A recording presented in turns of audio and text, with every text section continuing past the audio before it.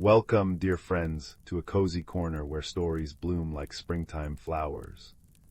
As the season of renewal graces us with its gentle touch, it's the perfect time to unwind and let go. Here, relaxation is the key to sweet dreams, and our tales will carry you to magical and peaceful places. Embrace the tranquility of spring nights and allow your dreams to blossom. For an uninterrupted experience, you can enjoy these stories ad-free on Patreon. Settle in and let the journey begin. Story 1. The fire crackles softly before you, dear listener, casting dancing shadows on the walls like shy woodland creatures. Feel its warmth seep into your bones, a gentle embrace against the cool night. Now settle deeper into your nest of blankets, close your eyes, and let the flickering light carry you away to a place where the ordinary brushes against the extraordinary, just beyond the edge of sleep. Our tale begins in the quiet village of Hearthwood, nestled in a valley where the mountains wore cloaks of ancient pine, and the river sang a constant, murmuring lullaby. It was a place of sturdy stone houses, with smoke curling from chimneys like gray ribbons, and gardens bursting with hardy vegetables and fragrant herbs. Among the villagers lived a boy, not particularly bold or loud, but possessing a deep quietness, like the hush that falls just before the first snowflake lands. He had eyes the color of the deep forest moss, and a habit of truly listening to the wind in the eaves and the creak of the old oak by the mill pond. This boy, let us call him Silas, felt a restlessness stirring within him as the long summer days began to shorten. It wasn't a loud yearning, but a quiet pull, like the gentle tug of the river current. He felt drawn to the whispering edges of the whispering woods, a vast forest that climbed the slopes behind Hearthwood. The woods earned their name not from ghosts, the elders said, but from the thousand tiny sounds: rustling leaves, chattering squirrels, the secretive drip of dew that blended into a constant, low murmur. Few ventured deep, content with the familiar paths near the village. Silas felt differently. He felt the woods call, a soft vibration beneath the surface sounds.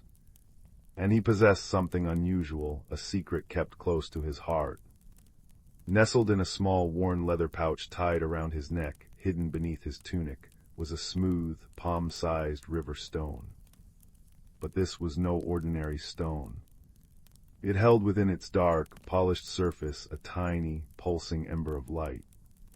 It didn't burn hot, instead it radiated a gentle, amber warmth, like the heart of a small, contented firefly.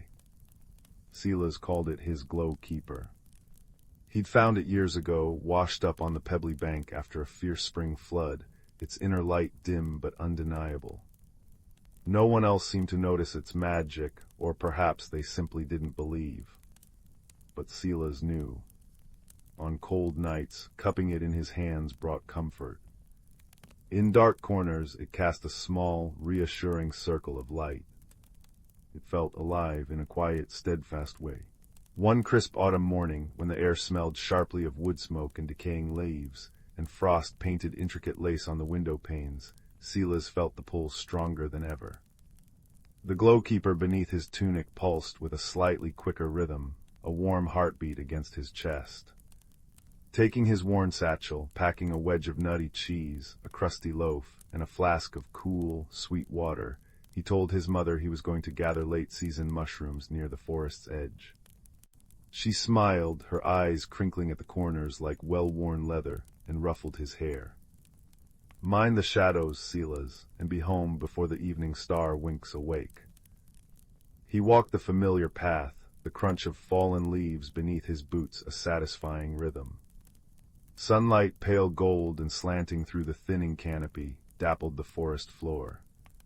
He found a few plump, russet-colored mushrooms, adding them to his satchel. But the glowkeeper pulsed again, a gentle nudge. Silas looked up.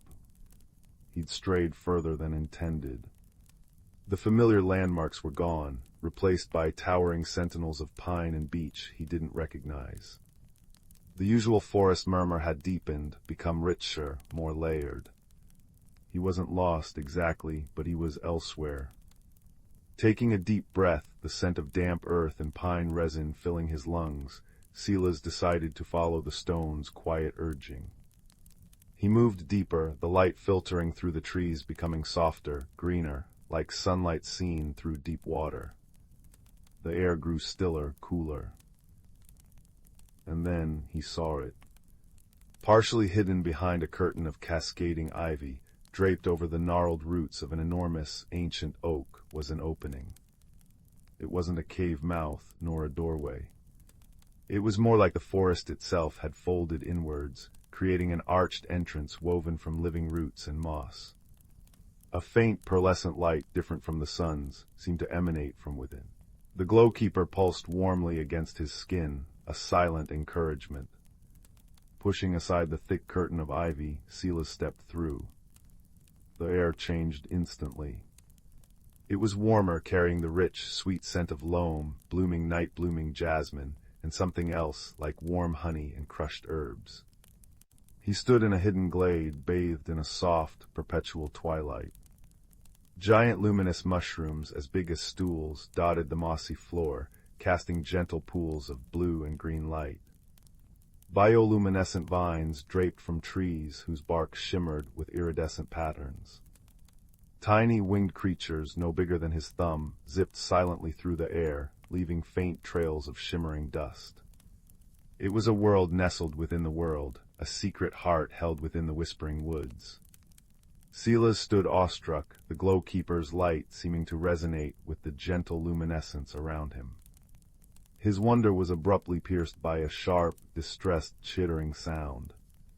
It came from near the base of one of the giant glowing mushrooms. Cautiously, Silas approached. Tangled in a snare of tough, thorny creepers was a creature unlike any he'd seen. It was about the size of a large cat, covered in thick, velvety fur the color of tarnished silver in twilight. It had a long, pointed snout, bright, intelligent black eyes wide with fear, and large, sensitive ears currently flattened against its head. It struggled weakly, a thorn digging into its hind leg.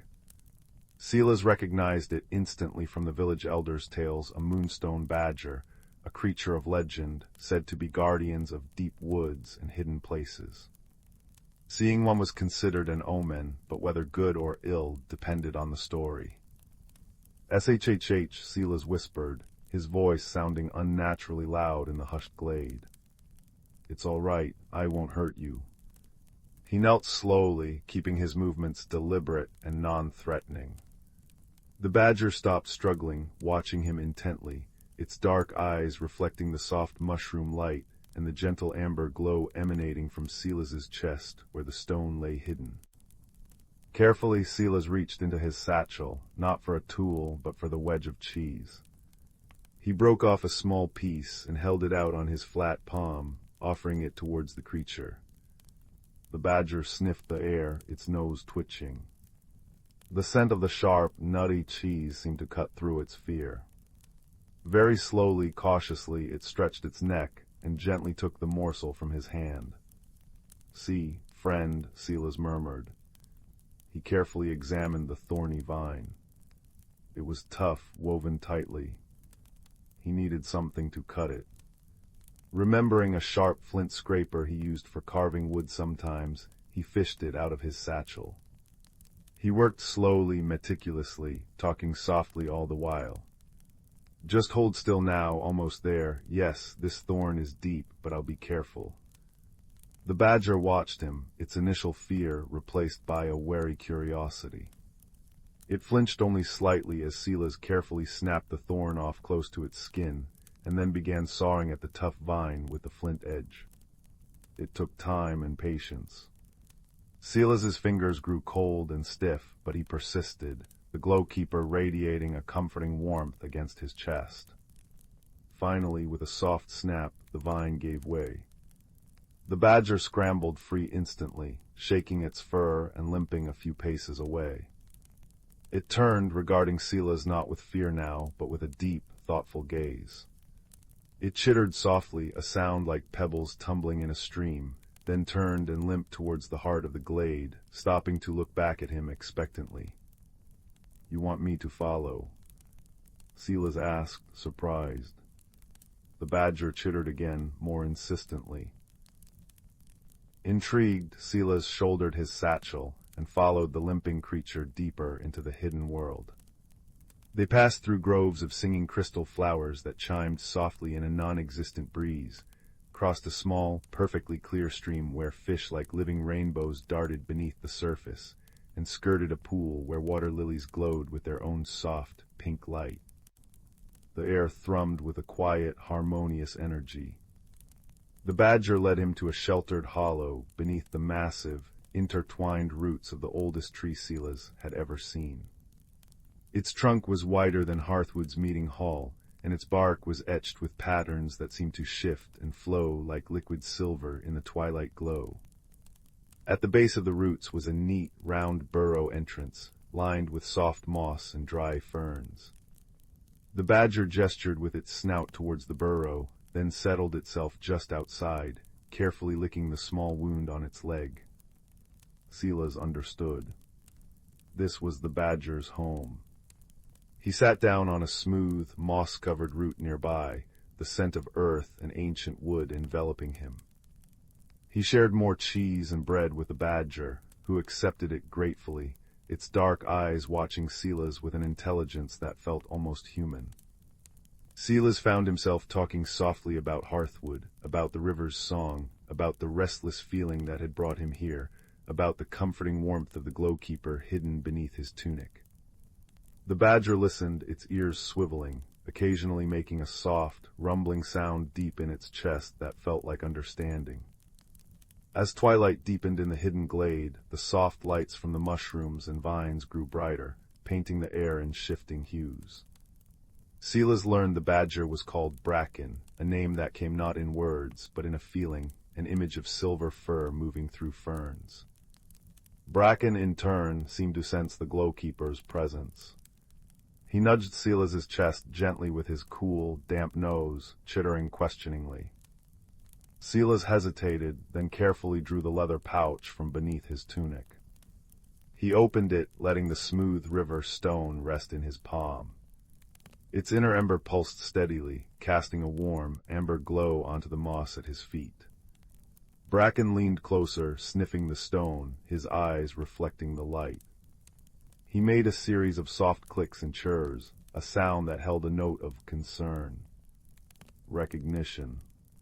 Silas couldn't tell. Bracken then nudged Silas's hand, urging him to look at the stone again, but differently. Not just at its light, but at the stone itself. Looking closer, Silas noticed something he hadn't paid much attention to before. The steady pulse of the ember within wasn't entirely constant. There were tiny, almost imperceptible flickers, moments where the light dimmed fractionally, like a candle guttering in a draught. He'd always assumed it was just the nature of the stone, but now, under Bracken's intense gaze, it felt significant. A gentle mystery unfolding like smoke patterns in the quiet night. "Why does it flicker, Bracken?" Silas whispered. The badger didn't answer with words, of course. Instead, he looked towards the heart of the glade, towards the immense, ancient tree whose roots sheltered them. He chittered softly, then limped a few paces in that direction, looking back. The message was clear: follow. Understand. They didn't go far. Bracken led Silas to a spot near the base of the colossal tree. Here, nestled in a natural alcove formed by gnarled roots, was a small, unassuming pool. It wasn't fed by any visible stream. The water seemed to well up silently from the earth itself. Its surface was perfectly still, reflecting the shimmering lights of the glade like a dark, star-studded mirror. But as Silas looked into it, holding the glowkeeper near the water's edge, he saw more than reflections. He saw fleeting images, Hearthwood's chimney smoking peacefully, the river sparkling under the sun, his mother's kind face, the worried frown of the village elder Old Man Hemlock as he examined a patch of wilting herbs in his garden. And strangely, he saw the whispering woods from above, vast and green, but with patches of grayish blight marring its canopy, like bruises on healthy skin. Bracken nudged the glowkeeper again, then pointed his snout firmly at the pool, then back at the stone. Silas understood. The pool showed connections, and the glowkeeper was connected to the woods, to Hearthwood. Its flickering wasn't random. It was reflecting something. As if to confirm his thoughts, a sudden, unnatural chill swept through the glade, making Silas shiver despite the glowkeeper's warmth. The gentle luminescence of the mushrooms dimmed slightly. The harmonious hum in the air faltered, replaced by a discordant, faint whispering that felt cold and sharp, like shards of ice scraping together. It came from the direction of the whispering woods, beyond the hidden glade. Bracken growled low in his throat, a sound of warning and unease. He looked at Silas, then pointed urgently towards the pool, then towards the glowkeeper, and finally back towards the way Silas had come. The message was a jumble of images and feelings. The stone is tied to the woods. The woods are sick. The sickness makes the stone flicker. You must go back. You must help. A heavy weight settled in Silas's chest, different from the glowkeeper's warmth. It was the weight of understanding, of responsibility. The restless pull he'd felt hadn't just been for adventure, it had been a summons. His quiet stone wasn't just a comfort, it was a beacon, a reflection of the forest's health. And the forest was hurting. The gentle mystery had deepened into a quiet urgency. He spent the rest of that hidden night wrapped in the profound silence of the glade, Bracken a warm, solid presence beside him. He watched the glowkeeper's pulse, noting the slight dimming whenever the cold whisper brushed the edges of the hidden world. He thought of Hearthwood nestled in the valley, dependent on the woods for game, for clean water, for the very air they breathed. He thought of Old Man Hemlock's wilting herbs. It was all connected. The journey that had begun with restlessness had transformed him. He wasn't just Silas, the quiet listener, anymore. He was Silas who held a piece of the forest's heart in his palm. As the first hint of pearly-gray light began to seep into the hidden glade, signaling dawn in the world above, Silas knew he had to return. He shared the last of his bread with Bracken. The badger nuzzled his hand, a gesture of fierce loyalty forged in a single night of shared cheese and quiet understanding. Bracken then did something surprising. He limped to the edge of the clear pool, dipped his snout, and drank deeply. Then turning to Silas, he gently nudged Silas's flask. Understanding, Silas uncorked it and carefully dipped it into the pool, filling it with the cool, clear water. It shimmered faintly with an inner light. A gift, Bracken's eyes seemed to say. A reminder.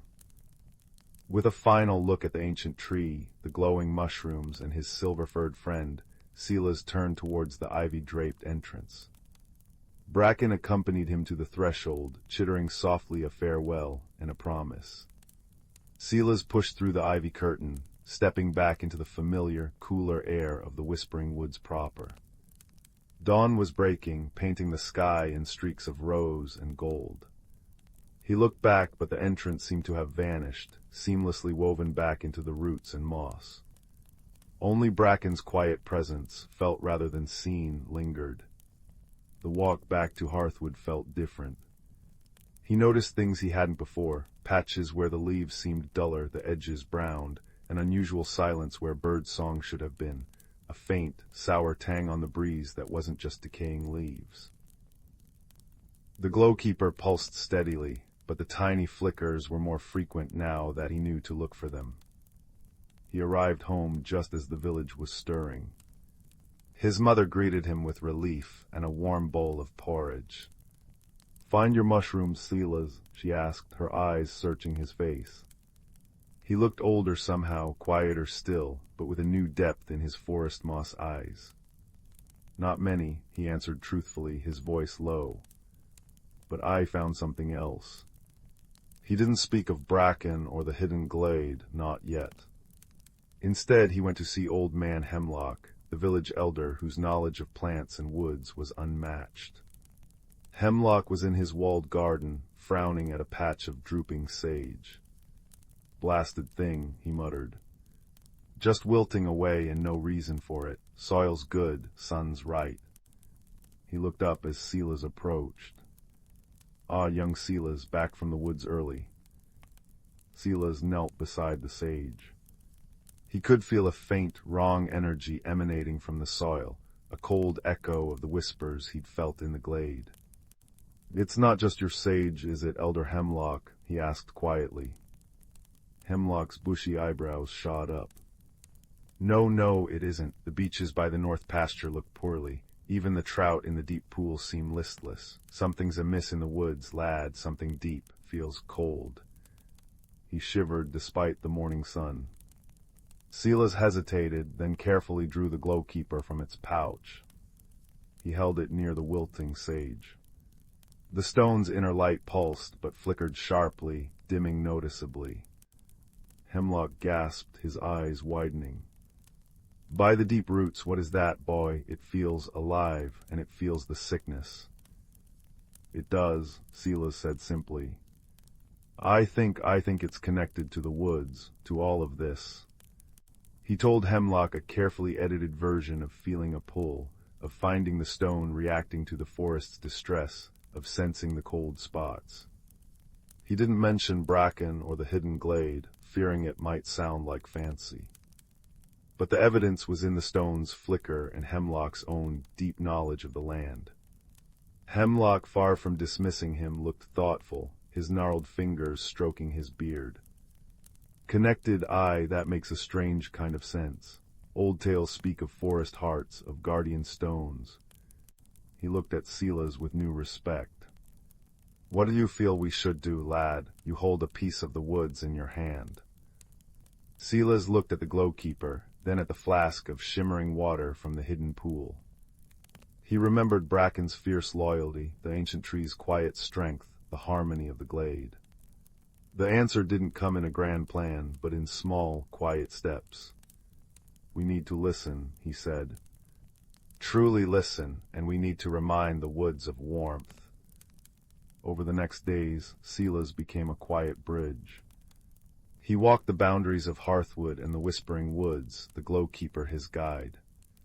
He learned to interpret its pulses and flickers, leading Hemlock and a few other trusted villagers to the cold spots, places where the blight was strongest, where the unnatural chill seeped from the ground. They found nothing obvious, no poisoned spring, no cursed object. The sickness seemed woven into the very air, a creeping coldness. Inspired by the hidden glade's harmony, Silas suggested small acts of care. Villagers began leaving offerings of song and thanks at the edge of the woods. Simple melodies hummed while tending gardens, quiet words of gratitude spoken while gathering kindling. Silas, guided by the glowkeeper, would pour a few drops of the shimmering pool water onto the roots of sickly trees or onto the cold patches of earth. The water seemed to sizzle faintly, not with heat but with light, pushing back the grayness for a time. He visited Bracken's hidden glade whenever he could, slipping through the ivy curtain that always seemed to appear when he approached with the glowkeeper. He shared news of Hearthwood's efforts with the badger, who listened intently, his eyes filled with ancient wisdom. Bracken, in turn, would lead Silas to places within the glade where the harmony felt strongest, reinforcing the feeling of warmth and connection Silas needed to carry back. The progress was slow, like the turning of the seasons. The flickers in the glowkeeper didn't vanish, but they became less frequent, less severe. Patches of blight receded, replaced by healthier growth. The cold whispers grew fainter, drowned out by the returning murmur of the woods, the rustle of leaves, the chatter of squirrels, the song of birds returning to the north pasture beaches. One crisp evening, as the first true snowflakes began to drift down like goose feathers, Silas stood with Hemlock at the edge of the woods, looking back at Hearthwood. Lights glowed warmly in the cottage windows, smoke curling peacefully from chimneys. The glowkeeper pulsed steadily, warmly in Silas's hand, its light a perfect, unwavering amber ember. It's holding, Hemlock said, his voice thick with relief and something akin to wonder. He placed a gnarled hand on Silas's shoulder. You brought warmth back, lad, not with fire, but with listening, with friendship. He nodded towards the woods. With that quiet stone and the heart that carries it. Silas smiled, a quiet, deep smile. He thought of Bracken, safe in the hidden glade. He thought of the ancient tree, the singing flowers, the shimmering pool. He thought of his own journey from restless listener to quiet guardian. The transformation hadn't been dramatic, like a roaring blaze, but like the steady, enduring glow of an ember, nurtured by care and connection. The unexpected friendship with the silver badger had warmed his heart, teaching him that courage and wisdom often come in soft fur and quiet understanding. That night, as the snow gently blanketed Hearthwood, Silas sat by his own hearth, the fire crackling companionably. He held the glowkeeper in his palm, its light soft and steady, casting dancing shadows that no longer held any menace, only the gentle shapes of peace. The journey was ongoing, he knew. The woods would always need tending, the warmth always needed nurturing. But he wasn't alone. He had his stone, his village, and a friend deep in the whispering woods. He felt the comforting presence of the hidden glade, a warm secret held safe within the world. The fire popped softly, sending a shower of golden sparks upwards before settling back into its soothing rhythm. See the steady glow of the embers, dear listener, like the quiet light Silas carried within him. Feel the warmth of the hearth, a reflection of the warmth he nurtured in the woods. The mystery is soothed, the friendship forged, the journey transformed the traveler. The woods whisper their thanks on the night wind, a lullaby of rustling leaves. Bracken watches over his hidden glade, a silver shadow in the twilight. And Silas keeps the gentle glow alive, a quiet promise in the palm of his hand. Let this warmth seep into you now, this sense of peaceful resolution. The story is told, the embers burn low and steady. The world outside rests under a blanket of snow, quiet and safe. The woods are dreaming. Hearthwood sleeps. And here by the fire, it's time for your own eyes to grow heavy. Let the lingering images, the glowing mushrooms, the clear pool, the steadfast badger, the steady amber light carry you down, deeper and deeper, into soft, welcoming dreams. The fire watches over you. Sleep now. All is well. Story 2. The rain whispered secrets against the window panes of the little cottage, a steady pit-pat that made the fire in the hearth seem all the warmer. Young Oliver, curled in a faded armchair with a quilt tucked around his knees, traced the patterns in the glowing embers. Outside, the garden shed stood hunched against the gray afternoon, its worn wooden door rattling softly in the wind. Oliver had always thought it looked lonely, and that day, with nothing but the rain for company, he decided to visit it. Pulling on his yellow raincoat and boots that squelched satisfyingly on the wet flagstones, Oliver made his way across the garden. The scent of damp earth and wet roses hung heavy in the air. Inside the shed, the air was thick with the smell of old potting soil, turpentine, and something sweet, like dried lavender. Cobwebs draped like lace curtains from the rafters, and dust motes danced in the single shaft of light from the grimy window. Oliver's gaze fell upon a forgotten trunk tucked beneath the workbench, bound with brass clasps thick with verdigris. With a creak-rumble thump, he dragged it into the light. Inside, beneath moth-eaten blankets and bundles of yellowed seed packets, Oliver found a small, unassuming object, a teacup. It wasn't fine china, just plain earthenware, the color of warm honey, with a single chip on its rim. But as Oliver lifted it, the air around it shimmered faintly, like heat rising off summer pavement. And nestled inside the cup, instead of tea leaves, lay a single, perfect acorn cap, glowing with a soft, internal light.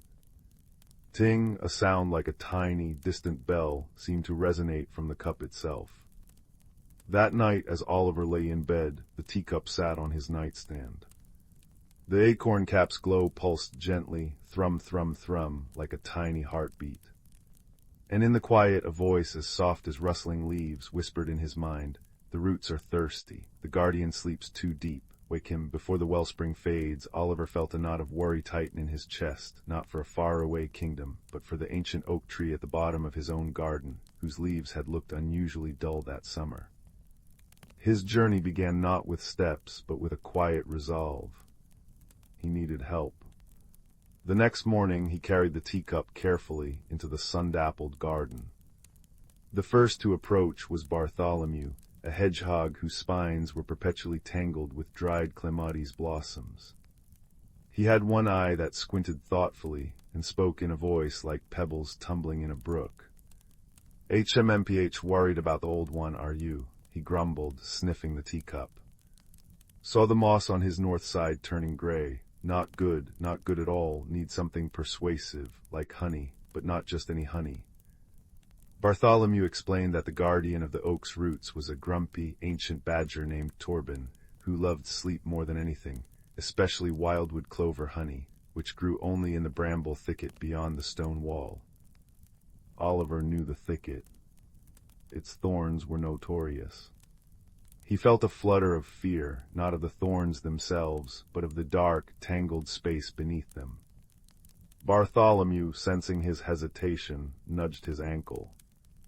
"Patience, lad, thorns fear stillness more than force, and you've got friends." His second helper arrived with a flutter of russet feathers. Penelope, a robin with a chest like a sunset and an opinion on everything, landed on the garden gate.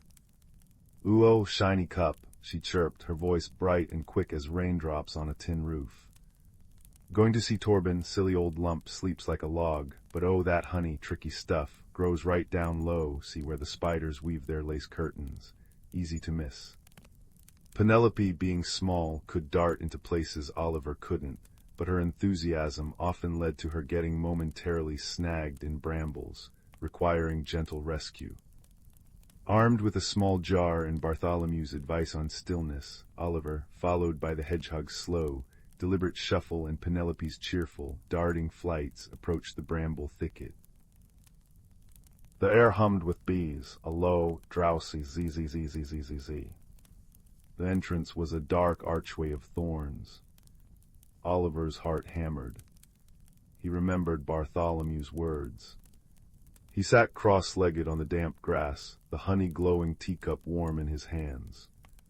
He breathed slowly in and out, matching the rhythm of the bees. Rustle, rustle went the leaves overhead. Tick, tick, tick went a beetle on a nearby stem. He didn't push, he just waited, letting the fear settle like sediment. Penelope, perched quietly for once on his shoulder, gave a soft peep of encouragement. After what felt like both an instant and an age, Oliver saw it, a cluster of tiny, pale purple clover flowers, almost hidden beneath a canopy of thorns, glistening with golden droplets of nectar. Using a long, smooth stick Bartholomew had thoughtfully nudged towards him, Oliver carefully lifted the thorny branches, creating just enough space. Penelope zipped in, a flash of red, and returned moments later, her beak brimming with the precious clover heads, which Oliver gently placed in the jar. The scent was incredible, like sunshine and meadows distilled. Down in the cool, earthy darkness near the oak's massive roots, they found Torben's den. The entrance was a mound of packed earth and roots, silent and still. Bartholomew nudged Oliver forward. Oliver knelt, placed the open jar of wildwood clover honey near the entrance, and then carefully set the glowing teacup beside it. The acorn cap pulsed brighter, casting soft light on the mossy roots. Ting, the bell-like sound echoed gently in the quiet earth. "Mr. Torben," Oliver whispered, his voice barely disturbing the silence. "We brought you something, it's wildwood clover honey. Bartholomew said you liked it, and we're worried about the tree. The roots are thirsty." He poured a tiny drop of the honey onto a leaf and slid it just inside the den. A deep, rumbling snort echoed from within. Slowly one bleary, black-nosed eye appeared, then another, blinking in the teacup's gentle light. Torben was immense, his fur grizzled gray, his movements slow as glaciers. He sniffed the air, a deep, resonant snuff, snuff, snuff. "Honey," came a voice like stones grinding deep underground, thick with sleep. He emerged fully, drawn by the irresistible scent. He lapped the honey from the leaf with surprising delicacy, then turned his huge head towards Oliver. Thirsty roots, yes, felt it, dreamt of dust, too sleepy to dig deeper. Torben looked at the glowing teacup, then at Oliver. "You woke me, with kindness and good honey." He gave a ponderous nod. "Little human, little bird, little prickle pig, good hearts." With a grunt, Torben turned and began to dig, his powerful claws moving the earth with surprising speed and purpose, heading straight down towards where the deepest, thirstiest roots sought water far below. The ground vibrated with a comforting thrum-thrum-thump. Days later, Oliver sat under the ancient oak. Its leaves, once dull, now shimmered a vibrant, healthy green, rustling softly in the breeze. Swish, swish, ah.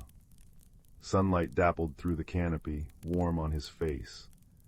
The honey-colored teacup sat beside him on the grass, empty now, the acorn cap's glow faded to a contented warmth. Bartholomew snoozed in a patch of clover nearby, snoring tiny puff-puff sounds. Penelope preened her feathers on a low branch, humming a cheerful little tune. Down below they could hear the deep, rhythmic thump-scrape-thump of Torben, still happily digging new channels for the roots, ensuring the tree's deep, cool drink. Oliver traced the chip on the teacup's rim. The magic hadn't been in grand spells or far-away quests, but in listening to a whisper, facing a small, personal shadow, and offering kindness with a jar of honey. The teacup, once ordinary, now held the extraordinary secret that courage was often quiet, wisdom could be found in stillness, and the deepest wells of magic sprang from friendship and a gentle heart. As the church bells chimed softly in the valley below Bong, Bong, Bong, Oliver felt a deep peace settle over him, as warm and comforting as the quilt by the fire. The oak tree sighed in the breeze, its roots drinking deep, and all was well in the cozy corner of the world. Story 3. The firelight wiggled its golden toes, casting long, dancing shadows on the walls. Tonight, dear listener, let us tiptoe into the delightfully topsy-turvy world of Summersalt Village. Here the river flowed backwards, chuckling merrily as it bumped fish gently upstream. The trees grew with their roots waving cheerfully at the sky, leaves tickling the clouds, and the most popular tea shop, the upside-down kettle, had its tables clinging comfortably to the ceiling, while patrons sipped fragrant brews from cups that somehow never spilled a drop. The air always smelled faintly of cinnamon and warm bread. In Summersalt Village lived Barnaby, the cloud shepherd. Now, Barnaby wasn't your ordinary shepherd. His flock wasn't woolly sheep, but fluffy, drifting clouds cumulus, stratus, and the particularly playful nimbus fluffballs. His crook was a long, polished piece of rainbow, and his pockets always bulged with jars of stardust for tempting stray wisps. Barnaby wore enormous, fluffy slippers that made a gentle sh-whoomp sound as he walked, perfectly suited for stepping on the soft, sky-drawn paths. His dearest friend was Griselda, a dragon the size of a large armchair, whose scales shimmered like 1,000 polished emeralds. Griselda possessed a mighty whoosh of flame, but she only ever used it to gently warm her true passion, her teacup collection.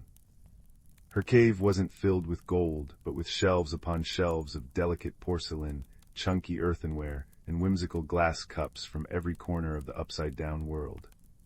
She favored floral patterns and cups with slightly wobbly handles. Her happiest sound was the soft clink of a new find settling onto a shelf.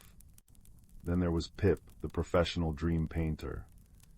Pip was a tiny, round fellow with spectacles perched on his nose and a paintbrush tucked behind each ear. His studio was a cozy nook inside a giant, hollow dandelion clock. Pip didn't paint pictures you hung on walls. He painted pictures inside sleeping minds. Using shimmering paints made from moonbeams, spun sugar, and the first sigh of dawn, he'd brush gentle adventures, comforting landscapes, and sometimes just the perfect shade of blue for a peaceful sleep. His brush made a soft swish-swoosh as he worked. One peculiarly pearly Tuesday, Barnaby encountered a problem. His clouds, normally content to drift and bob, had become slippery. Not wet slippery, but giggle slippery. They kept sliding off the sky paths. A particularly plump cumulus named Nimbus 9 slid right off its perch with a startled plip, and landed, soft as thistledown, right on Griselda's favorite teapot, the one shaped like a cheerful badger, nearly tipping it over. "Oh, fluffernutter," exclaimed Barnaby, his fluffy slippers skidding as he tried to herd Nimbus 9 back up. "Stop that silliness, you rascal puffball." But Nimbus 9 just giggled, a sound like tiny bells tumbling down a hill, tee-hee-hee-plop. It bounced gently on the cave floor. Griselda carefully rescued her badger teapot, giving it a reassuring pat. "My stars, Barnaby, what's got into the flock? They're like soap bubbles on a slide." "I don't know, Griselda." Barnaby puffed, trying to corral another escaping stratus cloud that was doing loop-de-loops. "Whooshey plonk, there goes Stratus 7, this is most uncloud-like behavior. How can I herd clouds that won't stay herded? It's like trying to knit with noodles." The slippery clouds were causing gentle chaos. One drifted into Pip's dandelion studio, accidentally painting a sleeping mouse's dream entirely in bright polka-dotted orange, splotch splotch, causing the mouse to twitch its whiskers in confusion. Another cloud bumped the backwards river, sending a startled school of minnows briefly swirling forwards with a surprised glub-glub bloop. "It's a calamity of the coziest kind," declared Barnaby, finally managing to sit Nimbus 9 firmly, but gently, on a large, flat rock. "But a calamity nonetheless. We need a solution, and pronto. Or rather, plinko." He dodged a small, rogue cirrus cloud. Griselda tapped a thoughtful claw against her snout, making a soft tink-tink sound. "Perhaps," she rumbled gently, "it's something in the air. Did the wind bring in any peculiar pollen, or maybe they ate too much of that fizzy stardust?" Pip, who had popped his head out of his dandelion to see the commotion, adjusted his spectacles. "Or perhaps," he mused, his voice soft as falling petals, "they caught a case of the gigglesome glides. It's been going around the dreamscapes, makes everything feel a bit Boeing-y." "Boeing-y," echoed Nimbus 9, bouncing slightly on the rock. "Exactly," said Pip. "A touch too much levity in the atmosphere. Makes things lose their grip on gravity, just a smidge." "Well," sighed Barnaby, looking worriedly at his giggling, sliding flock, "how do we cure the gigglesome glides? We can't have clouds sliding willy-nilly all over Somersault. Think of the teacups, think of the backwards minnows." Griselda pondered, her emerald scales glinting in the upside-down sunlight filtering through the cave entrance. What makes things less slippery? Sand, but sand in cloud sounds, crunchy, and not in a good teacup way." She shuddered delicately, imagining gritty porcelain.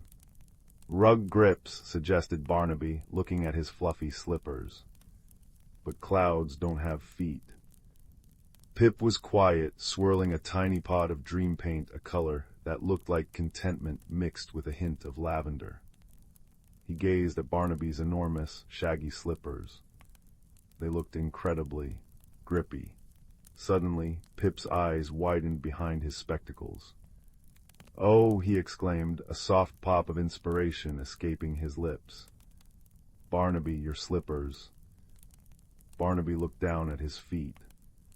"My slippers, what about them? They're just comfy, good for cloud walking." "Exactly." Pip beamed. "They're fluffy and soft, just like clouds, but they grip the sky paths. They don't slide. What are they made of?" Barnaby blinked. "Why, they're knitted from the wool of the sky sheep, of course. The ones that graze on the fluffiest, highest meadows near the moon. Very grippy wool, doesn't shed either. Sh-whoomp, sh-whoomp." Griselda's eyes lit up like polished paradots. Sky sheep wool, of course, it's fluffy and grippy, the perfect antidote to the gigglesome glides. But Barnaby frowned. I can't knit tiny slippers for every cloud. That would take until next Twinklephist, and clouds don't have feet. Pip chuckled, a sound like pebbles skipping on a pond. We don't need slippers, Barnaby, we just need the idea of grippiness, the feeling. Griselda, do you have any teacups made of something, woolly? Griselda tapped her claws again, tink, tink, tink. Woolly teacups, not exactly, but... She shuffled over to a lower shelf, her tail swishing gently. Aha. She carefully lifted a chunky, lopsided mug. It was a deep, earthy brown, glazed in a way that made it look slightly fuzzy. This is made from clay from the cobweb canyons. It has tiny, tiny grooves like knitted wool, but in clay. It feels ever so slightly grippy in your claws. She held it out. Pip took the mug carefully. He dipped his finest dream brush into his pot of contentment lavender paint. Then, with the utmost concentration, he began to paint tiny, invisible patterns onto the mug, patterns that echoed the soft, grippy texture of sky sheep wool. He painted the idea of coziness, the feeling of gentle friction. Swish swoosh, swish swoosh, the brush whispered over the clay. Now, Pip said, handing the mug back to Griselda, his voice hushed with anticipation. Hold this, Griselda. Think about grippy fluffiness. Think about Barnaby's sh-whoomp slippers. Think about clouds staying put. Griselda cradled the mug in her claws, closing her eyes. She thought of soft wool, of cozy hugs, of Barnaby's steady, sh-whoomping tread on the sky paths. She poured all the feeling of gentle, non-slippery comfort into the mug. It began to glow with a soft, warm light. HMMM. It seemed to vibrate gently. Barnaby, Pip instructed, take the mug, hold it high where your flock can see it, think grippy thoughts. Barnaby took the glowing mug, holding it aloft like a beacon. He thought of sky sheep meadows, of sturdy wool, of clouds contentedly drifting without sliding. He poured his shepherd's care into the idea. The mug glowed brighter, pulsing with a warm, woolly light that spread outwards in gentle waves.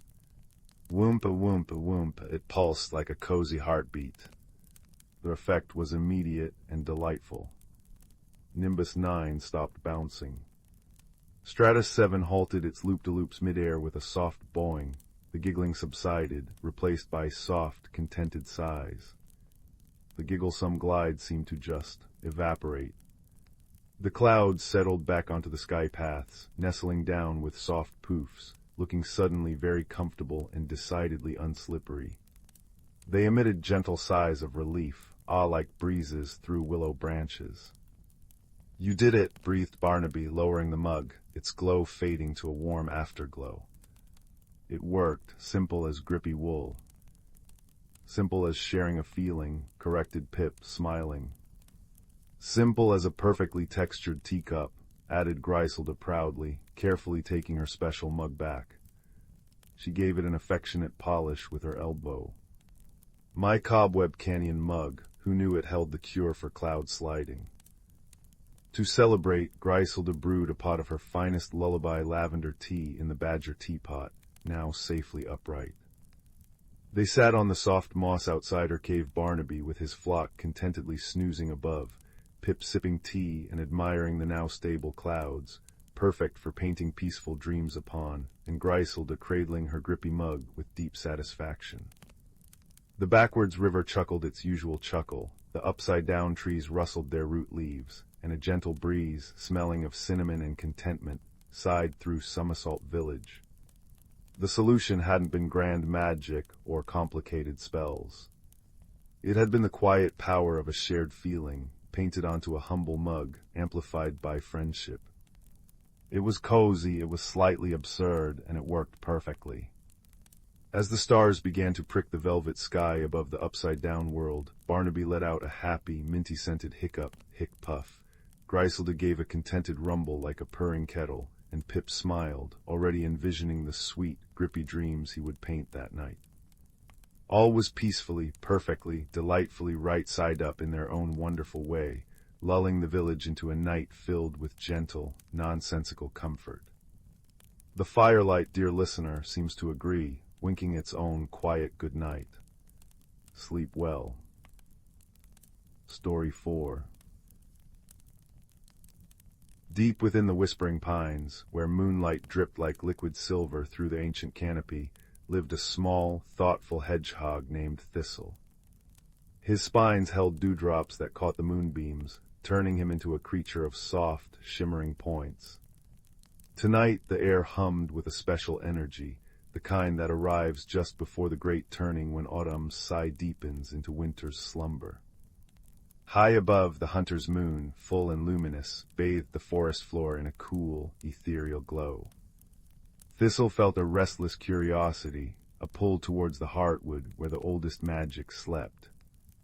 But he also felt a pang of uncertainty, for the berry he sought for the turning feast, the rare moonfrost berry, only bloomed under this moon and vanished by dawn. As Thistle padded softly over moss so thick it muffled his tiny footfalls, the forest spoke its secret language around him. The wind, sighing through the pines, wasn't just a sound. It was the trees sharing stories of centuries past, tales of gentle rains and starlit dances. Hush, remember, rest, they murmured, their needles brushing together like old friends whispering. Thistle paused beside a stream, its water chuckling over smooth, obsidian stones. He dipped his snout, and the cool water seemed to sing directly into his mind. Flow, patience, follow the light, it bubbled, its voice clear and bright as the moon itself. A large, moss-draped stone nearby radiated a deep, earthy warmth.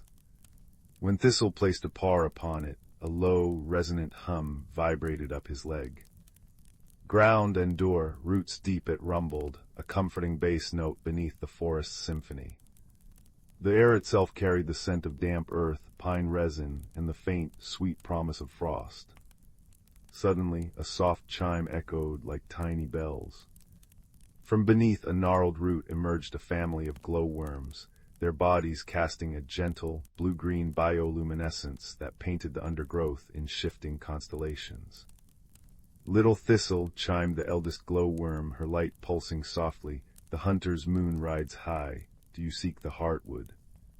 Thistle nodded, explaining his quest for the elusive moonfrost berry. Ah, she chimed, her light dimming thoughtfully, the berry seeks stillness as much as moonlight. Listen not just with your ears, but with your roots.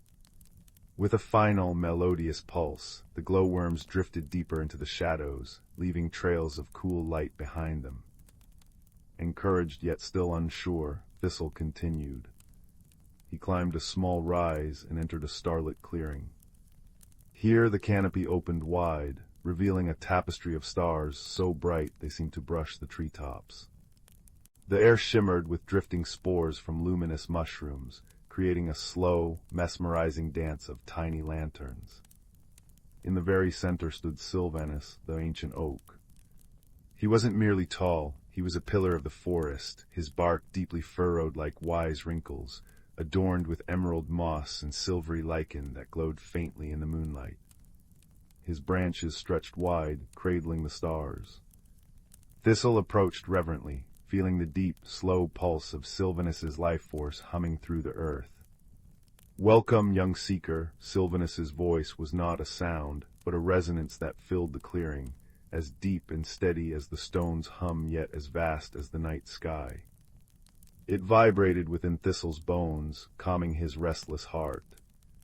The moonfrost berry waits, but its path is woven with whispers, not footprints. Sylvanus didn't offer directions. Instead, he guided Thistle's awareness. Feel the moonlight on your spines, the oak resonated. It is the forest breathing, taste the air crisp with coming change. Listen, truly listen. As Thistle stilled himself, the clearing's ASMR symphony enveloped him. A gentle rain began to fall, pattering softly on the broad oak leaves above pitter-pat-pat, a soothing rhythm that spoke of nourishment. The wind sighed through Sylvanus's highest branches, woo-wash, hush carrying the scent of distant snow. Below, the hidden stream's song grew clearer, babble, burble, gurgle, a constant, cheerful counterpoint. Thistle closed his eyes. He felt the cool kiss of moonlight, heard the wind's ancient stories, smelled the rain-washed earth, tasted the clean, cold air, and sensed the deep, grounding hum of the stone beneath the clearing. He wasn't just hearing, he was understanding. Follow the silver thread, where water laughs and stone remembers, the stream's song suddenly held meaning. Look where the light pools deep, beneath the guardian's sigh, the wind's sigh seemed to point. Thistle opened his eyes, his heart beating in time with the forest's pulse.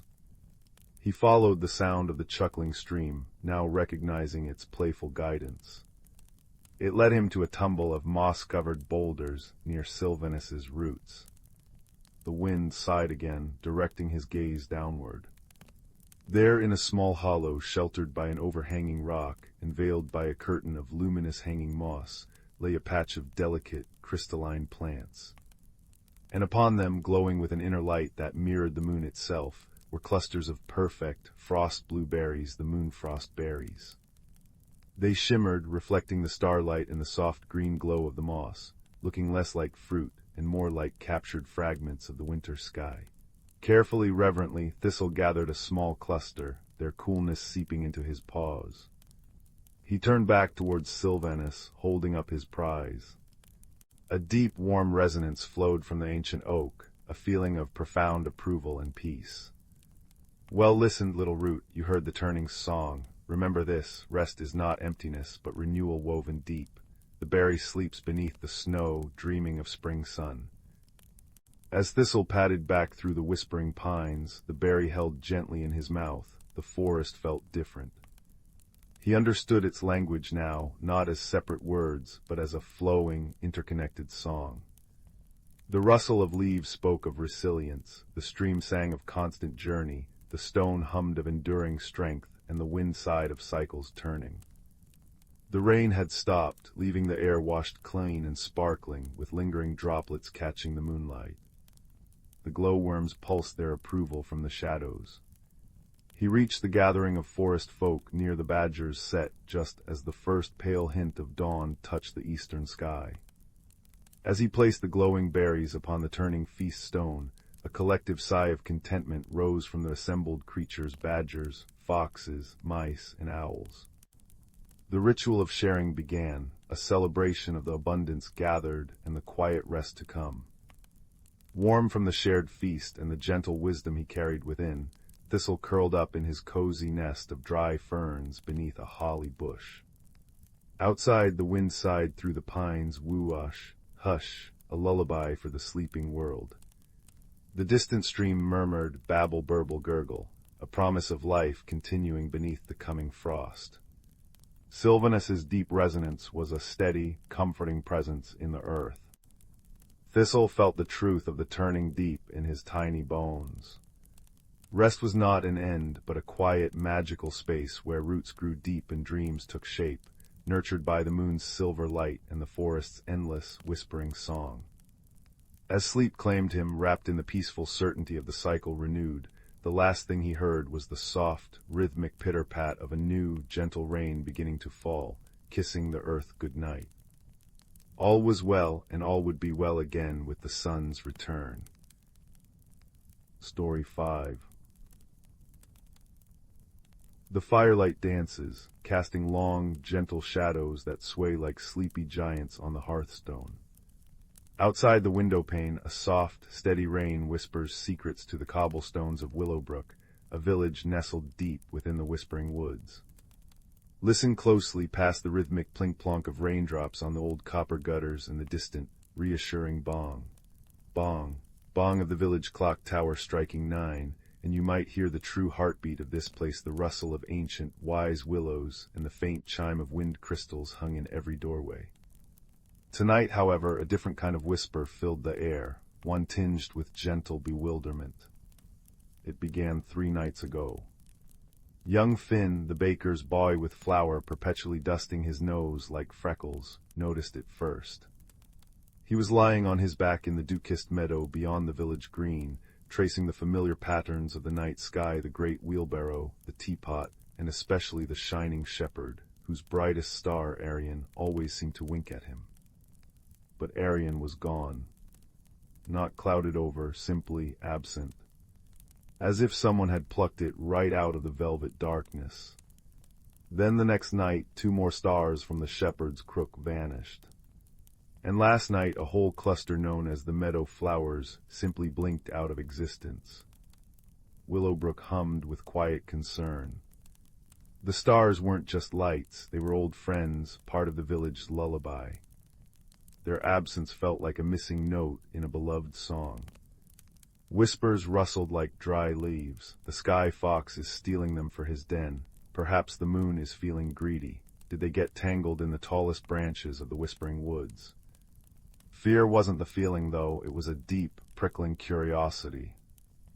Enter Alara. Well, not Alara, let's call her Thora. Thora wasn't the mayor or the wisest elder, but she possessed a quiet magic of her own, the magic of noticing. She noticed how the dew formed perfect spheres on spiderwebs at dawn, how the old tortoise, Horatio, tilted his head just so before rain, and how the color-changing moon petals in her window box blushed deep indigo only when a particular nightingale sang. Thora ran the village apothecary, the cozy kettle, where the air always smelled of chamomile, cinnamon, and quiet contemplation. She listened to the villagers' worries, her kind eyes missing nothing. The first clue came not from the sky, but from the lips of little Bryn, who was swinging on the old oak near the stream. She sang, her voice clear as a bell over the gentle gurgle of water. Shepherd watches, crook held high, guiding starlight in the sky. But when the meadow flowers fade, find the map the starlight made. Follow silver step by step, where the deepest shadows slept. Where did you learn that, Bryn? Thora asked, handing her a honeyed oat cake. Old Nan hums it when she mends nets by the starlight, Bryn mumbled through crumbs. She says it's just a nonsense rhyme. But Thora felt a spark. A map the starlight made. She remembered the villagers mentioning an old, faded map painted on vellum, kept in the dusty archives of the clock tower. It depicted the constellations over Willowbrook, drawn centuries ago by a star-obsessed monk. Could it hold a clue? Meanwhile, peculiar happenings multiplied. Old Man Hemlock swore his prized hourglass, filled with sand from the singing dunes, was flowing backwards for a few minutes each twilight. The usually vibrant, rainbow-hued glimmer blooms in the window boxes along Ivy Lane were all fading to a uniform, pale silver. And a strange, soft whirring sound, like tiny wings beating incredibly fast, was heard near the abandoned watchtower on the hill, just before dawn. Red herrings. Delightful discoveries. Time would tell. Thora climbed the spiral stairs of the clock tower, the heavy tick-tock echoing around her like a slow, steady heartbeat. The air was thick with the scent of old paper and oiled gears. She found the star map brittle and beautiful. Holding it near the arched window, she compared it to the diminished sky. The missing stars were clearly marked. But something else caught her eye. Tiny, almost invisible silver lines, like threads of starlight, connected Arion to the meadow flowers cluster, and then trailed off the edge of the map, towards the whispering woods and the old watchtower. Follow silver step by step, Thora murmured, where the deepest shadows slept.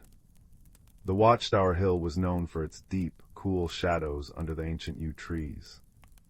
Gathering her warmest shawl and a lantern with a soft, buttery glow, Thora ventured out as the rain eased to a misty drizzle. The woods were alive with the drip, drip, drip of water from leaves and the occasional hoot of an owl. Fireflies blinked like fallen stars. Following the direction indicated by the silver threads on the map, she walked deeper, guided by the faint whirring sound that grew louder near the watchtower ruins. It wasn't scary, it sounded busy. purposeful. At the base of the crumbling tower, shrouded in the deep shadow of a colossal yew, Thora stopped. The whirring was loudest here. And then she saw them. Not thieves, not monsters. Tiny, shimmering creatures, no bigger than Thora's thumb, with wings like spun moonlight. They were starling sprites, creatures of legend rarely seen. They darted about with astonishing speed, their tiny forms glowing with soft, silvery light. And what were they doing? They were carefully, meticulously gathering starlight. No. They were gathering the reflections of starlight that had fallen onto the large, silver-glowing leaves of the moon petals, growing wild at the tower's base, the same moon petals that had faded to silver in the village. Thora watched, mesmerized. The sprites weren't stealing the stars, they were collecting the concentrated starlight reflections from the petals. But why? She remembered Old Man Hemlock's backwards hourglass and Bryn's rhyme. When the meadow flowers fade, the meadow flowers' constellation had faded, just as the glimmer blooms in the village had lost their color. A connection sparked. She stepped forward slowly, making no sudden movements. The sprites froze, their wings humming nervously. Thora knelt, projecting calm and kindness. "Hello, little ones," she whispered, her voice blending with the sighing wind in the yew branches. "Why are you gathering the starlight?" One sprite, bolder than the rest, zipped closer. It didn't speak words, but images and feelings flowed into Thora's mind like warm honey, a sense of urgency, deep within the earth beneath the watchtower. An image of a magnificent, crystalline nest, cracked and dim. An image of tiny, unhatched eggs within, their faint light flickering weakly. The starling sprites needed the concentrated, reflected starlight to mend their damaged nest and warm their eggs before the next phase of the moon. The fading of the glimmer blooms. They were absorbing ambient starlight to reflect it onto the wild moon petals, creating the sprites' harvesting ground. The backwards hourglass. A localized temporal ripple caused by the sheer concentration of celestial energy the sprites were channeling. The deepest shadows slept wasn't a place of danger, but of protection, the deep shadow safeguarding the vulnerable nest. The map the starlight made was the constellation map, showing the path to where the starlight reflections were strongest. Thora's heart swelled with understanding. She hurried back to Willowbrook as dawn painted the sky peach and lavender.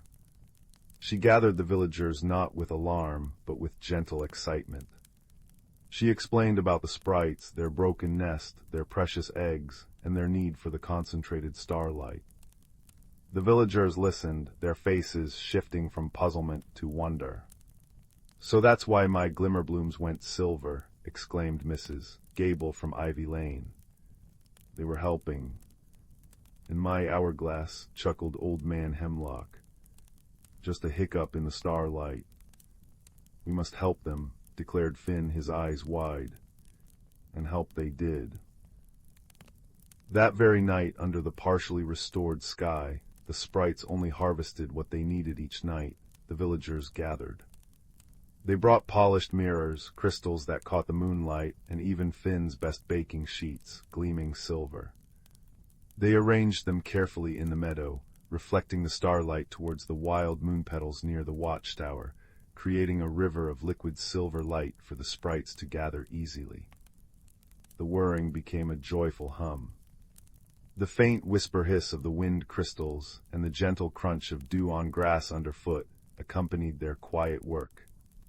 Within 3 nights the task was done. The sprite's nest glowed with renewed, healthy light deep within the earth. The last of the unhatched eggs pulsed strong and bright. And one by one, the missing stars winked back into their rightful places in the shining shepherd and the meadow flowers cluster, brighter than ever. The glimmerblooms burst back into their rainbow hues. Old Man Hemlock's hourglass resumed its steady flow. The resolution wasn't just the return of the stars, it was the weaving of a new thread into Willowbrook's tapestry. The villagers now knew they shared their home with starling sprites. They understood the interconnectedness, how the flowers, the stars, even the reflections in a mirror were part of a delicate balance. They felt closer, bound by the shared secret and the gentle act of helping. Now, on clear nights, you might see villagers quietly placing a polished stone or a small mirror in their gardens, reflecting starlight towards the woods. A silent thank you. A shared guardianship. And if you listen very carefully, past the tick-tock of the clock tower, the chime tinkle of the wind crystals, and the soft rustle sigh of the whispering woods, you might just hear the faint, contented whir of moonlight wings, a gentle lullaby beneath the fully restored, brilliantly shining sky.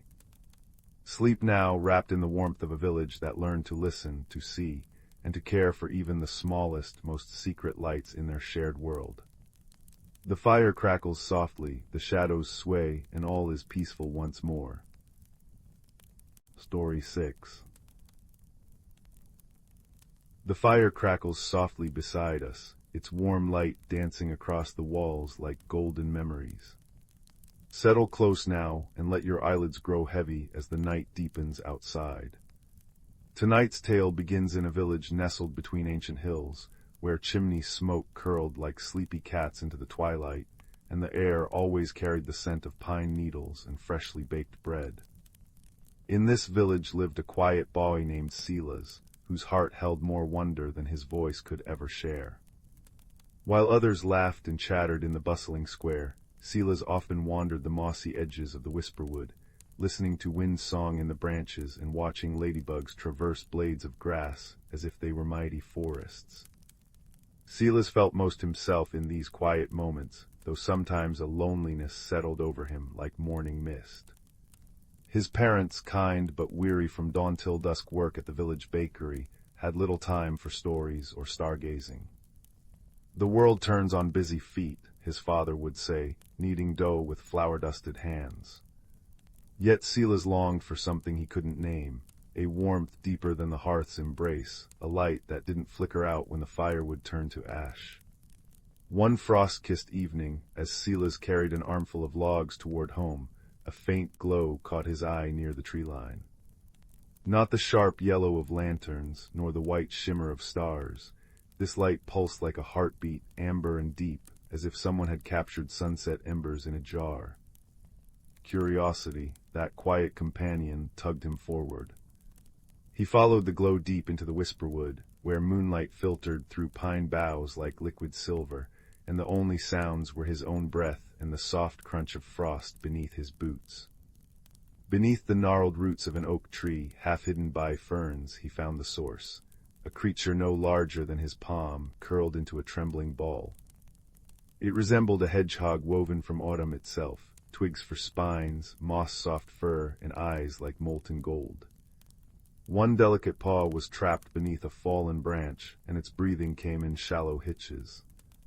The amber glow emanated from its chest, pulsing weakly like a dying candle.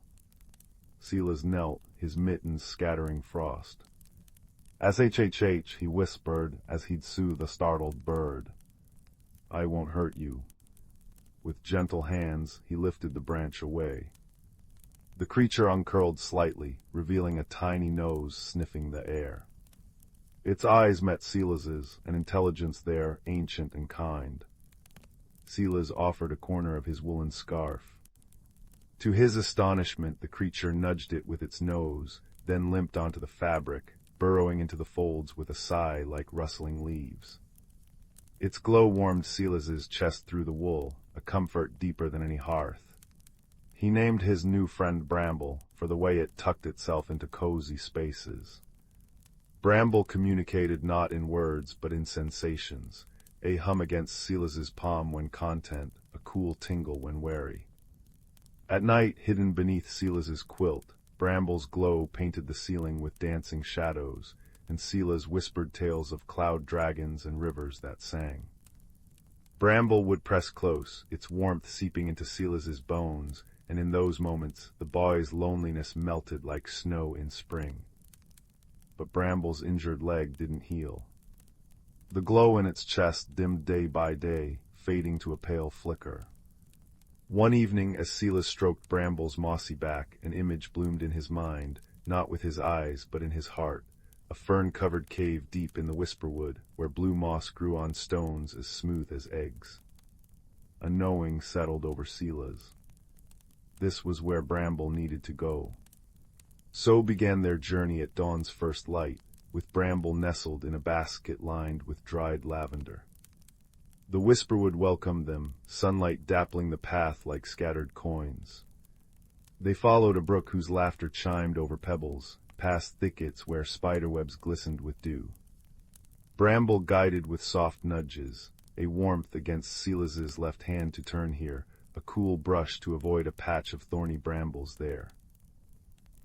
Silas, who'd always moved through the world like a shadow, now walked with purpose. He learned to read the forest's whispers, the warning rattle of a woodpecker, the invitation of a squirrel's chatter, the way sunlight pooled in clearings like liquid gold.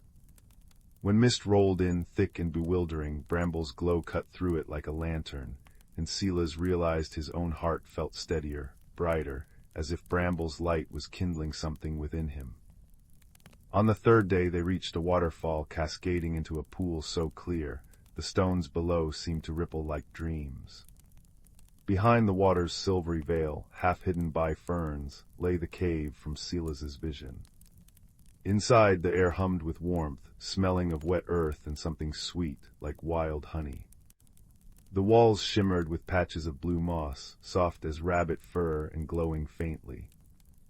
But the true wonder lay deeper, a cavern lit by hundreds of floating embers, each no bigger than a berry, drifting in the still air like sleepy fireflies. Their light cast shifting patterns on the walls, stories written in smoke and shadow. And there in the center stood a being woven from the embers themselves, a figure with skin like birch bark, hair like drifting cobwebs, and eyes that held the gentle patience of mountains. This was the Glowkeeper. "You've come far, little healer," the Glowkeeper's voice echoed like wind through reeds. She knelt, her ember light washing over Bramble. "Ah, dear guardian, you brought us a child of open hands." Bramble nudged Silas's palm, its own glow flaring weakly in recognition. The Glowkeeper explained, Bramble was one of the forest's ancient guardians, a keeper of the heart embers, those floating lights that nurtured all growing things. But the embers were fading. People beyond the woods had grown too busy, too loud, their hearts closed to simple wonders.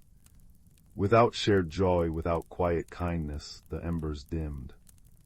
Bramble, injured while tending a dying ember near the village, had sensed Silas's unspoken longing, a heart ripe for seeing magic.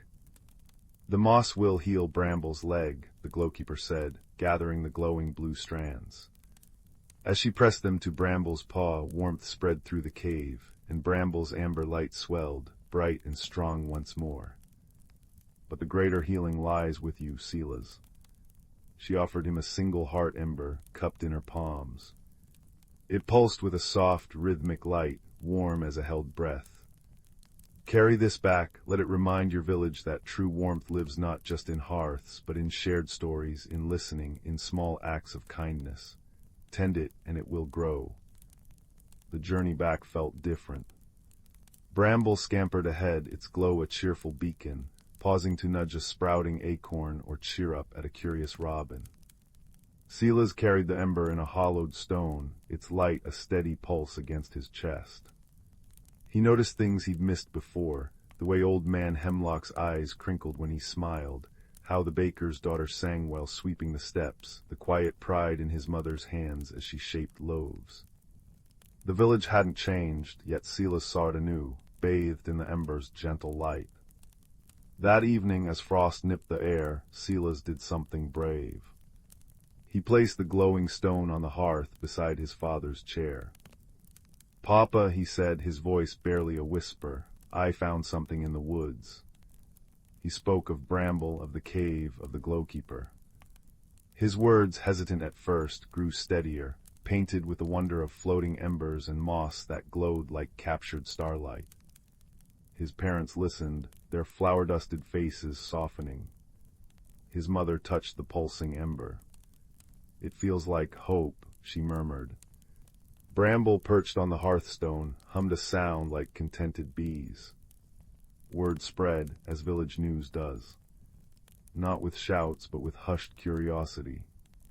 Neighbors trickled in, drawn by the ember's warm light and Silas's quiet storytelling.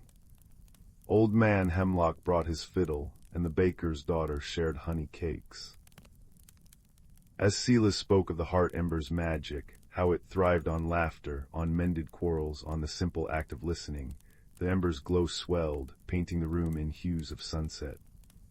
Villagers who'd passed each other for years with hurried nods now shared stories of their own, of childhood adventures, lost mittens found, the first snowflake of winter. The hearth fire crackled in harmony with the ember's pulse, and Bramble moved among them, its amber light brushing ankles like a friendly cat. In the days that followed, the ember's influence grew. It lived not in one home, but traveled, resting on the school windowsill during lessons, glowing beside the well at dawn, sitting in the market square as neighbors shared news. People lingered. They listened. They noticed the frost patterns on windows, the way the blacksmith's forge sang a different tune when he whistled. The village didn't become perfect, but it became warmer, softer, like well-kneaded dough. Silas, once overlooked, now found friends eager to explore the Whisperwood's edges, to listen for wind song and ladybug journeys. He still loved quiet corners, but now he shared them. Years later, Silas stood at the edge of the Whisperwood, Bramble nestled in his coat pocket, its glow a familiar comfort against the twilight chill. The heart ember pulsed steadily in the village hall, stronger than ever, a testament to 1,000 small kindnesses. Silas was no longer a boy, but the woods still whispered to him. Sometimes, in the deepest thickets, he'd catch a glimpse of birch bark skin or a drift of cobweb hair, and he'd smile, knowing the glowkeepers watched over them still. Bramble chirruped softly, its light spilling onto the path like scattered amber leaves. Back in his cottage, Silas stirred the hearth fire. Bramble curled on the rug, its glow mingling with the flames, painting the room in dancing gold. The ember's warmth wasn't just in the stone in the hall. It lived in the quiet understanding between friends, in the shared silence of a village content. Silas added a log, watching sparks rise like tiny stars. The fire crackled, a lullaby of light and shadow. Outside, the stars blinked awake in a velvet sky, and the world settled into a deep, peaceful hush. Bramble's breathing slowed, a soft rhythm against the hearthstone's warmth. Silas leaned back, the ember's gentle pulse echoing in his own chest, a steady, comforting beat in the quiet dark. The flames murmured, the night held its breath, and all was calm, all was bright. Rest now. The fire watches over you. Sleep deep. Story 7. The fire crackles softly tonight, dear listeners. Its warm, orange light dances on the walls like shy spirits, chasing away the deep velvet shadows that gather at the edges of the room. Can you feel its gentle heat on your skin, like a friendly hand offering comfort? Listen to the logs sigh and pop, a quiet music just for us. It's the perfect night for a tale about warmth found in unexpected places, and a light that glowed like the heart of a firefly nestled in embers. Our story begins not far from here, in a small village nestled amongst ancient, whispering pines. It was a place where chimney smoke curled lazily into the crisp evening air, and the scent of wood smoke and pine resin was as familiar as bread. In this village lived a young girl named Anya. Anya had a heart as soft as moss and eyes that held the quiet curiosity of a watching owl. But Anya was shy, terribly shy. While other children played boisterous games in the square, Anya often lingered near her grandmother's cottage, finding solace in tending the small herb garden or sketching the intricate patterns of frost on the window pane. Her world was small, safe, and comfortably contained within the familiar sights and sounds of home. Anya's grandmother, Ilara, was a woman woven from starlight and earth. Her hands, gnarled like old roots, held surprising strength, and her eyes held a deep, quiet knowing, like the still water of a forest pool. Alara saw the spark within Anya, the one dampened by shyness. One crisp autumn evening, as they sat by their own crackling hearth, Alara handed Anya a small, worn leather pouch, its surface cool and smooth. "Anya," Alara said, her voice a soft rumble like stones tumbling in a gentle stream, "the fireflies have grown scarce this season. Their little lights, which usually dance like fallen stars in the old willow meadow, are barely a flicker. Something troubles the heart of the whispering woods. The balance feels thin." Anya looked at the pouch, then at her grandmother. "What can I do, grandmother? I'm not brave like Finn from the mill." Alara smiled, a warm crinkling around her eyes. "Bravery, little fern, comes in many forms. It isn't always loud. Sometimes it's the quiet step into the unknown. This," she tapped the pouch, "is a sunstone ember. It belonged to my grandmother and hers before that. It holds the warmth and light of a captured sunset, a tiny piece of summer's heart." She opened the pouch, revealing a smooth, oval stone, no larger than a robin's egg. It wasn't fiery red, but a deep, warm amber, glowing with a soft, internal light that pulsed gently, like the breathing of a sleeping creature. It cast a warm, golden pool onto Anya's palm, chasing away the hearth's dancing shadows on her skin.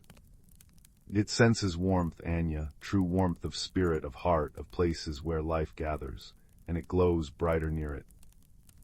But the whispering woods at night—" Anya whispered, her fingers instinctively curling around the comforting warmth of the stone.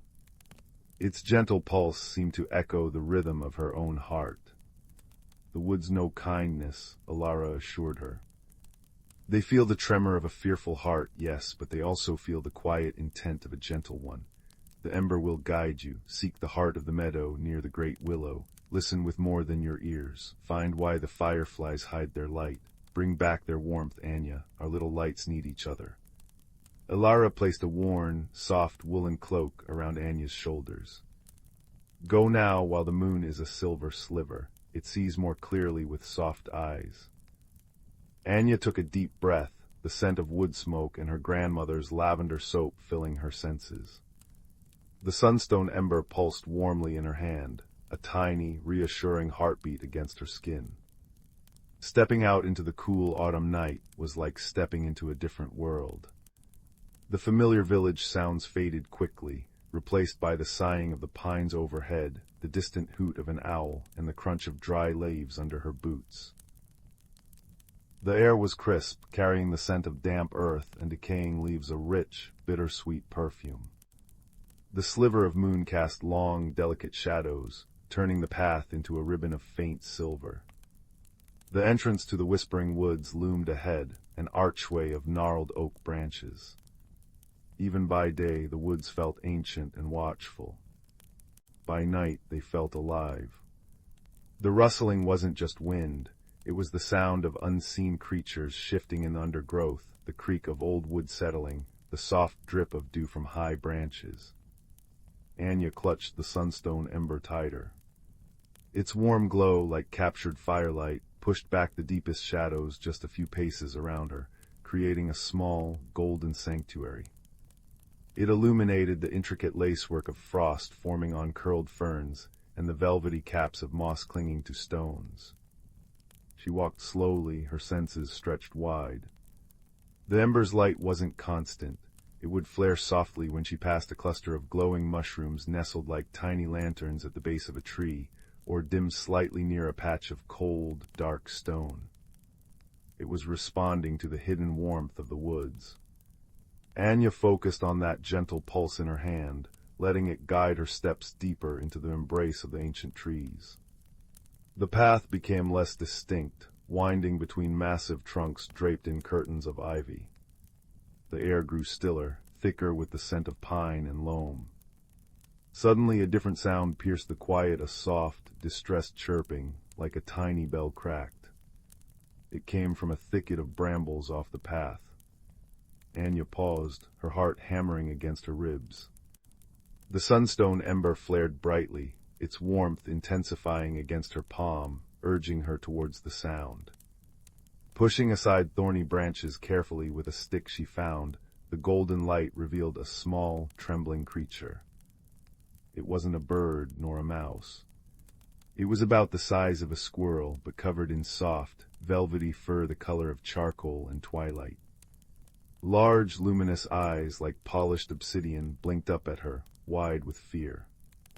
One of its delicate, bat-like wings was tangled in a cruel snare of thorns, a thin, almost invisible strand of silvery vine that seemed to pulse with a faint, cold light. Anya gasped softly. She'd never seen anything like it. It looked like a piece of the night sky given form, now trapped and frightened. The creature flinched, trying to shrink away, but the thorny vine held it fast, eliciting another pained chirp. "SHHH," Anya whispered, her voice barely a breath, surprising herself with its steadiness. "It's all right, I won't hurt you." She knelt slowly, the damp earth cool through her trousers. The sunstone ember held close, bathed the little creature in its comforting golden light. Its large, frightened eyes fixed on the warm glow, and its trembling seemed to lessen just a fraction.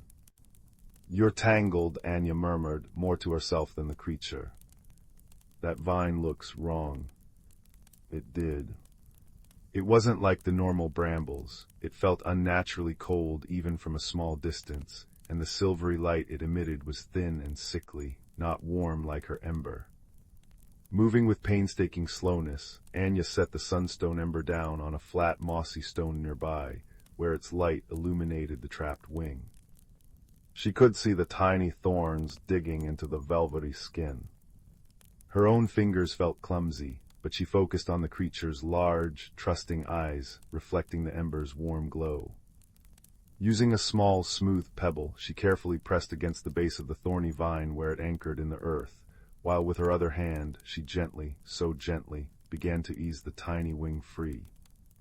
The silvery vine felt icy to the touch, sending a small shiver up her arm, but the sunstone ember pulsed warmly nearby, a constant reassurance. It took time. Patience Anya didn't know she possessed. She whispered soothing nonsense, her voice blending with the sighing pines. The creature watched her, its initial terror gradually replaced by a wary curiosity, then a flicker of something like hope as the last thorn finally released its hold. With a final, careful tug, the wing was free. The little creature gave a startled hop, fluttering unsteadily for a moment before landing on a nearby fern. It shook itself, stretching the injured wing carefully, then turned its luminous eyes fully on Anya. It tilted its head, making a soft, chiming sound, entirely different from its earlier distress call. It sounded grateful, like tiny bells tinkling in a soft breeze. "Are you all right?" Anya asked softly, picking up the sunstone ember. Its glow seemed even warmer now, bathing both her and the creature. The little shadow being chirped again, a brighter note. It hopped closer, its large eyes fixed on the glowing stone. Then, to Anya's astonishment, it fluttered its good wing and landed lightly on her outstretched hand, right beside the ember. Its fur was incredibly soft, like touching warm velvet, and it radiated a faint, cool sensation, like moonlight, which mingled strangely with the ember's warmth. It nudged the stone gently with its nose, then looked back at Anya, chiming softly. You like the warmth." Anya guessed. The creature chirped affirmatively. Then it looked towards the deeper woods, towards where Anya knew the old willow meadow lay. It chirped again, a more insistent sound, and fluttered off her hand, hovering just ahead, looking back at her. It wanted her to follow. Anya hesitated only a moment. The sunstone ember pulsed warmly in agreement. The shadow creature wasn't frightening, it was lost and hurt, just like the fireflies seemed to be. And it needed warmth. Taking a deep breath of the cool, pine-scented air, Anya followed her unexpected guide deeper into the whispering woods. The shadow creature, she decided to call it Chime, for its bell-like sounds fluttered just ahead, a dark, graceful shape against the moonlit trees, always staying within the circle of the ember's golden light. It led her off the faint path entirely, through tunnels of rhododendron and across carpets of moss so thick they muffled her footsteps entirely. The woods grew denser, the canopy closing overhead, making the ember's light even more precious. Strange, phosphorescent lichen glowed faintly blue and green on ancient trunks, adding an eerie, beautiful counterpoint to her warm golden beacon. Chime led her to a part of the woods she had never seen, even in daylight. They arrived at the base of an enormous, ancient oak, its trunk wider than her grandmother's cottage. Its bark was deeply furrowed, like the wise face of the forest itself.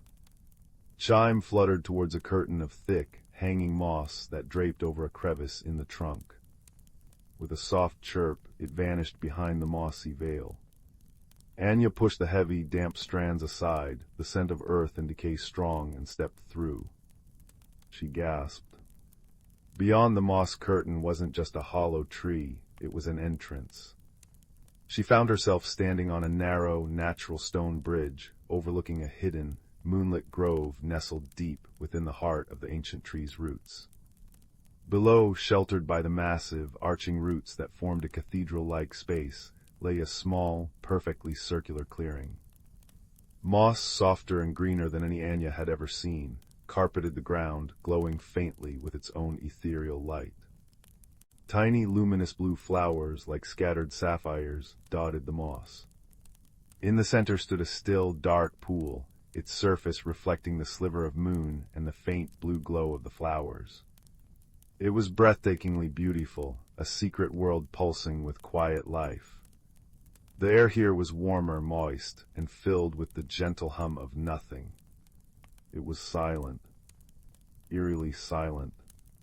This, Anya realized with a sinking heart, must be the heart of the old Willow Meadow's fireflies. Or it should have been. Where there should have been a swirling constellation of tiny golden lights, there was only darkness. A few solitary fireflies drifted listlessly near the pool, their lights feeble flickers like dying embers. The vibrant hum of their wings was absent, replaced by a profound, chilling quiet. The sunstone ember in Anya's hand flared brightly, its warm light pushing against the unnatural stillness, but it also revealed the source of the chill. Woven through the glowing moss, draped over the luminous flowers, and clinging to the still water of the pool like a sickly frost, were more strands of that same silvery, cold vine she had seen trapping Chime. It pulsed with that same faint, icy light, and wherever it touched, the moss seemed duller, the flowers dimmer. Tendrils of it snaked up the ancient roots, leaching the warmth and light from the very heart of this hidden sanctuary. It was like a creeping frost, stealing the fireflies' warmth. Chime fluttered down to the mossy floor near the dark pool, landing beside one of the listless fireflies. It nudged the tiny insect gently with its nose, chiming a soft, mournful sound. The firefly barely responded, its light guttering weakly. Anya descended carefully down a natural mossy stair formed by the roots, the sunstone ember held high. Its warm, golden light seemed to make the silvery vines recoil slightly, shrinking back from its direct touch. But their infestation was vast. She knelt beside Chime near the pool. The water, usually perhaps clear and vibrant, looked sluggish and dark under the icy strands. She dipped her fingers in. It was shockingly cold. This frost vine, she murmured, looking at Chime. It's stealing the warmth, stealing the light. Chime chimed sadly in agreement, looking at the suffering fireflies. The ember, it warms things, true things. Anya remembered her grandmother's words. It senses true warmth, and it repelled the cold vine. But her small stone couldn't cover the whole grove. She looked at the ember, then at the vast network of cold vines, then at the few flickering fireflies. Despair threatened to well up. It was too big. She was too small. Too shy. How could she possibly fix this? Chime nudged her hand holding the ember, then fluttered over to one of the larger patches of the glowing moss where the frost vine was thickest. It landed and looked expectantly at her. Then it did something remarkable. It lowered its head towards the moss, near a strand of the vine, and took a deep breath. From its small form, a soft, cool mist seemed to flow, like visible moonlight. The mist touched the frost vine, and Anya saw the vine shrink back slightly, its icy light dimming for a moment before flaring back. Chime couldn't destroy it alone. Its cool mist could only push it back temporarily, like a gentle breeze against frost. It needed warmth. True warmth. Like the sunstone embers. Like the fireflies' own light. Like Anya looked at her own hands, then at the stone. An idea, fragile as a spiderweb, began to form. The ember responded to warmth. It amplified it. Or perhaps shared it. Moving slowly, reverently, Anya placed the sunstone ember directly onto a clean patch of the glowing moss, away from the immediate frost vine. Its golden light pooled warmly around it. She took a deep breath, the cool, damp air filling her lungs. She thought of her grandmother's cottage, the crackling fire, the smell of baking bread. She thought of Chime's trusting eyes. She thought of the dancing fireflies the meadow should hold. She focused on that, feeling the warmth of home, of kindness, of hope. She gently placed her hands on the moss beside the ember, pouring her quiet intention into the ground, into the heart of this hidden place. Warmth, light, life. The sunstone ember pulsed. Not just its usual gentle rhythm, but a stronger, deeper thrum that Anya felt through her palms.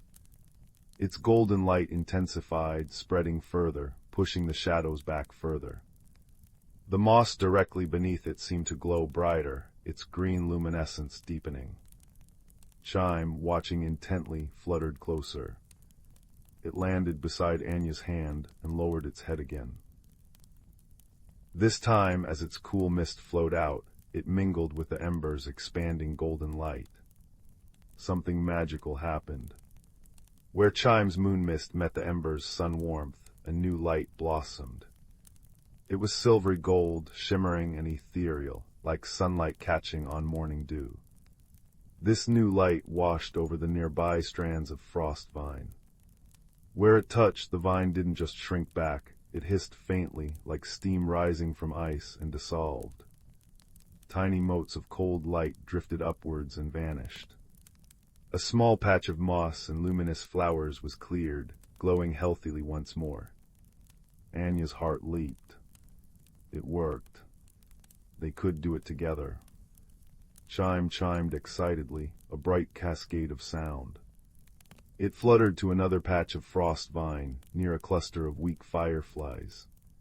Anya carefully moved the sunstone ember closer, placing her hands on the moss again, focusing all her quiet determination, all her newfound courage, into the warmth. Chime lowered its head, releasing its moon mist. Again the beautiful silvery gold light bloomed, washing over the vine and dissolving it. The fireflies nearby flickered, then glowed noticeably brighter, rising a little higher from the moss. Hope, warm and bright, blossomed in Anya's chest, stronger than any fear. Together, girl and shadow creature moved methodically around the hidden grove. Anya would place the ember, pour her quiet warmth and focused intent into the earth. Chime would add its cool mist. Their combined efforts created pockets of cleansing, shimmering light that banished the creeping frost vine strand by strand, patch by patch. It was slow, patient work. Sweat beaded on Anya's forehead despite the grove's coolness, not from heat, but from the deep concentration, the steady flow of her quiet will. Chime's chimes became a constant, encouraging melody, punctuating their progress. As they cleared more of the grove, a remarkable thing began to happen. The fireflies, their feeble light strengthened by the returning warmth and the cleansing light, started to gather.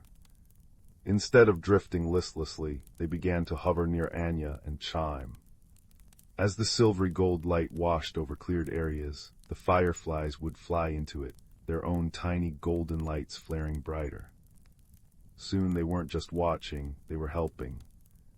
Dozens, then hundreds of tiny fireflies swirled around Anya and Chime, drawn to the warmth of the ember and the cleansing light. Where they flew, their combined golden light seemed to reinforce the silvery gold radiance, making it spread further and faster. It was as if their collective joy and returning strength amplified the magic. The grove transformed. The oppressive cold lifted, replaced by a gentle, natural warmth. The dark pool began to shimmer, reflecting not just the moon, but the swirling constellation of fireflies above it. The moss glowed vibrant green, the sapphire flowers sparkled like captured starlight. The air filled with the soft, joyous hum of hundreds of firefly wings, a sound like distant, warm rain.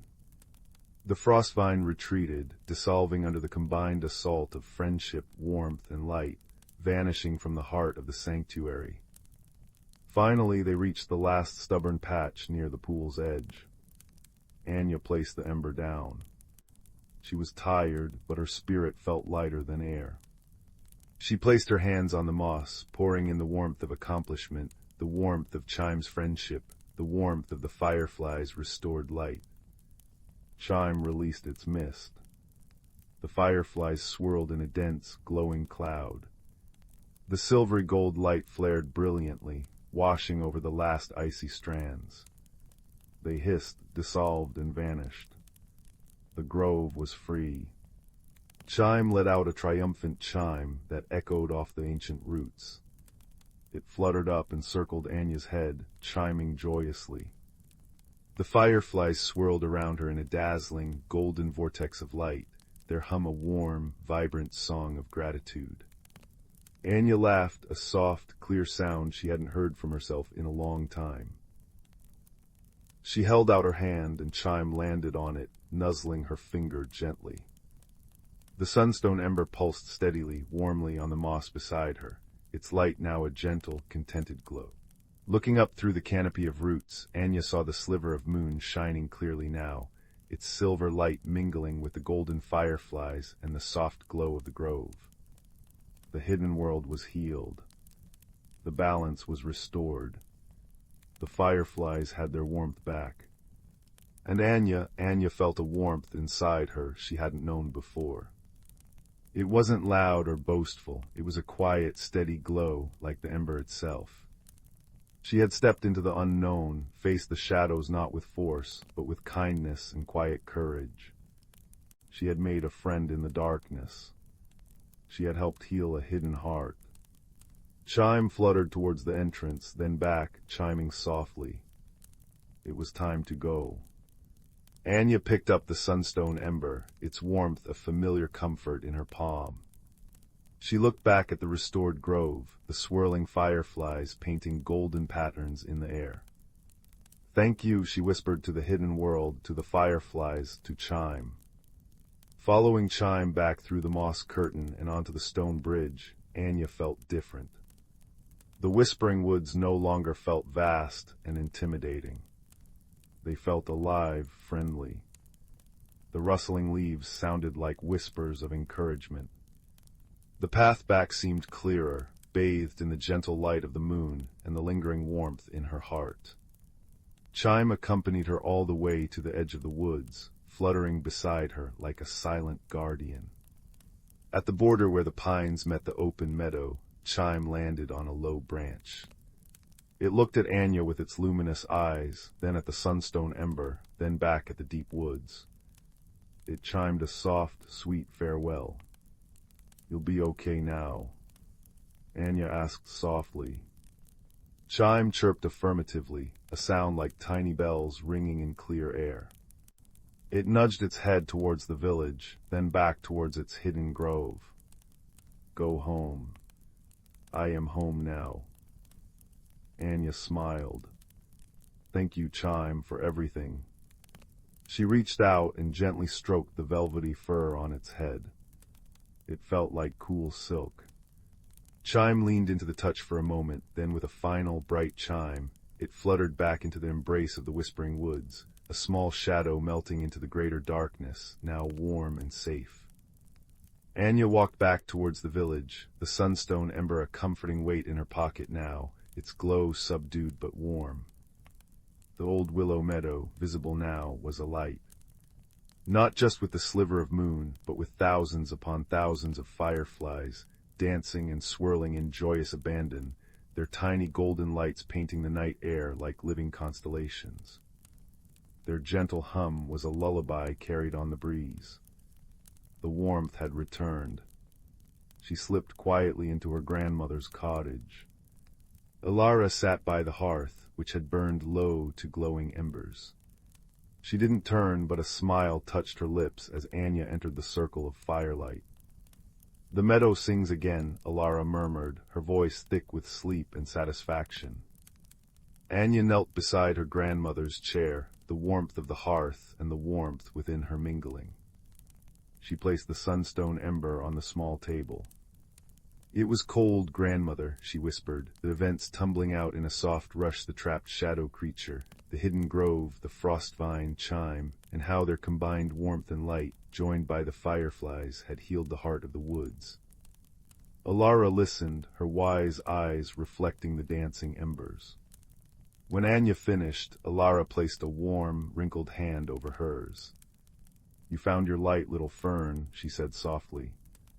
"Not by shouting, but by listening, by offering warmth in the cold, by making a friend in the shadows. True courage isn't the absence of fear, it's stepping forward with kindness anyway. And see," she nodded towards the window, where the joyful dance of the fireflies painted golden streaks against the night, "you brought the light back." Anya leaned her head against her grandmother's knee, the exhaustion of her journey and the deep peace of accomplishment washing over her. The fire crackled softly, a counterpoint to the distant hum of the fireflies. The sunstone ember pulsed gently on the table, a tiny, steady heart of captured sunset. The shadows in the room were no longer deep or frightening.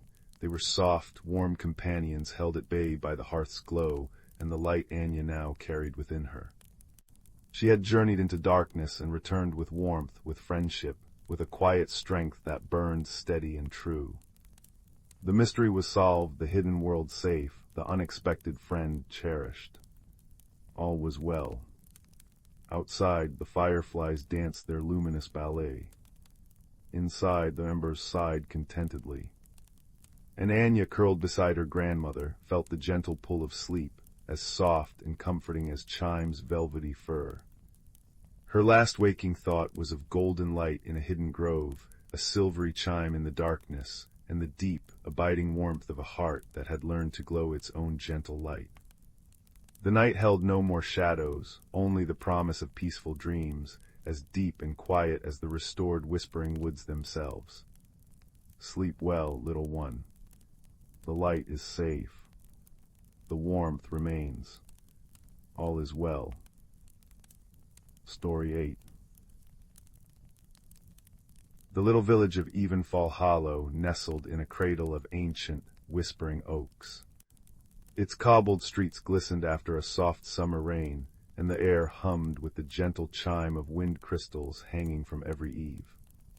High above, nestled in the tallest turret of the old clock tower, lived a young apprentice starlight keeper named Finn. Finn's most important task was to ensure the village's constellation, the Great Hare, shone brightly every night, its silver light weaving protective dreams for the sleeping villagers below. One misty evening, as Finn prepared the polished lenses of the starlight scope, a soft gasp escaped his lips. Where the Great Hare's bright eye star should have pulsed with steady silver light, there was only a faint, flickering ember. Worse, the star marking the tip of its ear had vanished entirely. A ripple of unease, quiet but palpable, drifted up from the village square. The usual comforting gleam was dimmed, replaced by an unfamiliar, velvety darkness. The gentle drip, drip, drip of rain from the oak leaves sounded louder in the sudden hush. The next morning, whispers rustled through Evenfall Hollow like dry leaves. Old Man Hemlock claimed his prize moonpetal flowers, which usually glowed soft blue at dusk, had turned a mournful gray overnight. Miss Pippa the baker swore her famous sunrise rolls, baked with dawn light captured in honey, tasted strangely flat. And the great whispering clock in the tower, whose rhythmic sighs usually soothed the village, seemed to murmur a confused, backwards rhyme. Silver wanes, the hair feels pain, seek the light where patterns wane. Finn, his heart heavy with responsibility, knew he had to act. He packed a small satchel, a thermos of warm cinnamon steamed tea, a notebook bound in star-chart leather, and his grandmother's tattered book of hollow rhymes and riddles. Descending the winding tower stairs, the rhythmic tick-tock tick-tock of the great clock felt less like a heartbeat and more like a worried countdown. His first clue was the clock's backwards murmur. Grandmother's rhyme book held the original, silver bright, the hair takes flight, seek the light where patterns write. It referred to the Starfall glade, a clearing deep in Whisperwood where ancient constellations were said to be etched into smooth stones. Perhaps something there held an answer. The walk to Starfall glade was a symphony of woodland sounds, the rustle of unseen creatures, the distant coo of a mourning dove, the gurgle of mossback brook. But upon reaching the glade, Finn's hopes dimmed. The constellation stones, usually clear under dappled sunlight, were obscured by a thick carpet of unusually large, grayish moss.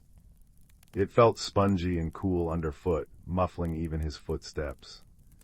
Was the moss somehow stealing the starlight? He carefully scraped a sample into a vial. It felt sad.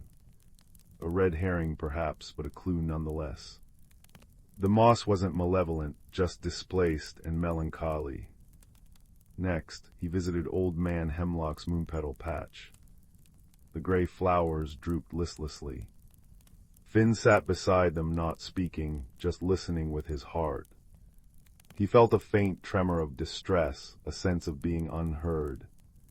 He remembered another rhyme, moonpetal's hue reflects what's true, a mirror to the sky's own view. Their grayness wasn't theft, it was reflection. The sky above them felt muted. Empty. Miss Pippa's bakery offered warm comfort and a vital observation. As Finn nibbled a slightly bland sunrise roll, he noticed her window box. Usually vibrant with color-changing chromoblooms, they were stuck on a dull, unchanging brown. They haven't shifted shade once since the stars dimmed, Pippa sighed, the cheerful clatter of her baking trays sounding subdued. Another rhyme surfaced, chroma's dance, a fleeting glance, follows light's sweet, shifting trance, the flowers needed changing light to change color. The constant, unnatural dimness had frozen them. The pieces began to fit, guided by empathy and observation. The moss was displaced and dampening, reflecting the glade's own sorrow at being overshadowed. The moon petals mirrored the dimmed sky. The chromoblooms were starved of shifting starlight. The stars weren't stolen, their light was being absorbed or blocked before it could reach the village. But by what? And why the great hare specifically? The backwards clock rhyme echoed, seek the light where patterns wane. Finn recalled the great hare constellation wasn't just random stars. Its pattern mirrored the arrangement of 7 ancient, lightning-struck oaks on the northern edge of Whisperwood, known as the Sentinel Trees. Hurrying there, the crunch of dry twigs underfoot the only sound, Finn found the 7th sentinel tree, the one representing the hare's missing ear-tip star. Its massive trunk was entwined with thick, unfamiliar vines, unlike any native to Whisperwood. They were a deep, velvety black, dotted with tiny, closed buds that seemed to drink in the fading daylight. And high in its branches, tangled near where the ear-tip star should shine down, was a large, iridescent cocoon Finn had never seen before. It pulsed with a faint, silvery light, the stolen starlight. This wasn't malice, Finn realized, kneeling by the tree. He placed a gentle hand on the rough bark, feeling the tree's deep slumber and the strange, new life pulsing within the vine. The vine shivered, and a wave of profound loneliness washed over him. This was a starweep vine, mentioned once in his grandmother's notes as incredibly rare and solitary. It must have taken root during the recent rains. It wasn't stealing the light, it was instinctively gathering it, mistaking the constellation's pattern for a signal to build its chrysalis, needing the concentrated starlight to transform. Its loneliness had resonated outwards, dampening the village's light and joy. The solution wasn't removal, but relocation. Finn carefully explained his discovery to the villagers. Old Man Hemlock brought a spade forged from sun-baked clay. Miss Pippa brought honey infused with dawn light. Children collected dewdrops from the chroma blooms. Together, under Finn's direction, they gently loosened the starweep vine's roots from the sentinel oak, carrying it on a bier woven from moonpetal stems and oak branches. They processed softly through the whispering woods, guided by Finn holding a lantern lit with the last gleam from the hare's eye star, the shush-shush of their footsteps and the faint chime of wind, crystals the only sounds. They brought it to Starfall Glade. There, beneath the open sky, away from the constellation's pattern, they replanted the vine near the constellation stones. Finn placed the sample of sad moss around its base, whispering words of welcome.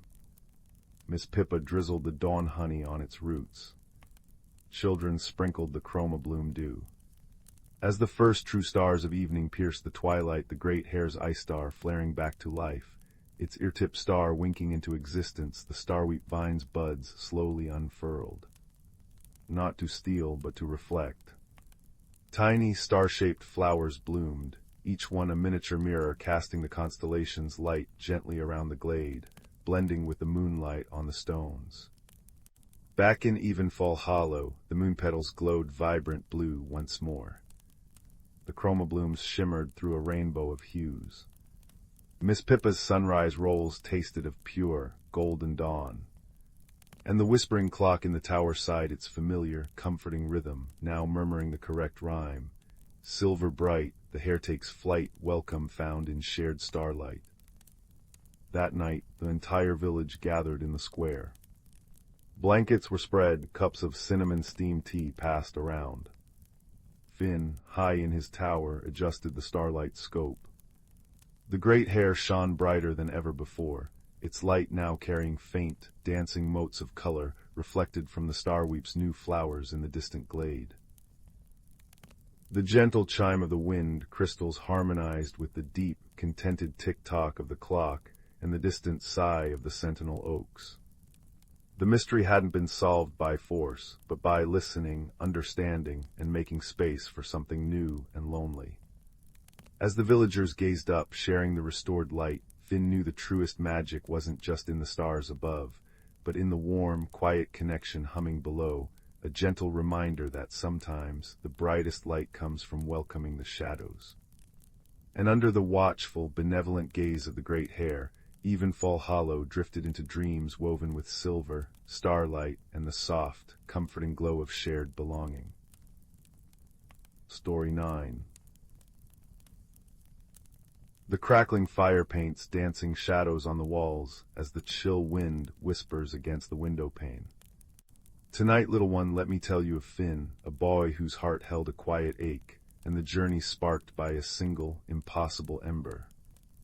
Finn lived in the village of Hearthwood, nestled where the whispering pines met the rolling meadows. It was a place of warm bread, chimneys puffing steady smoke, and laughter echoing from sturdy wooden houses. Yet Finn often felt like a puzzle piece that didn't quite fit. While other children raced through the frost-kissed lanes preparing for the Frost Festival, he lingered near the ancient boundary stone, marking the edge of the Oldwood forest. The Oldwood was vast and deep, a place of tangled roots and hushed secrets, where villagers ventured only in the brightest daylight. Finn felt a strange pull towards its shadowed depths, a pull he couldn't explain, a quiet yearning that mirrored the low, mournful wind sighing through the pines. One crisp afternoon, just as the weak winter sun began its descent, Finn wandered closer than usual to the Oldwood's edge. The air held a bite sharp and clean, carrying the scent of snow yet to fall and the rich, damp perfume of decaying leaves beneath the trees. A flicker of orange light, low amidst the gnarled roots of an ancient oak, caught his eye. It wasn't the steady glow of a hearth, nor the sharp spark of flint. It pulsed softly, warmly, like a tiny, living heartbeat nestled in the gloom. Curiosity, a stronger force than caution, drew him forward. He knelt, the frozen moss crunching faintly under his knees, and gently brushed aside a layer of crisp, brown leaves. There it lay, an ember, but no ordinary ember.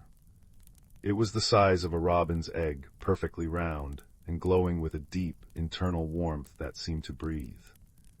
Its light wasn't harsh, it was the soft, inviting glow of a banked fire promising comfort. Hesitantly, Finn reached out.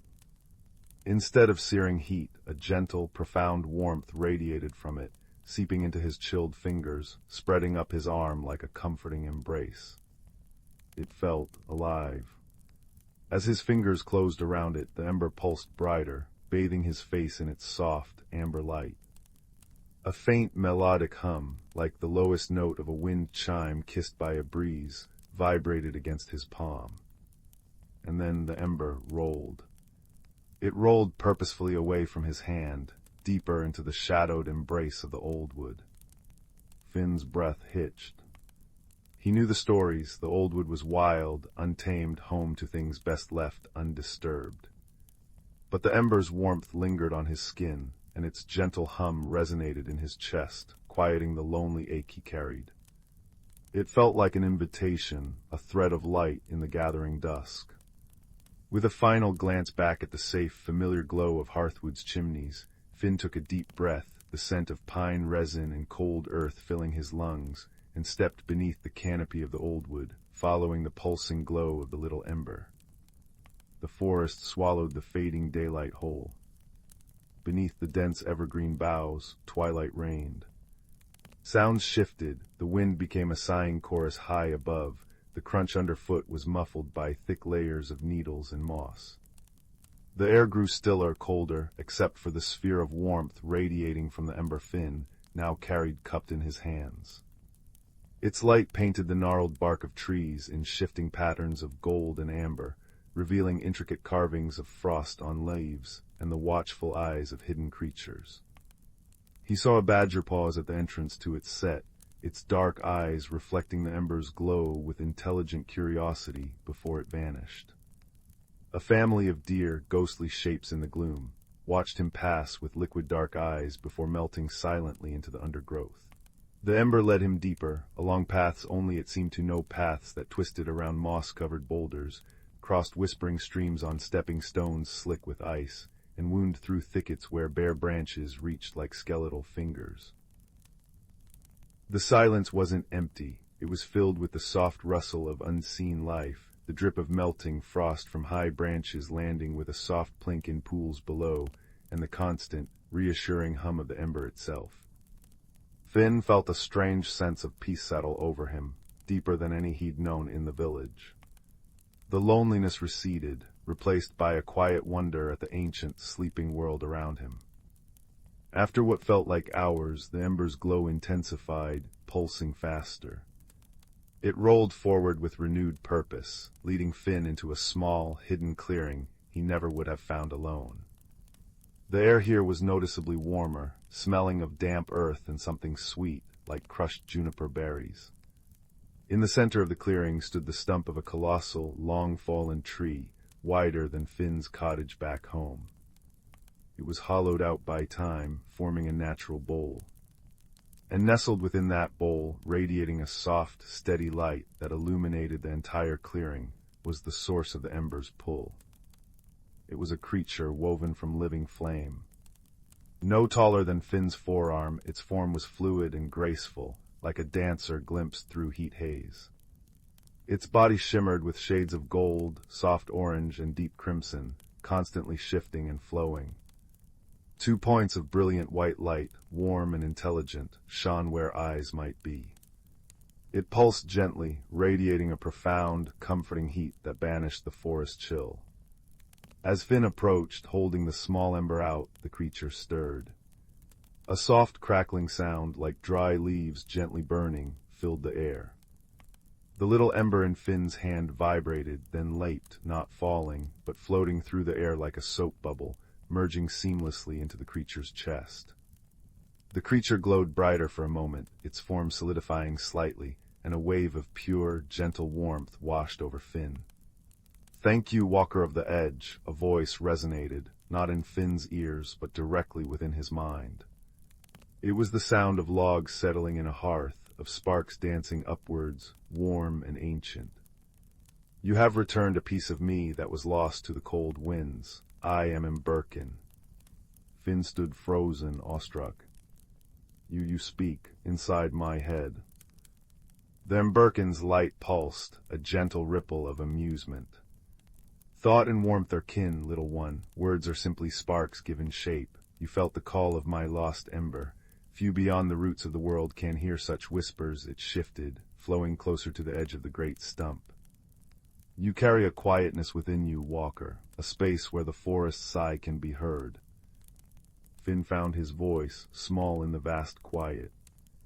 "I'm Finn, I just followed the light." It felt warm.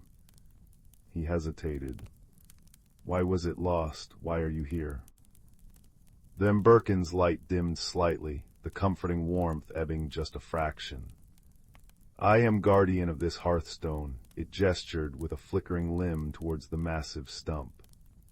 "A place where the deep earth's warmth meets the forest's breath. But the great chill comes earlier, bites deeper. The roots grow colder. The sustaining warmth weakens. A gust fiercer than any before tore that piece of me away. Without it, I cannot hold the balance." The hearthstone cools as it spoke. Finn noticed the light within the hollow stump wasn't as steady as before. It flickered occasionally, like a candle in a draught, and the circle of warmth it cast seemed smaller, less potent. The sweet scent of juniper was tinged with the faint, cold smell of damp stone. A pang of understanding struck Finn. The fading warmth. The struggle to hold on. It echoed his own quiet loneliness. "But your fire, can't you just burn brighter?" Then Birkin's form shimmered, a soft sigh echoing in Finn's mind. "Fire needs fuel, little Finn, not just wood but connection, belief, the shared warmth of life. The forest forgets. The deep roots sleep too soundly. The creatures huddle alone against the cold, forgetting the old ways, the shared hearth. My strength wanes with their fading memory." Finn looked around the clearing. In them Birkin's wavering light, he saw frost creeping further onto the moss, saw the stillness of the air, heavy and cold. What can be done? The heart fire must be rekindled, then Birkin pulsed. Not just mine, but the memory of warmth within the forest itself. The source lies deep at the wellspring of roots where the earth's first heat still sleeps, but the paths are forgotten, grown cold and treacherous, and I am bound to this stone. I grow dim. Finn felt the warmth of the little ember that had merged back, still a faint echo in his palm. He thought of the village, preparing for the frost festival, celebrating warmth together. He thought of his own quiet ache. "I could go," he said, the words surprising even him. "I could find this wellspring. I'm good at finding things, quiet things." He remembered the badger, the deer, the hidden paths the ember had shown him. Then Birkin's light flared, a surge of warmth washing over Finn. "You offer this, Walker. The journey is long. The old wood holds mysteries and shadows. The cold bites deep where the wellspring sleeps." Finn met the creature's brilliant gaze. The loneliness in his chest wasn't gone, but it was changing, warming into something else purpose. "You helped me feel less alone," he said simply. "Even just your little ember did that. Maybe I can help you feel warm again too." He looked at the flickering light in the hearthstone. "The forest needs you." A profound silence fell, filled only by the soft crackle of the Birkin's form and the distant sigh of the wind in the pines. Then a warmth, deeper and more grateful than any before, emanated from the creature. Then a bond is forged, Finn, finder of lost warmth, a tiny tendril of flame, no bigger than a candle's wick, detached from the Birkin's core. It floated towards Finn, not hot, but radiating a gentle, steady heat. Take this spark, it will light your way, ward off the deepest chill, and guide you towards the heart's heat. Remember the warmth you carry within. It is your true compass. Finn carefully cupped the spark. It nestled against his palm, humming softly, a miniature echo of the emberkin's presence. Its light was small but unwavering, pushing back the encroaching shadows of the clearing.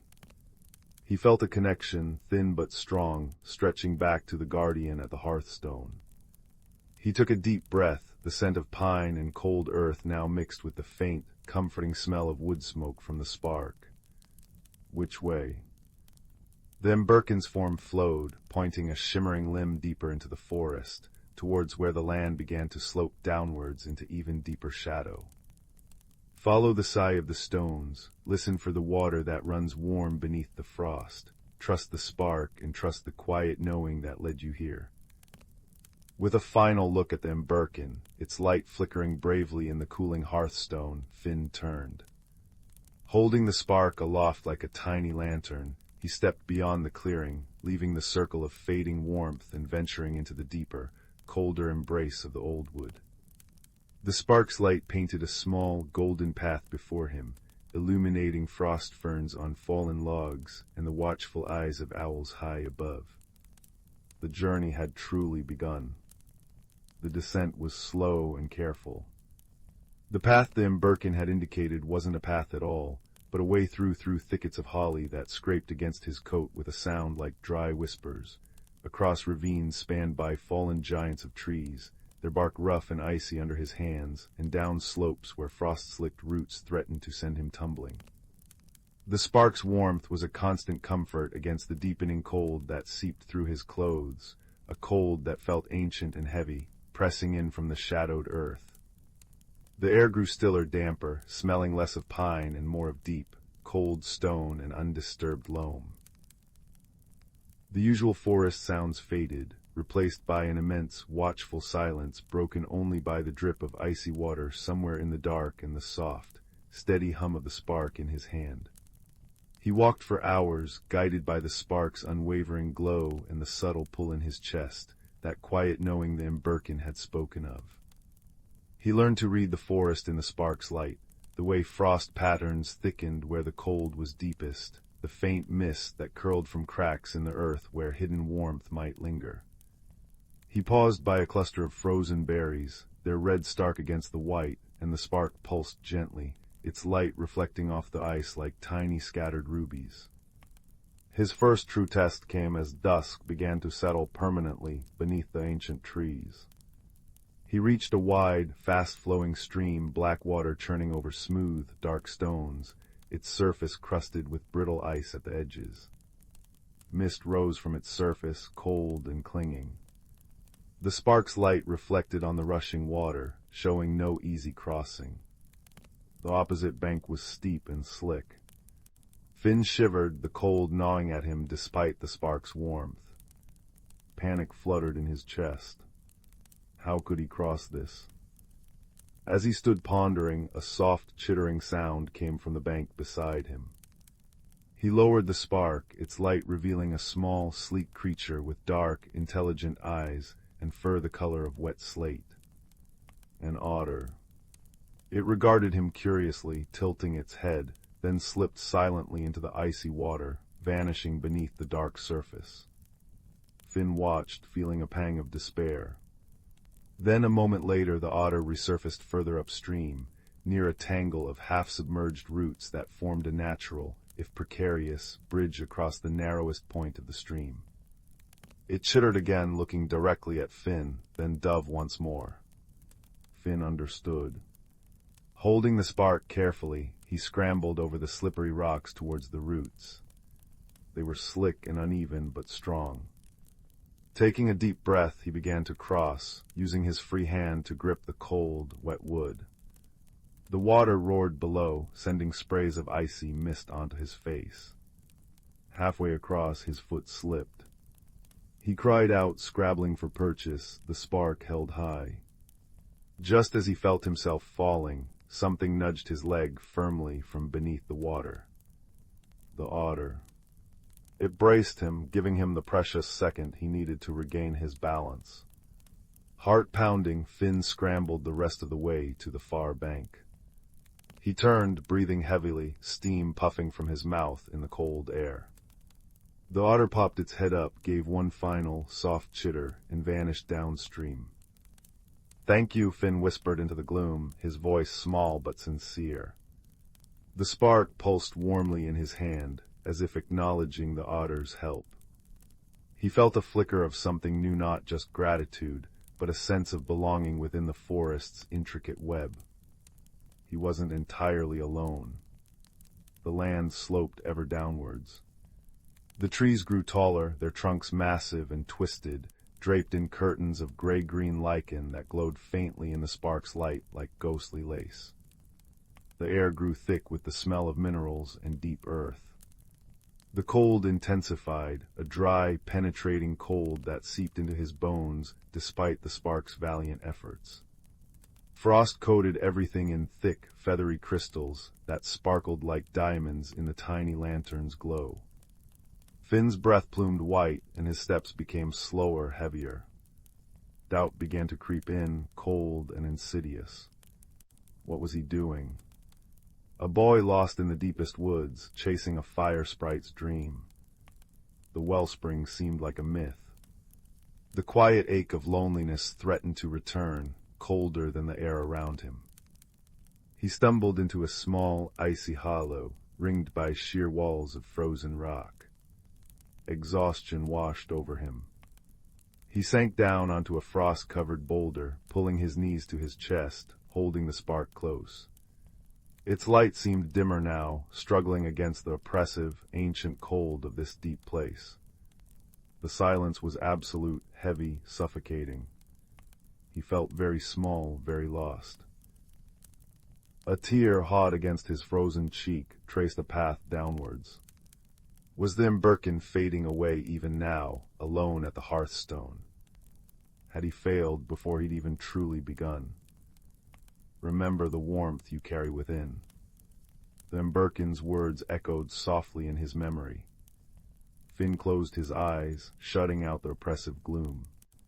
He focused not on the biting cold, but on the small, steady warmth of the spark against his palm. He thought of the otter's helpful nudge, its sleek head popping up in the black water. He thought of the badger's curious glance, the deer's watchful eyes. He thought of the emberkin's profound gratitude, its light flaring when he offered to help. He thought of the village, yes, even the village, the smell of baking bread, the sound of laughter during the frost festival preparations, the warm glow of hearths seen through windows. He didn't quite fit there, but the warmth was real. It existed. It was part of him, too.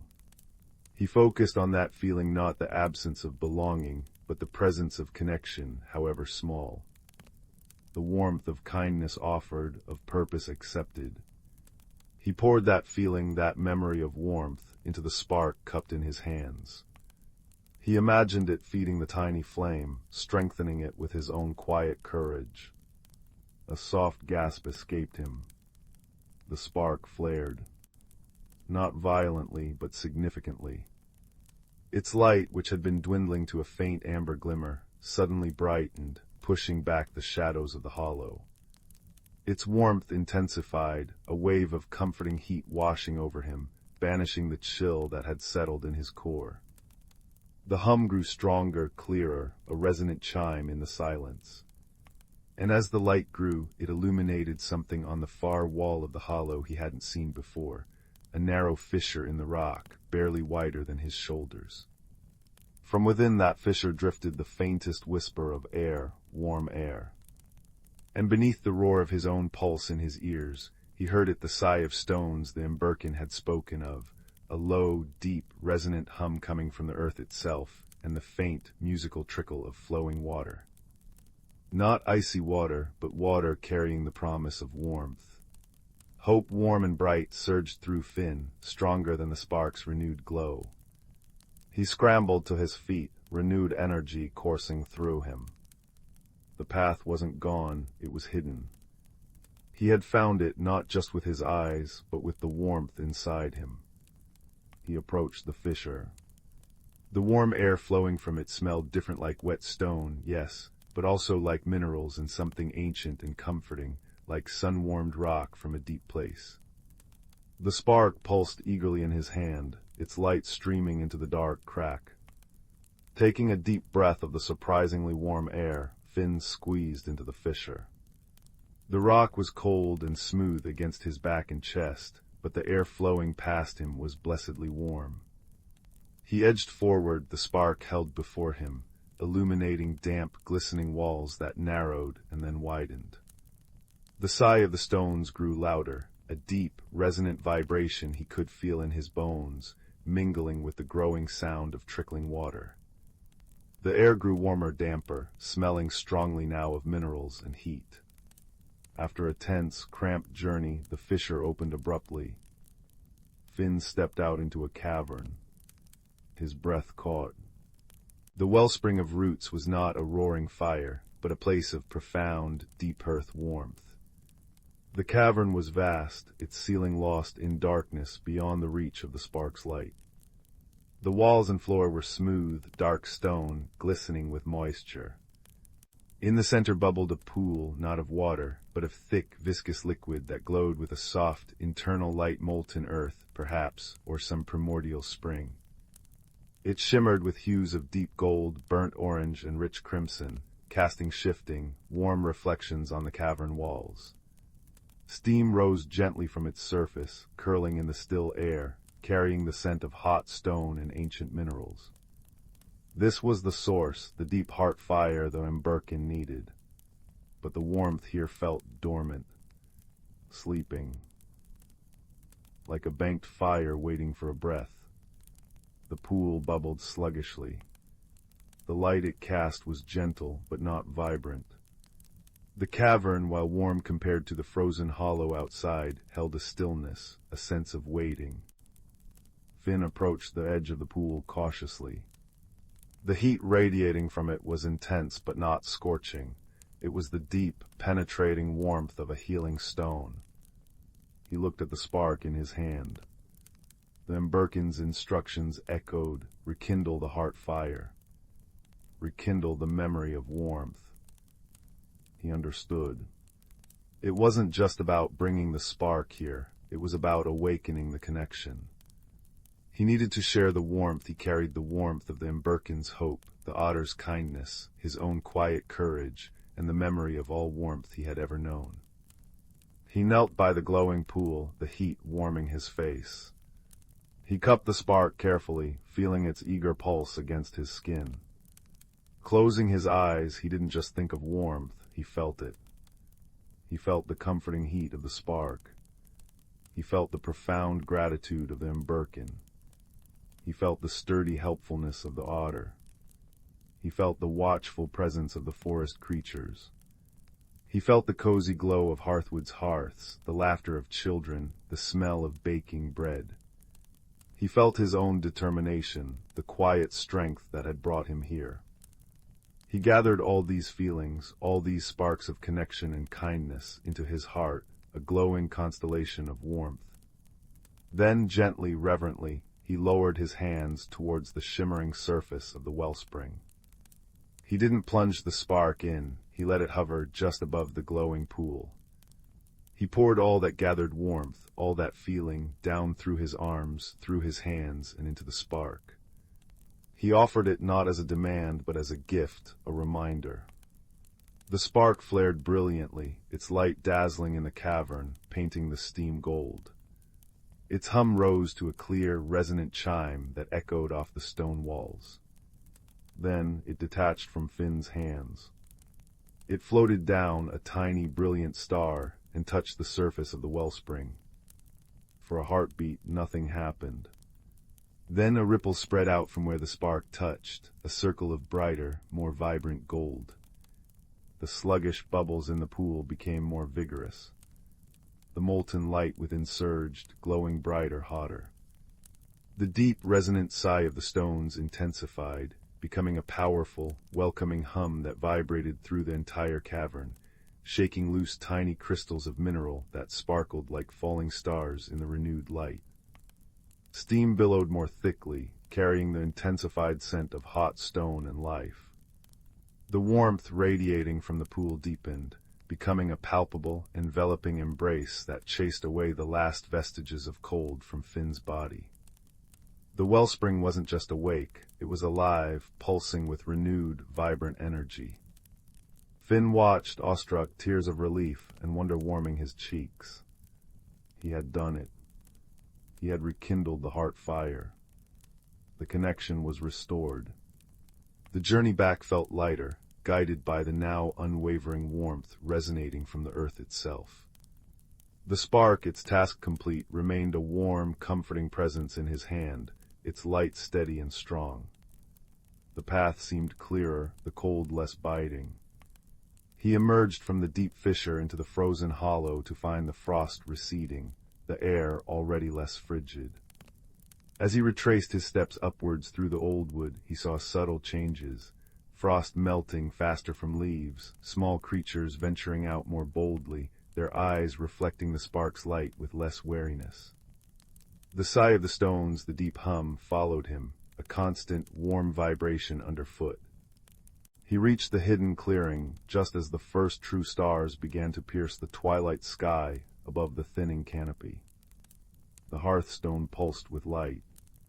Not the flickering, struggling light he had left, but a steady, radiant, golden glow that filled the entire clearing, banishing the shadows and radiating profound warmth.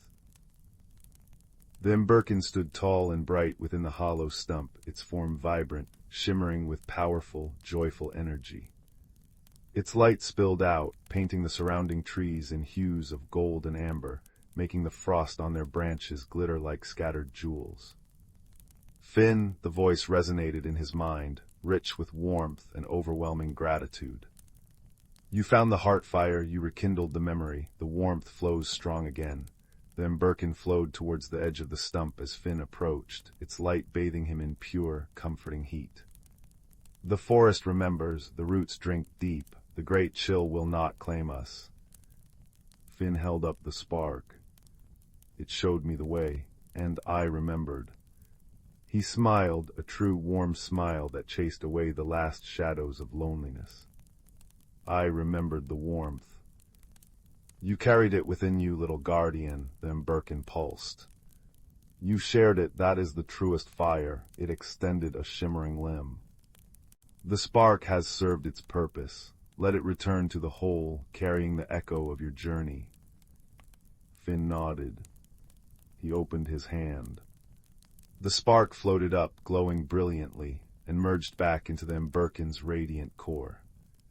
A wave of even greater warmth washed over Finn, carrying with it a profound sense of peace and accomplishment. He felt a gentle tug in his chest, a silent farewell. The emberkin needed to tend the renewed hearthstone, to spread the rekindled warmth through the slumbering forest roots. Go, Finn, finder of warmth, the emberkin's voice was soft, like embers settling. Carry this feeling with you, the village awaits its frost festival. Go and share the true warmth you have found not just in hearths, but in connection, in quiet courage, in remembering. Finn looked back towards the village. Through the trees, he could see the warm, welcoming pinpricks of light from Hearthwood's windows. The pull towards home was strong now, but different. He didn't feel like the puzzle piece that didn't fit anymore. He felt like a bridge. He turned back to the emberkin, bathed in its golden light. Will I ever see you again? The emberkin's light pulsed gently, affectionately. Look to the hearth fire, Finn, see the dance of the flames, that is the forest breathing. Feel its warmth, that is the heart fire shared. I am in every spark, in every comforting glow. And you carry the memory of the deep warmth within you now. You will always find me there. With a final, grateful nod, Finn turned and walked back through the trees, towards the village lights. He carried no physical ember, but his heart felt full, glowing with a quiet, steady warmth that radiated outwards. The loneliness was gone, replaced by a profound sense of belonging not just to the village, but to the whispering forest, to the ancient stones, to the intricate web of life he had touched and been touched by. He slipped back into Hearthwood just as the Frost Festival was beginning in earnest. The village square was alive with light and laughter. Lanterns hung from poles, casting pools of warm yellow light on the snow-dusted ground. A great bonfire crackled merrily in the center, its flames leaping towards the starry sky, filling the air with the sweet scent of burning pine. People laughed, talked, shared spiced cider and warm pastries. Music fiddles and pipes wove a cheerful tune through the crisp night air.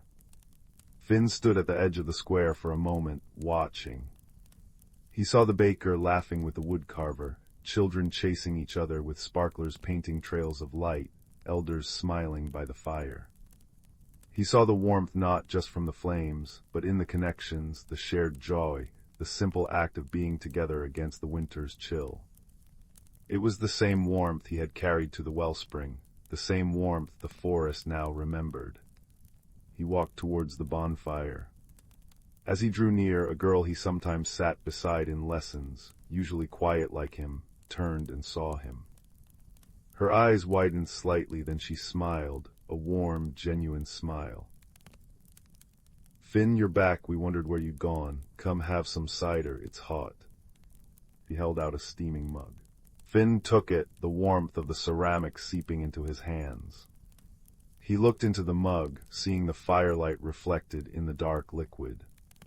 He looked up at the girl, then at the roaring bonfire, its flames dancing with wild, joyful energy. In their flickering shapes he saw the flowing form of the emberkin, the pulse of the wellspring, the watchful eyes of the forest creatures. He felt the deep, steady hum of the earth's warmth resonating within him.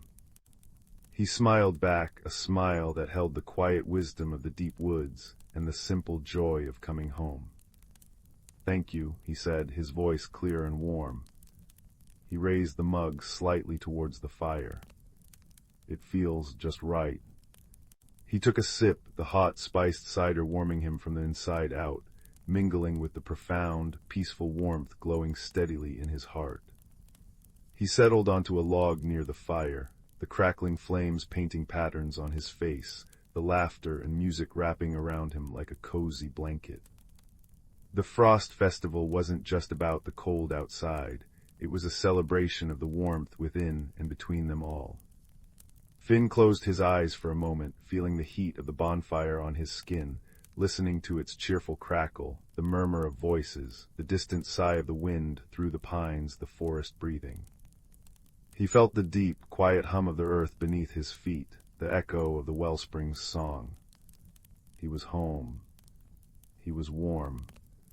And as the firelight danced and the stars shone cold and bright above, Finn, the boy who found lost warmth, finally let the peaceful rhythm of the flames and the forest sigh lull him towards a deep, contented sleep, right there by the crackling hearth of his village, under the watchful gaze of a million stars, dreaming of golden light and ancient, comforting warmth.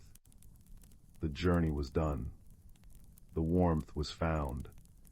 And all was well. Story 10. The embers glowed softly in the hearth, casting long, dancing shadows that seemed to breathe against the walls.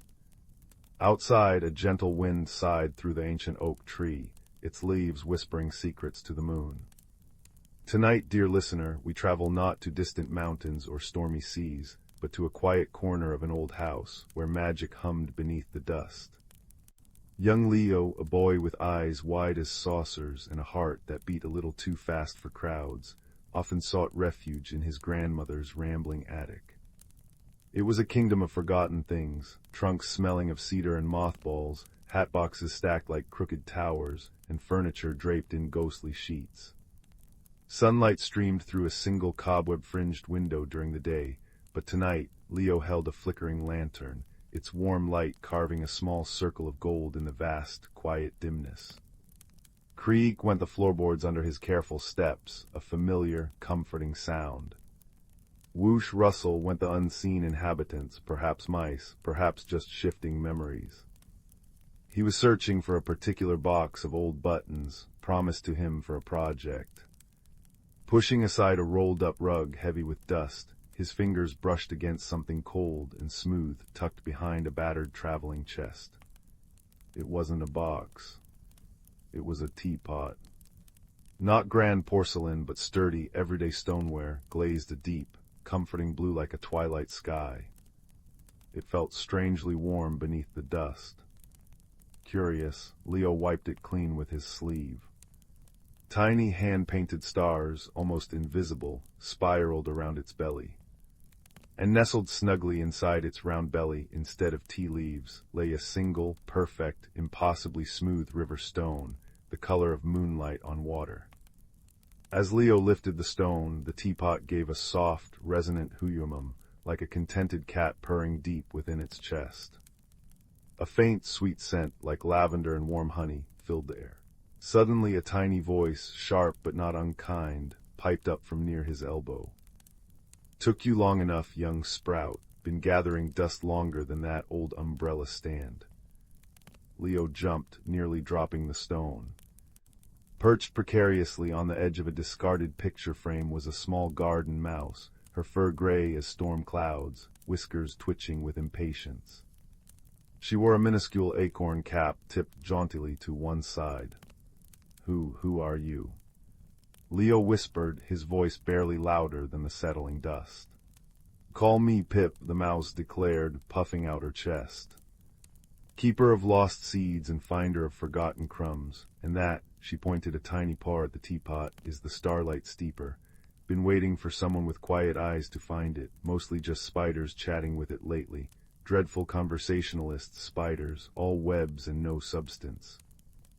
Tick-tock, tick-tock, the sound wasn't coming from the old grandfather clock below. It emanated from a dusty mantel clock resting on a nearby crate. Its face, painted with faded sunflowers, suddenly seemed to shimmer. The brass pendulum swung with a purposeful swish, swoosh. "Ahem," chimed the clock, its voice deep and measured, each word punctuated by a soft talk. "Patience, Mistress Pip, patience. The boy has found the heartstone, that is the first step. The steeper hums for him, that is significant. Talk." Leo clutched the warm river stone, the heartstone. What does it do?" Pip scampered onto Leo's knee, her tiny claws tickling. "It listens, lad, it listens to the quiet things, the worries tucked away, the little braveries that haven't found their voice yet. But right now," she lowered her voice conspiratorially, "it's got a hiccup. Can't steep properly. Something's stuck. Needs unsticking with kindness, mind you, not a hammer." The mantel clock chimed softly, a single clear bong. "Indeed. Talk. The steeper's magic is blocked. A knot of sadness, perhaps. A fear grown tangled. It requires gentle understanding to loosen it." Swoosh. "A journey, young Leo. Not of miles, but of courage. The courage to listen, truly listen, to what the steeper needs to tell you." Leo felt a familiar flutter in his chest. He wasn't brave. He got tongue-tied reading aloud in class. The thought of facing some unknown knot of sadness inside a magical teapot felt enormous. But the stone in his hand pulsed warmly, and the teapot's low hum vibrated softly against his leg, a steady, reassuring presence. Pip nudged his hand with her cool nose. "Will help, lad, me an old-timer here." The clock's pendulum gave an approving swish. The cozy attic, filled with the scent of old wood and the faint honey-lavender aroma, felt like a safe harbor even as Leo faced this strange task. He sat cross-legged on the dusty floorboards, the Starlight Steeper before him, the heartstone cradled in his palms. He closed his eyes, focusing on the teapot's hum. Huyumum, it wasn't just a sound, it felt like a vibration in his own bones. Pip settled quietly on his shoulder, a tiny, warm weight. Tick-tock, swoosh, the clock's rhythm provided a grounding beat.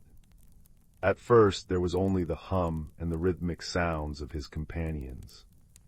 Then faintly, like a distant wind chime, tinkle-ting, Leo sensed not words but feelings. A melancholy sigh. A sense of being heavy, clogged. An image flickered in his mind, not of the attic, but of the garden below, specifically the old stone bird bath, cracked and dry, forgotten under the lilac bush. He remembered his grandmother sighing over it last spring, saying the birds missed it. "Is it the bird bath?" Leo whispered aloud. "Are you sad about the bird bath?" The teapot's hum deepened, resonating with a pang of sorrow. Huamwa, Pip's whiskers brushed his ear. "There you go, lad, you're listening. Now, what does the sadness need?" Leo concentrated. The feeling wasn't just sorrow, it was helplessness. The teapot remembered the joyful splash of birds, the sunlight sparkling on water, and felt useless without it. It couldn't do anything. The knot wasn't just sadness, it was frustration at being unable to help. "Ah," boomed the mantel clock softly. "Talk." The crux swoosh, feeling powerless, a common tangle, tick how to soothe it. "Talk." Leo thought. He wasn't strong enough to fix the cracked bird bath himself. But the teapot wasn't the bird bath. Its magic was different.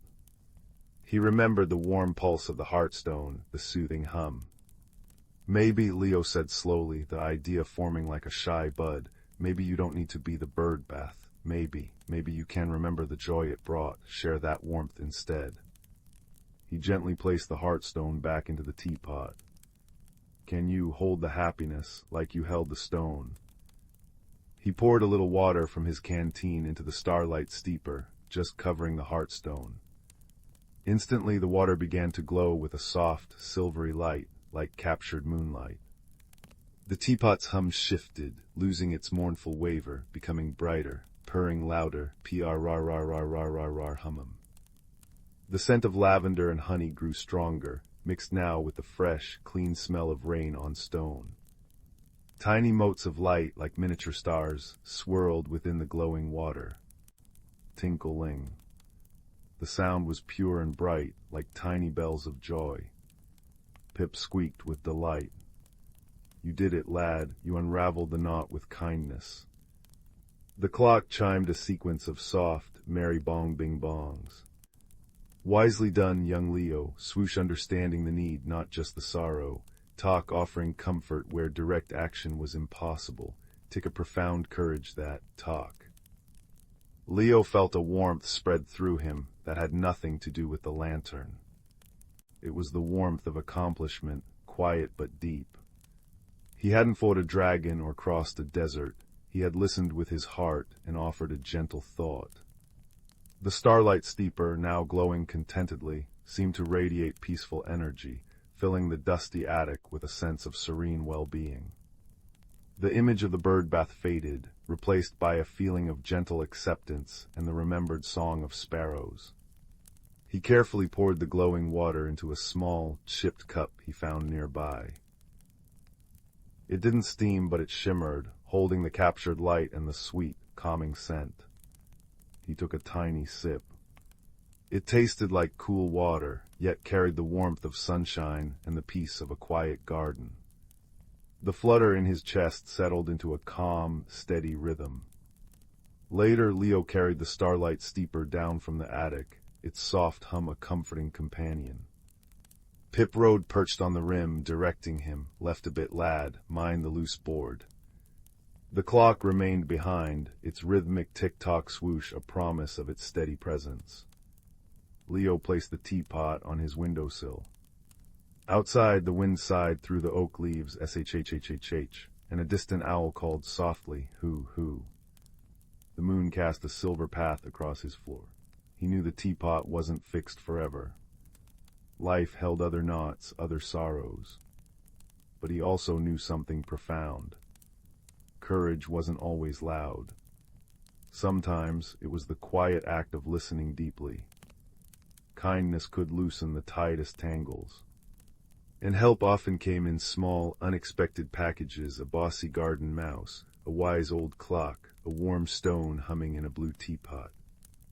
He traced the painted stars with his finger, feeling the gentle vibration. The starlight steeper hummed peacefully, huyumum, a soft lullaby sound that blended with the sighing wind and the distant owl, weaving a cocoon of comfort and quiet magic around the room. Leo drifted to sleep, the glow of the teapot on the sill mirroring the gentle warmth glowing within him, a small, brave light shining in the quiet night. The embers in the hearth sighed softly, their light winking like friendly eyes in the dark. Story 11. The fire crackles softly, my dear ones, throwing dancing shadows across the walls as the wind sighs outside the window. Settle deeper into your blankets, let the warmth seep in, and close your eyes.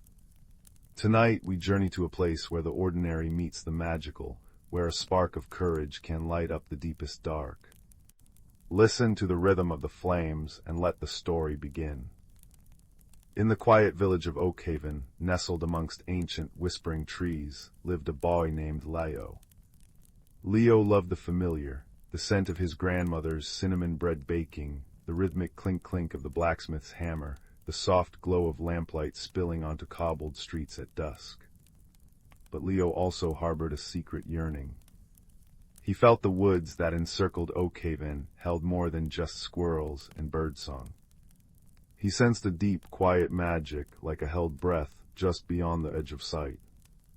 Yet a small, persistent fear of the unknown, of tangled roots and deep shadows, kept him tethered to the village green. One blustery autumn evening, a storm unlike any Oakhaven had seen in years rolled in from the whispering peaks. The wind howled like a lonely wolf, rattling shutters and tearing the last golden leaves from the oaks.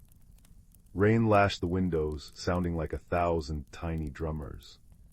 Inside his cozy attic room, Leo huddled under his thickest quilt, the single candle on his bedside table flickering nervously. His parents were downstairs, their low, reassuring voices mingling with the storm's fury. Leo felt safe, yet restless. He watched the candle flame dance, a tiny, brave heart against the dark. Then a sound cut through the storm's roar, not thunder, but a deep, resonant crack like a great tree yielding. It came from the direction of the old sentinel, the largest oak on the edge of the woods, a tree Leo's grandmother said held the village's memory in its rings. A strange feeling, a tugging deep in his chest, replaced his fear with a fierce curiosity. He had to know. Slipping from his bed, he pulled on his thick woolen socks and crept downstairs. His parents, engrossed in mending a fishing net by the hearth's stronger light, didn't notice as he silently lifted the latch and slipped out into the tempest. The wind snatched his breath away. Rain stung his face. He pulled his cloak tight, its damp wool heavy against his skin. Guided only by the occasional flash of lightning that painted the world in stark, fleeting silver, Leo stumbled towards the woods. The familiar path was a river of mud. Branches whipped overhead, groaning under the strain. The roar was immense, a living wall of sound pressing in on him. Fear prickled his spine again, cold despite the exertion.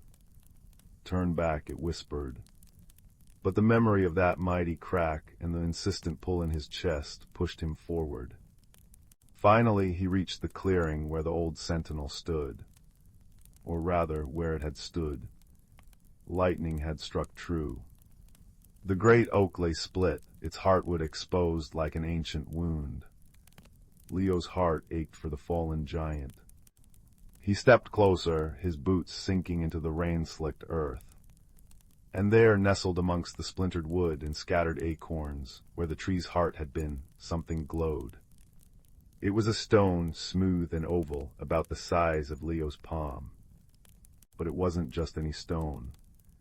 It pulsed with a soft, warm light, the deep, rich orange of banked embers. It cast gentle, dancing shadows on the wet bark around it, defying the storm's harshness. The light seemed to breathe, warm and comforting against the chill rain, soaking Leo's cloak. The strange pull in his chest intensified, humming in harmony with the stone's gentle pulse. Hesitantly reaching out a trembling hand, Leo touched it. Warmth. Not the fierce heat of a fire, but a deep, comforting warmth seeped up his arm, spreading through his body, driving out the chill and the lingering fear. It felt like sunlight on his skin after a long winter, like his grandmother's hug. He carefully lifted the ember stone. It fit perfectly in his hand, radiating its soothing light. As he held it, the storm seemed to recede, the wind's howl softening to a sigh, the rain becoming a gentle patter. The emberstone's glow created a small, tranquil circle of amber light around him. It was then, in that quiet pocket of warmth within the storm, that Leo saw the eyes. 2 points of soft, silver light, like captured moonlight, peered from the roots of the fallen sentinel. They weren't frightening eyes. They held a profound sadness, a deep, ancient weariness. Leo crouched down slowly, holding the emberstone lower. The light revealed a creature unlike any he had ever imagined. It resembled a small deer, but its coat was the deep, velvety green of moss in shadow, dappled with spots that shimmered like dewdrops. Delicate, branching antlers, like tiny, intricate ferns, rose from its head. Its large, luminous eyes watched Leo with an intelligence that startled him. A thin, shimmering line of silver light, like a frayed thread, trailed from one slender leg, vanishing into the darkness beneath the roots.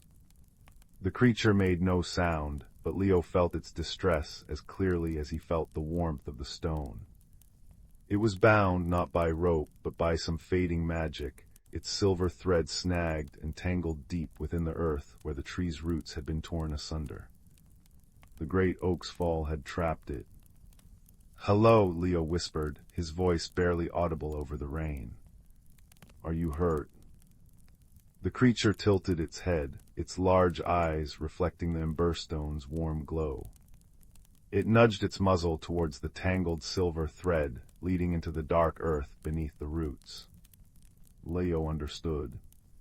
The stone's warmth seemed to hum in his hand, encouraging him. His earlier fear had melted away, replaced by a fierce desire to help. This was the hidden world he'd sensed, and it needed him. "I'll try," Leo promised. He set the emberstone carefully on a dreeish patch of bark, where its light pooled like liquid honey. He got down on his hands and knees, peering into the dark, muddy space beneath the massive roots. The silver thread glimmered faintly, caught deep within a tangle of broken roots and wet earth. It was too narrow for him to crawl into. He needed to reach it. He looked at the emberstone. Its light seemed to deepen as he focused on the task. Taking a deep breath, Leo gently pressed the stone against the earth near the tangled thread. As the warm light touched the wet soil, something remarkable happened. The earth softened slightly, becoming less like hard clay and more like loose, rich loam. The roots seemed less rigid. It wasn't magic that changed the physical world, Leo realized, but a magic that made the impossible task possible, easing the way. Carefully, patiently, Leo began to work. He scooped handfuls of softened earth, his fingers cold but his heart warmed by the emberstone's glow and the creature's watchful, trusting gaze. The storm continued its symphony outside their little circle of light, but inside there was only the sound of Leo's careful digging, the patter of rain on leaves overhead, and the soft, rhythmic pulse of the stone. He spoke softly to the creature, though he didn't know if it understood his words. He told it about Oakhaven, about his grandmother's cinnamon bread, about the blacksmith's clanging hammer. His voice, low and steady, was a comfort to himself as much as he hoped it was to the creature. Time lost its meaning in the glow of the emberstone. Leo's arms ached, mud caked his sleeves, and rain plastered his hair to his forehead.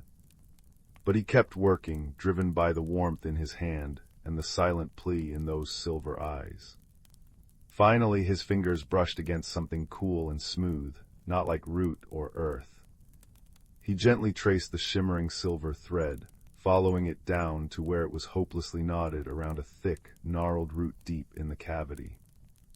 The knot was intricate, woven with a complexity that seemed beyond mere tangling. It felt intentional, ancient.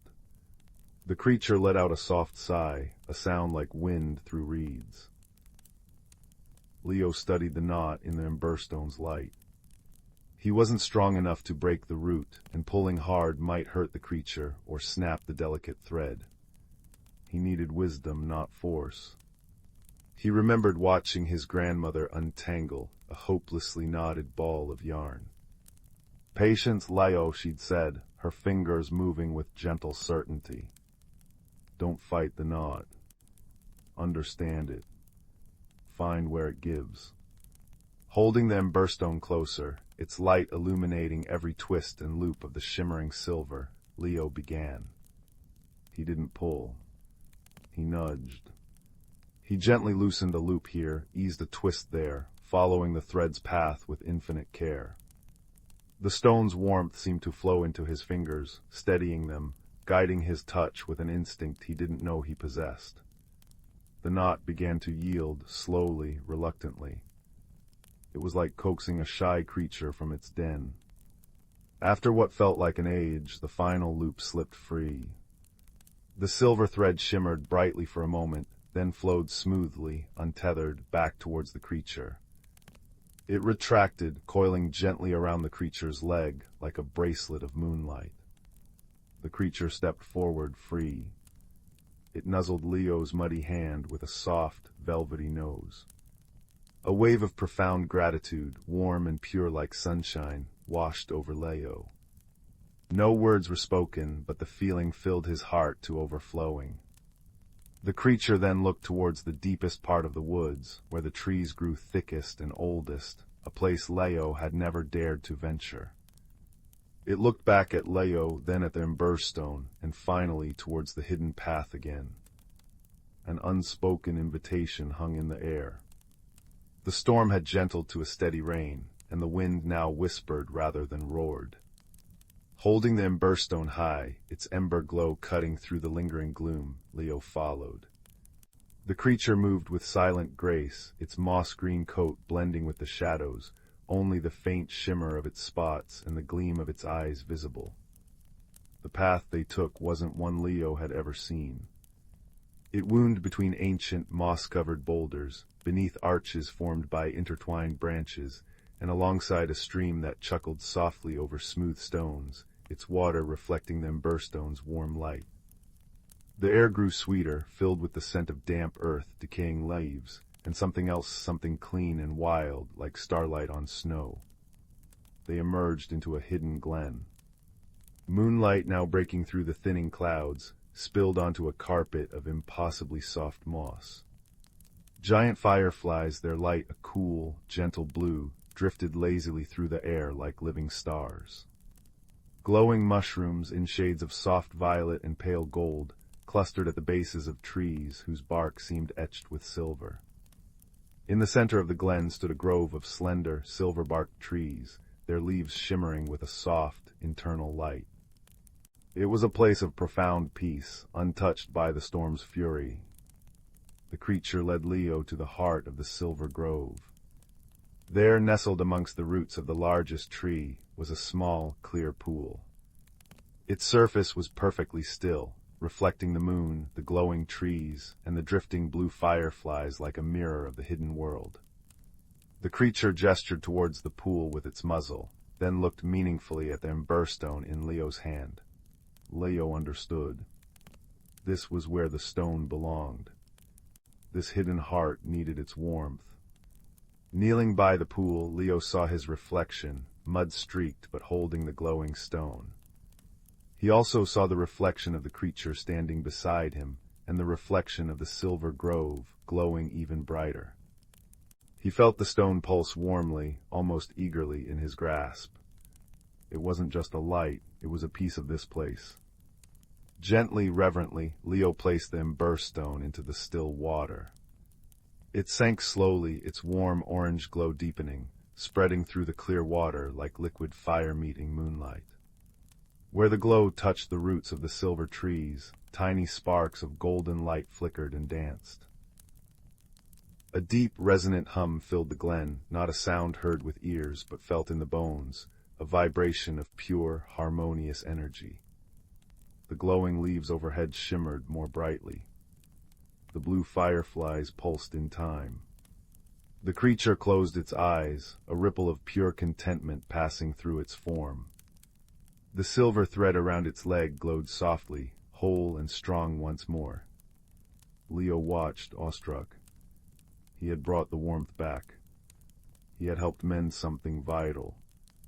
The ember stone rested peacefully on the pool's sandy bottom, its light now a steady, comforting pulse at the heart of the hidden glen, a constant ember in the quiet dark. The creature nudged him softly. It was time to return. The journey back through the hidden paths felt different. The woods seemed friendlier, the shadows less deep. The creature walked beside him, a silent companion. When they reached the clearing where the old sentinel lay, the rain had stopped. Dawn was just a pale promise on the horizon, washing the sky with streaks of lavender and rose. The air was fresh and cool, smelling of damp earth and renewal. The creature stopped at the edge of the clearing. It looked at Leo, its silver eyes filled with a depth of understanding and gratitude that needed no words. It dipped its head in a graceful bow. Then, with a soft sound like a sigh of wind through ferns, it turned and melted into the trees, leaving only a faint shimmer in the air. Leo stood alone in the quiet dawn. He felt different. The fear that had held him back was gone, replaced by a quiet courage, a warmth that emanated from within, just like the emberstone's glow. He looked at the fallen sentinel. Where the stone had been, nestled in the heartwood, a tiny, vibrant green shoot had pushed its way through the damp earth. Life persisted. He walked back to Oakhaven as the village began to stir. Smoke curled from chimneys, carrying the comforting scent of wood smoke and breakfast. He slipped back into his house, up to his room, his muddy clothes hidden away. As he crawled back into bed, weary but profoundly peaceful, he saw a single, perfect acorn resting on his windowsill. It hadn't been there before. It glowed faintly, with a warm, familiar, ember-like light deep within its shell. Leo held the warm acorn in his hand. It pulsed softly, a tiny echo of the heart light in the hidden glen. He knew the emberstone was where it belonged, keeping watch over the secret heart of the woods. But its warmth, its courage, had become part of him. He had journeyed into the unknown, faced his fear, found an unexpected friend, and helped mend a hidden world. He had carried the light, and the light had transformed him. He placed the glowing acorn gently on his bedside table. Its soft, warm light filled the small room, pushing back the last shadows of night. Downstairs he heard the comforting clatter of breakfast preparations, his father's low chuckle, his mother's humming. The storm was past. The world felt safe and whole and deeply good. Leo closed his eyes, the warmth of the acorn light on his face, the memory of the silver glen and the gentle creature, a soft presence in his mind. The fear was gone, replaced by a quiet, steady courage that felt as natural as breathing. He had discovered that even the smallest light, held with kindness, could banish the deepest dark. The emberstone's glow wasn't just in the hidden pool. It was here in his room, in his heart, a gentle reminder that warmth and magic exist just beyond the edge of the everyday, waiting to be found by those willing to step into the storm with kindness. His breathing deepened, matching the slow, steady pulse of the acorn's light.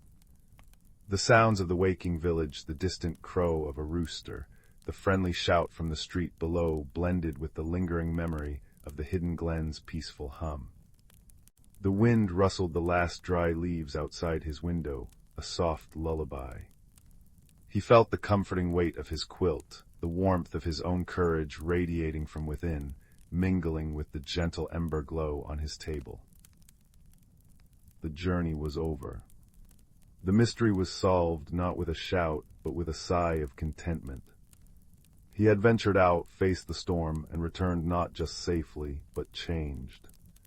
Transformed, like wood touched by fire, into something warm and enduring. He had found friendship in an unexpected form, and learned that the greatest strength often lies in a gentle touch and a willing heart. As sleep finally began to claim him, Leo felt a profound sense of peace settle over him, as soft and enveloping as the moonlight in the silver grove. It was the peace of a task completed, a friend made, a light shared. The glowing acorn pulsed once, warmly, as if in agreement, then its light softened further, becoming a mere suggestion of warmth in the dim room. The last thing Leo felt was the deep, quiet certainty that the hidden world was safe, watched over by its ember heart, and that its gentle magic, like the warmth now glowing softly within him, would always be there, just beyond the edge of sight, a comforting presence in the vast, beautiful dark. And with that comforting warmth cradling his heart, Leo drifted into a deep, dreamless sleep, as peaceful and quiet as the hidden glen under the watchful stars. The fire crackles low now, its embers glowing warmly, just like the heart light in the woods and the courage in a young boy's chest. Let that warmth wrap around you, my dears. Let the quiet magic of kindness and courage fill your dreams. Sleep now, sleep deeply, and know the world holds gentle wonders, waiting for kind hearts to find them. Good night. Story 12. The embers sighed softly in the hearth, casting dancing amber shadows across the room as the night deepened. Outside, the village slept beneath a quilt of stars, but in a little cottage nestled against the whispering woods, a child named Juniper lay awake, tracing the moonlit patterns on their quilt. Juniper felt like a half-formed sketch, a bundle of quiet thoughts and hesitant dreams that never quite found their shape. Each morning brought a new ache of not belonging, as if their heart were a seed planted in the wrong season. One mist-draped dawn, Juniper noticed something peculiar in their mother's neglected garden. Where yesterday there had been brittle stalks and parched earth, a single moonflower now unfurled, its petals shimmering like captured starlight. But stranger still were the delicate silver threads weaving through Juniper's own curls whenever they touched the bloom. Like spider silk, they whispered, watching the strands catch the light. That afternoon, the garden answered their confusion. Violets burst forth near Juniper's feet, their purple deepening to amethyst as the child admitted aloud, "I wish I knew what I'm meant to be." The garden became Juniper's secret sanctuary. When loneliness tightened their throat, dandelions would sprout feathery seeds that floated upward, carrying worries skyward. When frustration prickled, lamb's ear leaves softened beneath their fingertips, velvety and calm. Yet the most profound changes began with the arrival of Alara, the moss-cloaked gardener who tended the ancient oaks bordering the woods. She appeared one rain-scented twilight, her hands cradling a clay pot filled with rich, dark soil. "Some seeds," she murmured, her voice like wind through reeds, "only remember how to grow when they feel safe enough to unfold." Alara became Juniper's gentle guide. She showed them how to plant courage bulbs, tiny, iridescent spheres that glowed when spoken to with kindness. "Tell them what frightens you," Alara urged as they knelt together in the dewy grass. Juniper confessed their fear of speaking in the village schoolhouse, and the bulbs pulsed like captured fireflies. Days later, when Juniper managed a shaky good morning to the baker's son, the bulbs erupted into star-shaped blooms that scattered prismatic light across the garden path. Each small victory, sharing a toy, asking a question, standing straight when laughter felt too loud, saw the garden respond. Honeysuckle vines curled into protective arches, and snapdragons chimed softly when touched. But the heart of Juniper's transformation lay in the mystic seed Alara gifted them, a teardrop-shaped pod that hummed with dormant energy. "This holds your becoming," Alara explained, pressing it into Juniper's palm. "But it needs your truth to wake."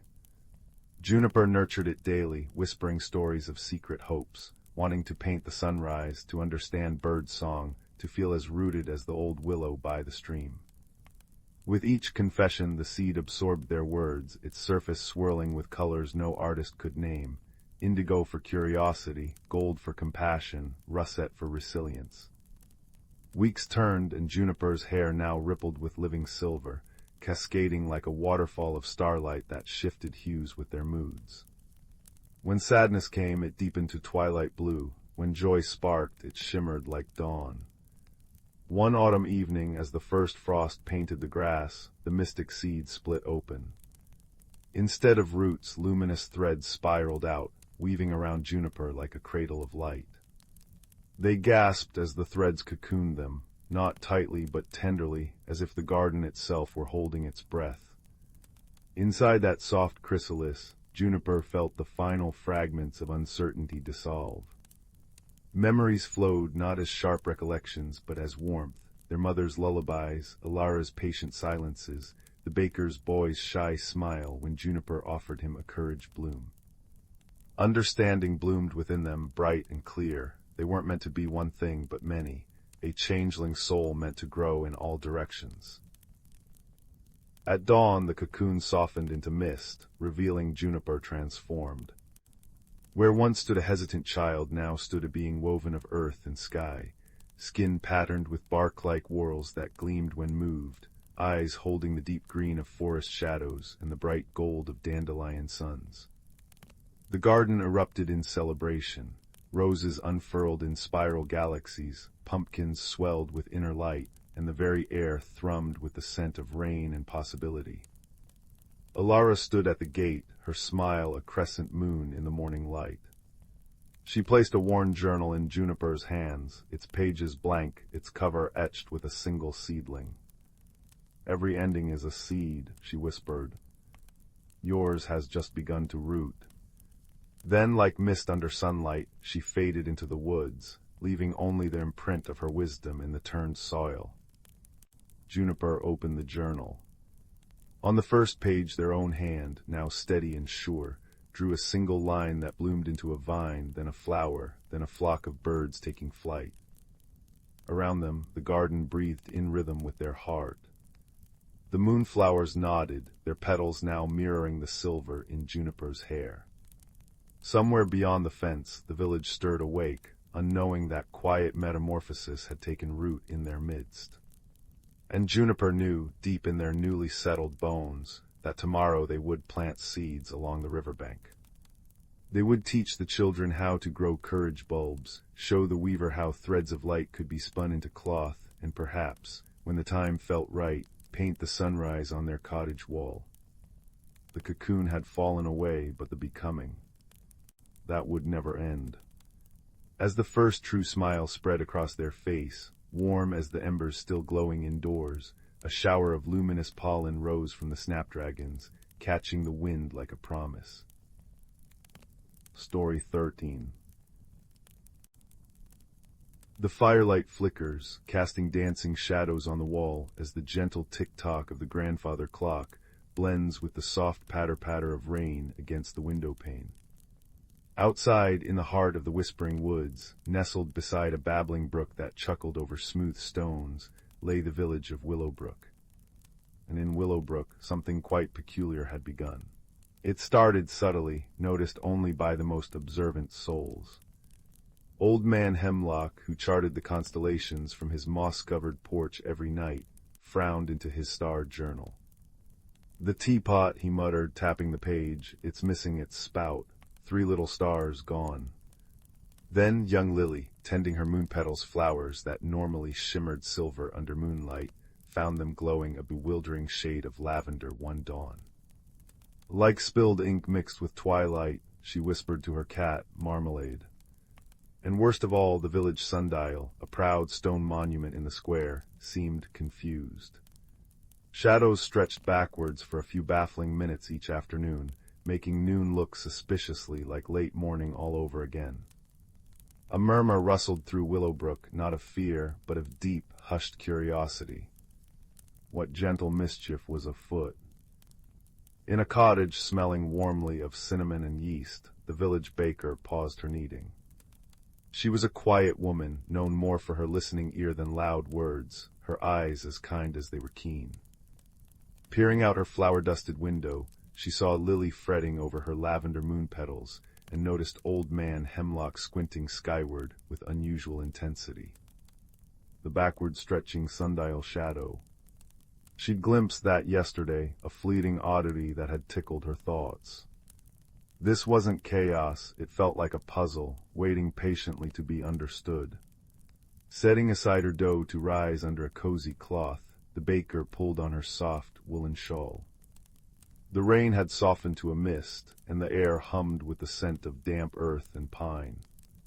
She walked first to Lily's garden. The lavender moon petals were indeed strange, yet beautiful. Did anything unusual happen before they changed, Lily? The baker asked softly, her voice as comforting as the crackle of dry logs. Lily thought, her small face scrunched. Well, last night the wind chimes by the old oak tree sang extra loudly, like a whole orchestra of tiny bells, marmalade hid under the bed. She pointed towards the ancient tree at the edge of the woods, its branches heavy with silver chimes that now tinkled softly in the breeze. Ting-a-ling, ting. Next, the baker visited Old Man Hemlock. He showed her his star charts, pointing to the gap where the teapot's spout should be. Vanished poof, he exclaimed, though his eyes sparkled with intrigue rather than worry. Happened 3 nights running, just after the clock tower strikes 10. As if summoned, the deep, resonant bong-bong of the tower clock echoed through the misty air, marking the hour. The baker pondered. Missing stars, confused time, color-changing flowers, and the wind chimes singing wildly. She recalled an old nursery rhyme, often hummed by the village children skipping rope. When the chimes sing loud beneath the moon stare, the sleepy stars tiptoe down from the air. They listen close to the earth's lullaby, painting the petals in hues from the sky. But if the hour strikes wrong, they might lose their way, till kindness calls them back to the day. Could it be? The stars were listening, but why were they getting lost? And why the backwards shadows? The clock tower striking 10 seemed significant. The next clue came unexpectedly, a delightful red herring. Young Timothy, the miller's son, burst into the village square, breathless. I saw it by the forget-me-not fountain, a shadow tall and thin, darting away when the sundial went backwards, the star thief. Excitement buzzed. The baker joined the small group that gathered, peering at the sundial. As the afternoon sun shifted, the shadow indeed stretched unnaturally backwards for a few minutes. But looking towards the fountain, the baker noticed something else. A tall, slender birch tree stood just so, its shadow perfectly cast onto the path Timothy described. When the sundial's shadow stretched backwards, the birch's shadow moved forwards, creating the illusion of a darting figure. It's just our friend the birch tree, Timothy, she smiled, patting his shoulder. Playing tricks with the light. The villagers chuckled, the momentary thrill of the thief dissolving into shared amusement. That night the baker stood in her garden, wrapped in her shawl, listening. The mist had cleared, revealing a velvet sky still missing the teapot's spout. The wind chimes by the old oak hung still. Precisely at 10, the clock tower began its solemn chime. Bong bong on the third chime, a sudden strong gust swept through the oaks. The chimes erupted. Crash ting-a-ling-ling. Not a melody, but a chaotic, frantic jangling that startled nesting birds into flight. Scrowog, they protested. And in that moment of noisy dissonance, the baker felt it, a tiny ripple in the air, a sense of something startled, and then nothing. She looked up. The stars remained steadfast, the teapot still spoutless. But she understood. The rhyme spoke of the stars listening to the earth's lullaby. But the clock tower's chime wasn't part of nature's song. It was loud, man-made, striking precisely when the wind, stirred by some nightly current, often made the chimes sing. The chaotic clash, the harsh bong of the clock, and the frantic jangling of the chimes wasn't a lullaby. It was noise. It startled the listening stars, making them retreat, disoriented. Their confusion echoed in the backward sundial shadows, and the moon petals turning lavender a color of both twilight and gentle bewilderment. The stars weren't lost, they were hiding, waiting for the quiet song they craved. The solution wasn't to hunt or shout, but to listen and to sing. The next evening, as twilight painted the sky in peaches and purples, the baker gathered the villagers in the square near the old oak. She explained her thoughts quietly, pointing to the rhyme, the clock, the chimes, and the startled stars. "They just want to hear our peaceful night song," she said. So, as the first true stars began to prick the darkening sky, the villagers did something simple. They sat on blankets and stools. Old Man Hemlock brought his fiddle. Lily held marmalade. The miller's wife hummed a low, sweet tune. And as the clock tower's hands crept towards 10, the baker raised her hand. The village fell utterly silent. No one spoke. No one moved. The only sounds were the gentle sigh of the wind through the pines, the soft gurgle of the brook, and the distant woo-woo of an owl. Then, precisely at 10, the breeze returned. But this time, without the booming interruption of the clock tower, it danced solely through the oak's silver chimes. Ting, ting-a-ling, ting, a pure, clear lullaby melody spun into the night air, delicate and soothing as starlight itself. The villagers held their breath, gazing upwards. Slowly, tenderly, like shy children peeking from behind a curtain, 3 new points of light shimmered into existence, completing the teapot's spout. A collective sigh of wonder, soft as dandelion fluff, escaped them. The moon petals in Lily's garden, bathed in the returning starlight, shimmered back to their rightful, gentle silver. And the next day the sundial's shadow stretched faithfully forward once more, marking true time. Willowbrook hadn't solved a crime, they'd answered a quiet request. The stars hadn't been stolen, they'd been waiting to hear the village's heart. From then on, every night at 10, the villagers would pause. Sometimes they gathered silently, just to listen to the chimes sing with the wind. Sometimes Old Man Hemlock played a soft tune on his fiddle, a counterpoint to the silver bells. And always the stars shone a little brighter over Willowbrook, their light a silent thank you for the gift of quiet listening and the shared lullaby. The baker returned to her cottage, the comforting scent of rising bread greeting her. Outside, the rhythmic tick-tock of the clock and the gentle ting-a-ling of the chimes wove together with the drip-drip of rain from the eaves, a perfect symphony of the peaceful night. The mystery was solved not with shouts, but with a shared breath and a listening heart, knitting the village closer under the watchful, gentle gaze of the stars. And as the firelight dims, remember that warmth, that quiet understanding, is the truest magic of all. Sleep now, wrapped in the soft blanket of the stars' gratitude. Story 14. Deep within the whispering woods, where moonlight dripped like liquid silver through the ancient canopy, lived a small, curious hedgehog named Thistle. Tonight, a restless feeling prickled beneath his spines, sharper than the autumn chill. The air hummed with a secret energy, carrying the soft scent of damp earth and decaying leaves the perfume of change. High above, the stars winked through the lacework of branches, and far off, the rhythmic hush-hush of wind through a million pine needles created a lullaby older than time itself. Thistle's tiny paws rustled the thick carpet of moss covering gnarled roots as he ventured deeper, drawn by a yearning he couldn't name. The forest was awake. Fireflies, like scattered emeralds and sapphires, pulsed gently in the undergrowth, their silent language painting patterns only the night creatures understood. A badger shuffled nearby, her snuffling breaths a soft counterpoint to the distant plink-plonk of water droplets falling from a fern into a hidden pool. Thistle paused beside a towering oak, its bark deeply furrowed like the wise face of a grandmother. He placed a paw against its cool surface. A low, resonant hum vibrated up his leg, a feeling rather than a sound. It spoke of deep roots drinking from hidden springs, of seasons turning, of strength found in stillness. This was the language of the stones and trees, a thrumming beneath the world, felt in the bones and the quiet heart. Lost your way, little wanderer, a voice murmured, smooth as polished river stone. Thistle jumped. Perched on a low branch, almost invisible against the shadowed bark, sat old Hemlock, the great gray owl.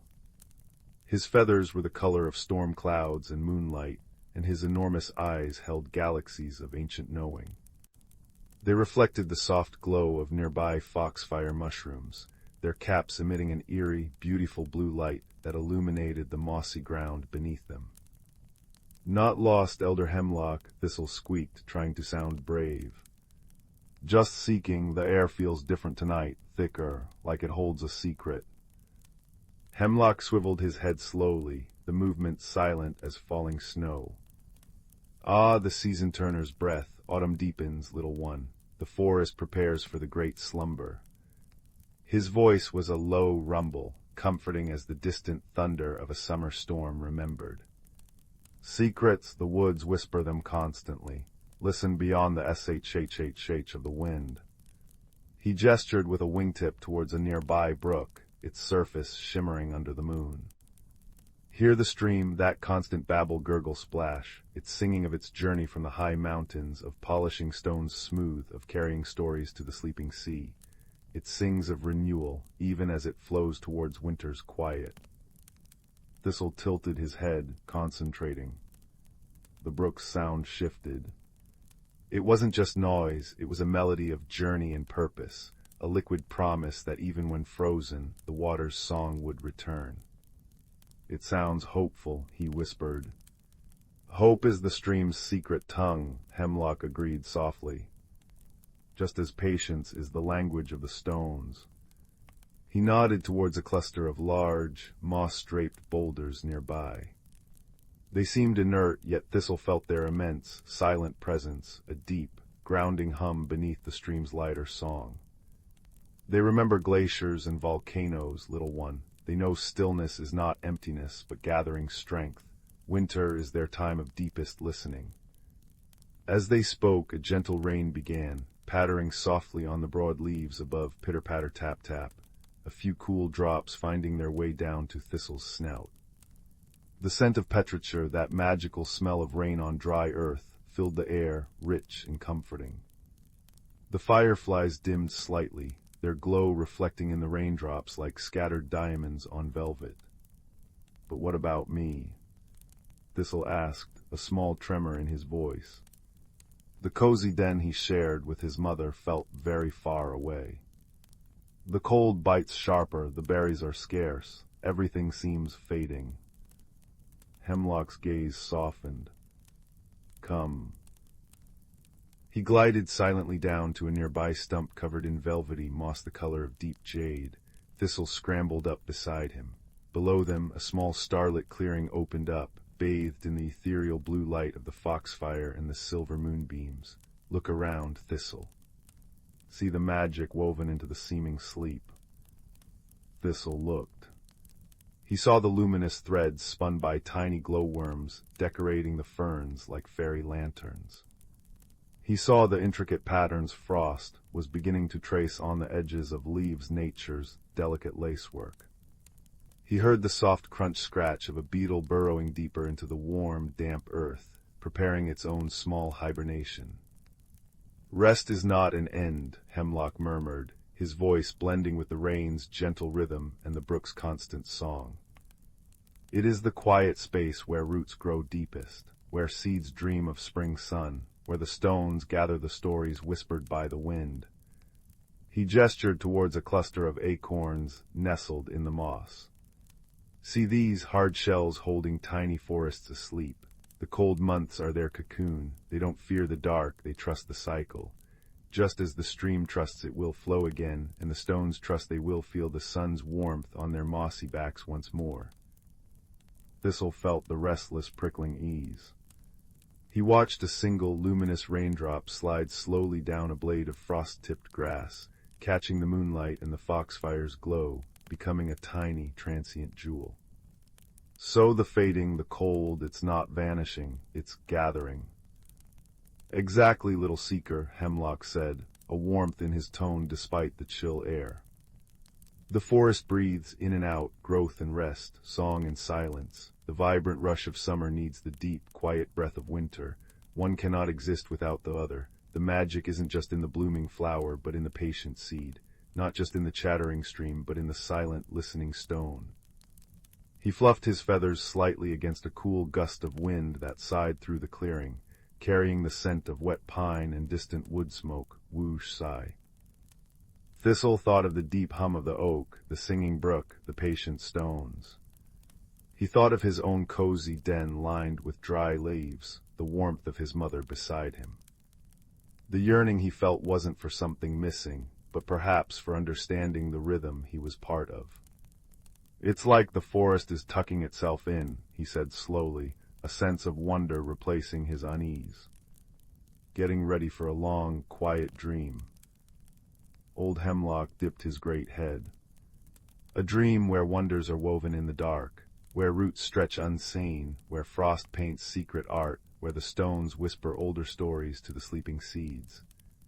He looked towards the eastern horizon, where the deepest black was softening just a touch, hinting at the distant, patient dawn. There is deep magic in surrender, little thistle, magic in trusting the turn. The stream knows it, the stones know it, the sleeping acorn knows it, do you? Thistle nestled deeper into the soft moss of the stump. The gentle drip-drip of rain from the leaves above, the constant gurgle hush of the brook, the deep, grounding silence of the stones beneath him, and the soft, rhythmic breathing of old Hemlock beside him wove a tapestry of profound peace. The bioluminescent glow painted the clearing in soft, shifting blues and greens, a nightlight for the dreaming forest. He watched a single firefly drift lazily, its light pulsing like a tiny, steady heartbeat in the gloom. Yes, Thistle whispered, his voice barely louder than the rustle of a falling leaf. The restless prickling was gone, replaced by a warm, quiet certainty that settled deep in his core, as comforting as the moss beneath him. He understood now. His journey hadn't been about finding something new, but about hearing the ancient, gentle language always surrounding him, the language of cycles, of rest, of trust. The fading wasn't an end, it was the forest drawing a deep, restorative breath. Winter wasn't something to fear, but a sacred pause, a time for quiet strength and luminous dreams woven in the dark. As the first faint blush of dawn began to stain the very edge of the sky, a pale, pearly light chasing away the deepest shadows, old Hemlock spread his vast wings without a sound. "The dream deepens now, little one," he murmured, his voice like the softest sigh of the wind. "Time to return to your own warm den, carry the forest's quiet song with you. Remember the stream's hope, the stone's patience, the seed's trust." Thistle carefully climbed down from the mossy stump. He gave a small, respectful nod to the ancient owl, then to the singing brook, and finally placed his paw once more on the great oak. The deep hum vibrated through him, a reassuring thrum of enduring life. He turned towards home, his path now lit by the fading glow of the foxfire and the strengthening silver of the moon. The rain had ceased, leaving the air clean and cool, smelling of wet earth and promise. The wind sighed gently through the pines, shhhhh, a lullaby for the slumbering woods.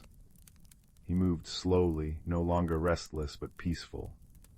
He noticed the intricate frost patterns sparkling like diamond dust on spiderwebs.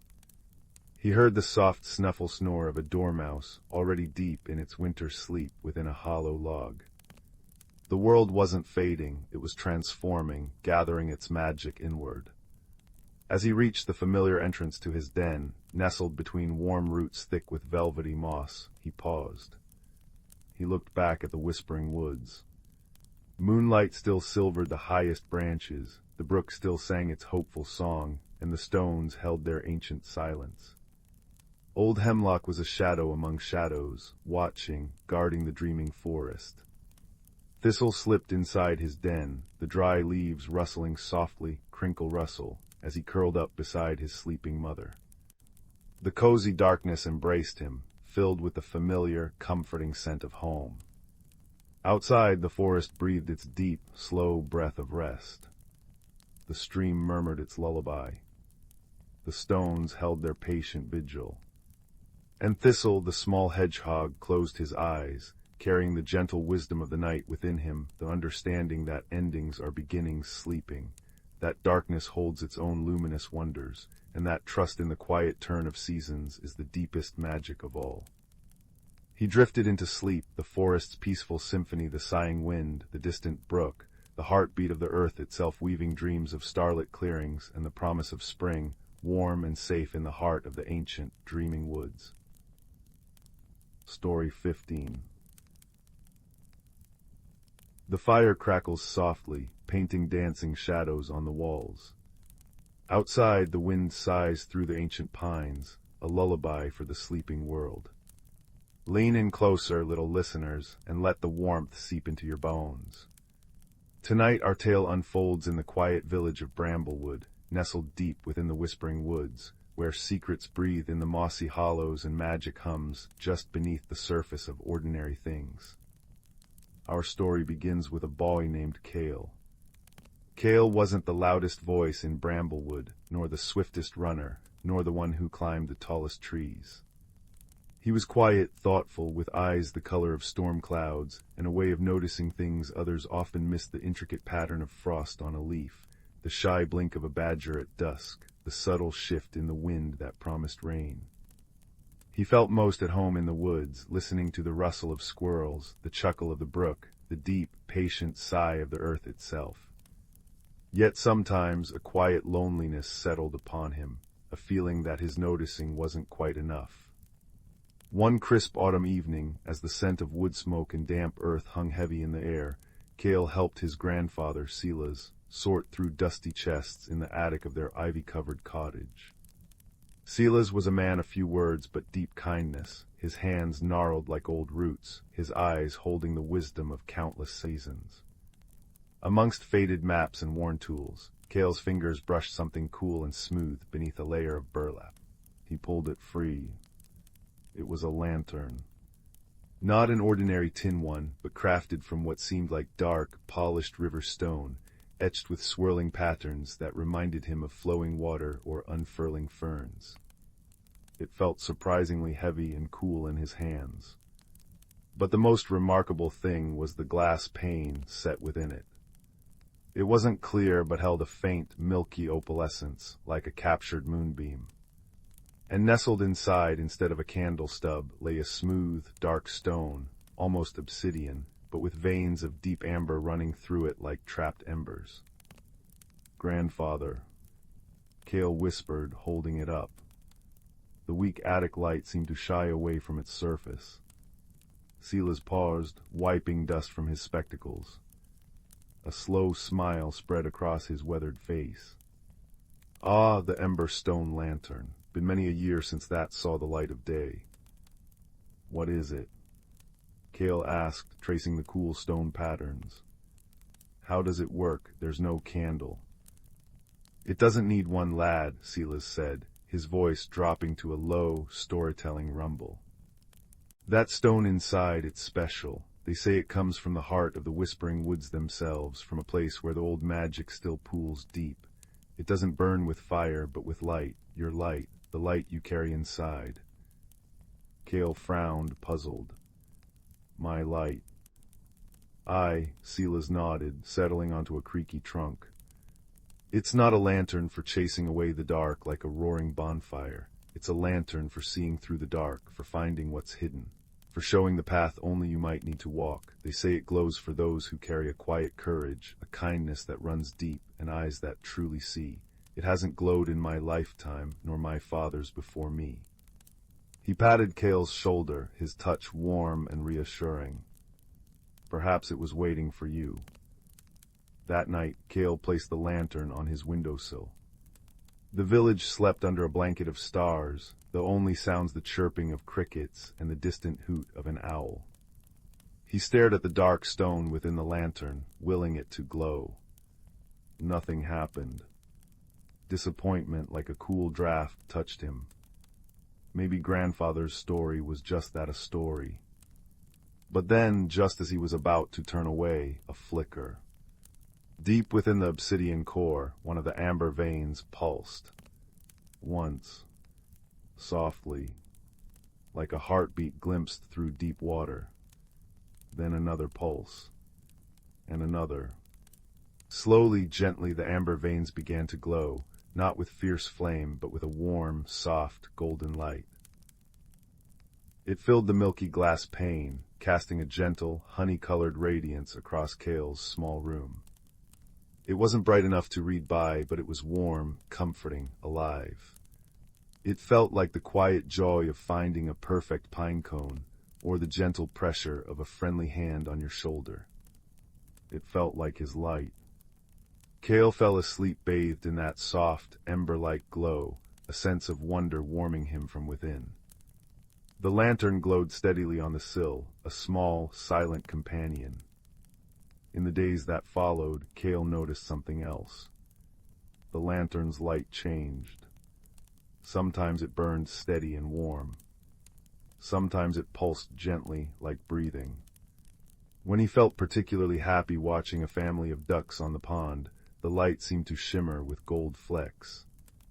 When he felt a pang of that familiar loneliness, the light softened, becoming more amber, like a comforting embrace. It reacted to him. One afternoon, the air thick with the scent of decaying leaves and damp earth after a morning shower, Kale wandered deeper into the whispering woods than usual, the ember stone lantern tucked safely in his worn canvas satchel. He followed a deer path, moss soft underfoot, sunlight dappling through the thinning canopy. He paused by a cluster of luminous blue mushrooms, marveling at their ethereal glow. As he bent closer, the lantern inside his satchel pulsed warmly against his side. A strange sound caught his ear. Not the rustle of an animal nor the wind, but a soft, rhythmic tapping, like tiny pebbles being struck together. Intrigued, Kale followed the sound, moving quietly, his senses heightened. The tapping led him off the path, through a thicket of brambles that seemed to reluctantly part before him, and into a small, hidden clearing he'd never seen before. Sunlight streamed down into this secret space, illuminating ferns like green fountains and a carpet of velvety moss so thick it felt like walking on clouds. In the center stood an ancient, lightning-struck oak, its massive trunk split and hollowed by time. And there, perched on a gnarled root, was the source of the tapping. It was a creature Kale had never encountered, not even in Grandfather Silas's dusty nature books. It stood about knee-high to Kale, covered in soft, russet-brown fur that shimmered with hints of gold in the sunlight. It had large, intelligent eyes the color of polished hazelnuts, long, delicate fingers that ended in small, dark claws, and large, sensitive ears that twitched constantly. It held 2 smooth, dark river stones in its hands, tapping them together in a complex, almost musical rhythm. Around its neck hung a simple cord strung with tiny, iridescent beetle wings that caught the light. The creature froze mid-tap, its large eyes widening as it saw Kale.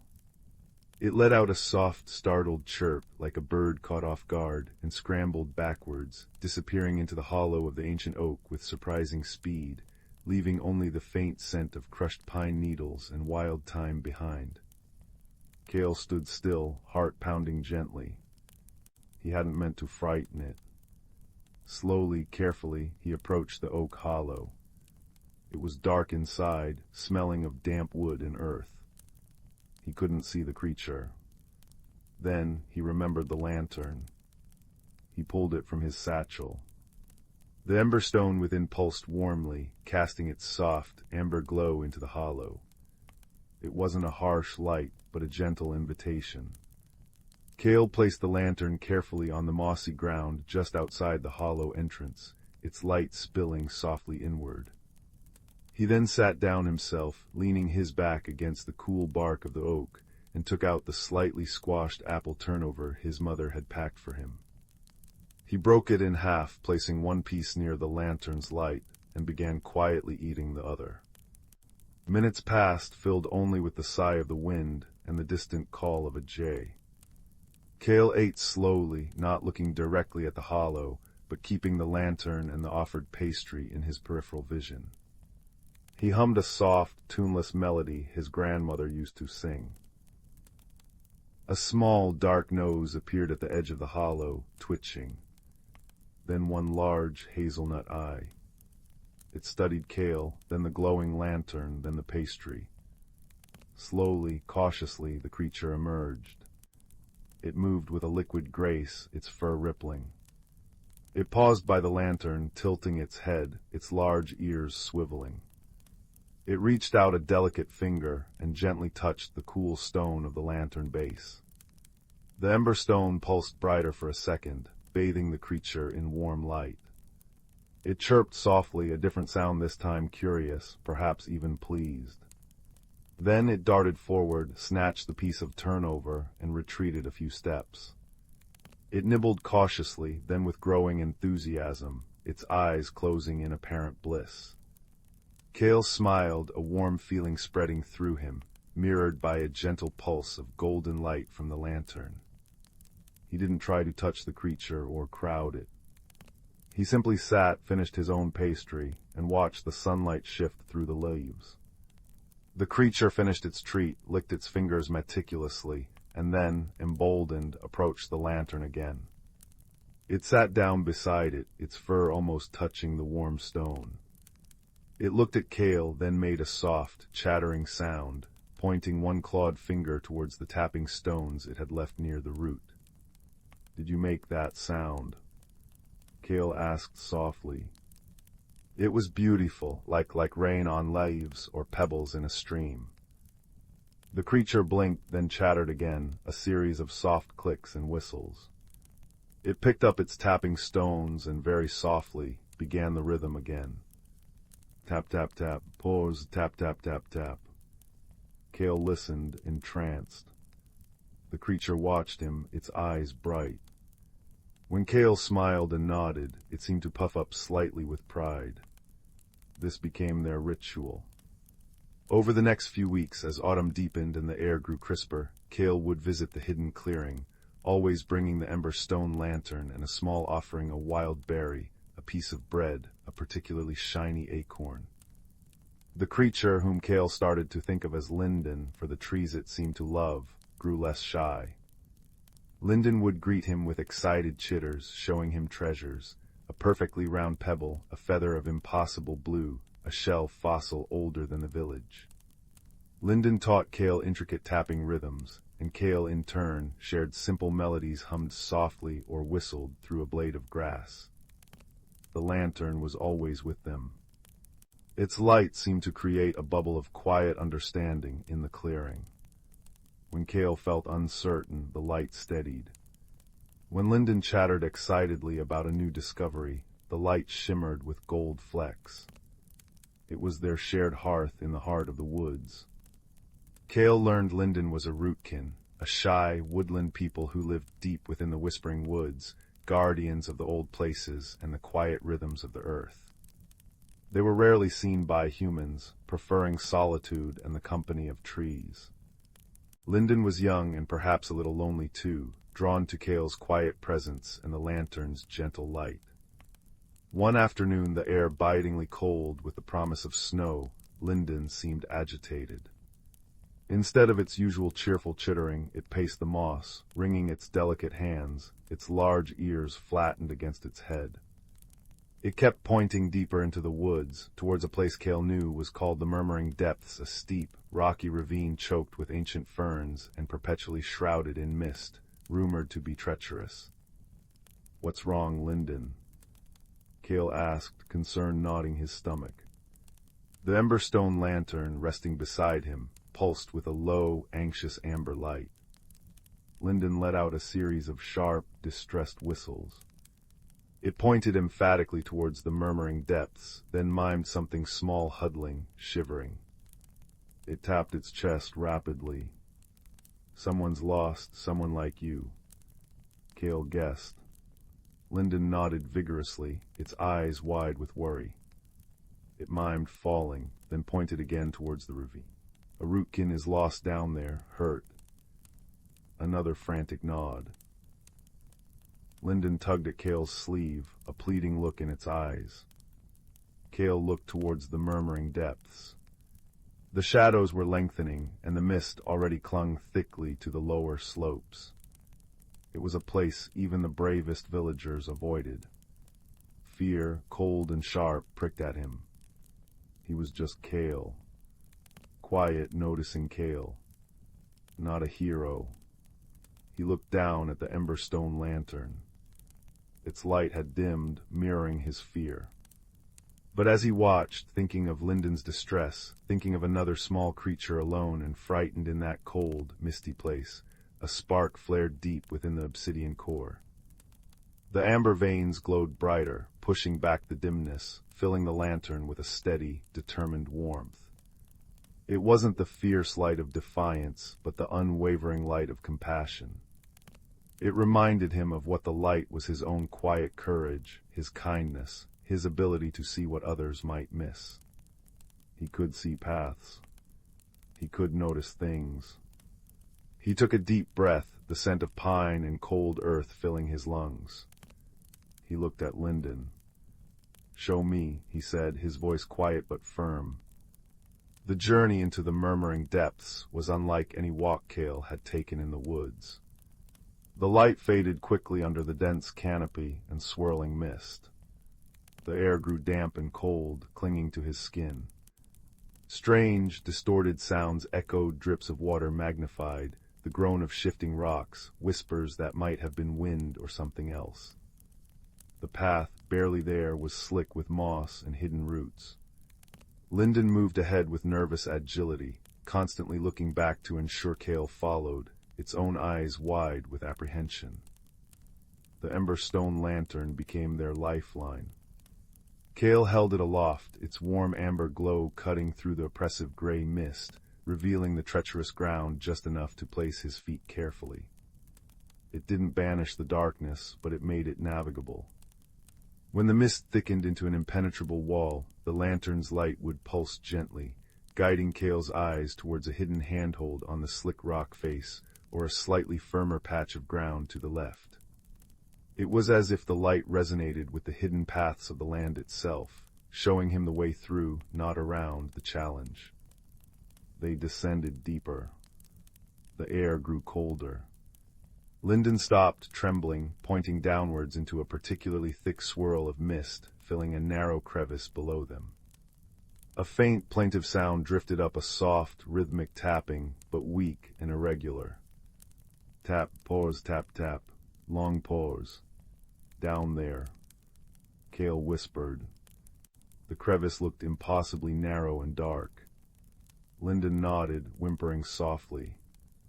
Cale peered down. The mist obscured everything. He held the lantern over the edge. Its light struggled against the swirling gray. He could see nothing but vague shapes of wet rock. Despair threatened to creep in. What could he do? He wasn't strong enough to climb down safely, especially not holding the lantern. He closed his eyes for a moment, shutting out the cold, the mist, the fear. He focused on the small, frightened creature below. He focused on Lyndon's trusting eyes. He focused on the quiet strength he felt when he noticed the intricate beauty of a spider's web, or understood the unspoken worry in his grandfather's face. He poured that feeling, that quiet determination, into the lantern he held. When he opened his eyes, the light hadn't brightened dramatically, but it had changed. It became more focused, like a beam, piercing through the mist in a specific spot, illuminating not the rock face itself, but a thick, ancient ivy vine trailing down into the crevice. It was sturdy, its roots deep in the rock above. The light seemed to cling to it, making it glow faintly. That's the way the light seemed to whisper without words. Not climbing down blind, but trusting the vine. Cale took another deep breath. He carefully looped the lantern's sturdy leather strap over his head and shoulder, securing it against his chest so his hands were free. The warm stone pulsed reassuringly against him. He tested the ivy vine. it held firm. Slowly, carefully, he began to lower himself down the crevice, using the vine as a guide rope, his feet finding small ledges illuminated by the focused beam of the lantern. Lyndon watched from above, a small, anxious silhouette against the gray. Down and down he went, the mist swirling around him, the cold seeping into his bones. The tapping sound grew louder, weaker. Finally, the beam of light found its source. Huddled on a tiny, damp ledge, shivering violently, was another rootkin. Smaller than Lyndon, with silver-tipped fur, its large eyes wide with terror and exhaustion. One leg was bent at an awkward angle. It clutched a single tapping stone weakly in its hand. "It's okay," Cale whispered, his voice soft but carrying in the muffled space. "Lyndon sent me. I'm here to help." The lantern's light bathed the small creature in its warm, amber glow. The silver-tipped rootkin blinked, its terrified gaze fixed on the light. It let out a tiny, questioning chirp. Cale reached out slowly, his movements calm and deliberate. "Easy now, let me see." He gently examined the leg. It wasn't broken, but badly twisted and swollen. He needed to get the little one out. He looked up. The climb back up, carrying an injured creature, seemed impossible. Panic flickered. The lantern pulsed against his chest, warm and steady. Its light shifted, flowing upwards, tracing the path he'd taken down. It lingered on the thick ivy vine, then flowed along the ledge, illuminating a previously unseen crack in the rock wall just a few feet away. The crack led sideways, out of the deepest part of the crevice. The light seemed to pool there, inviting. Another way, it whispered. Carefully, Cale gathered the small, shivering rootkin into his arms, cradling it gently against his chest, right beside the lantern. The creature whimpered but didn't struggle, its eyes fixed on the comforting glow. Holding the injured rootkin securely with one arm, Cale used his free hand to grasp the ivy vine.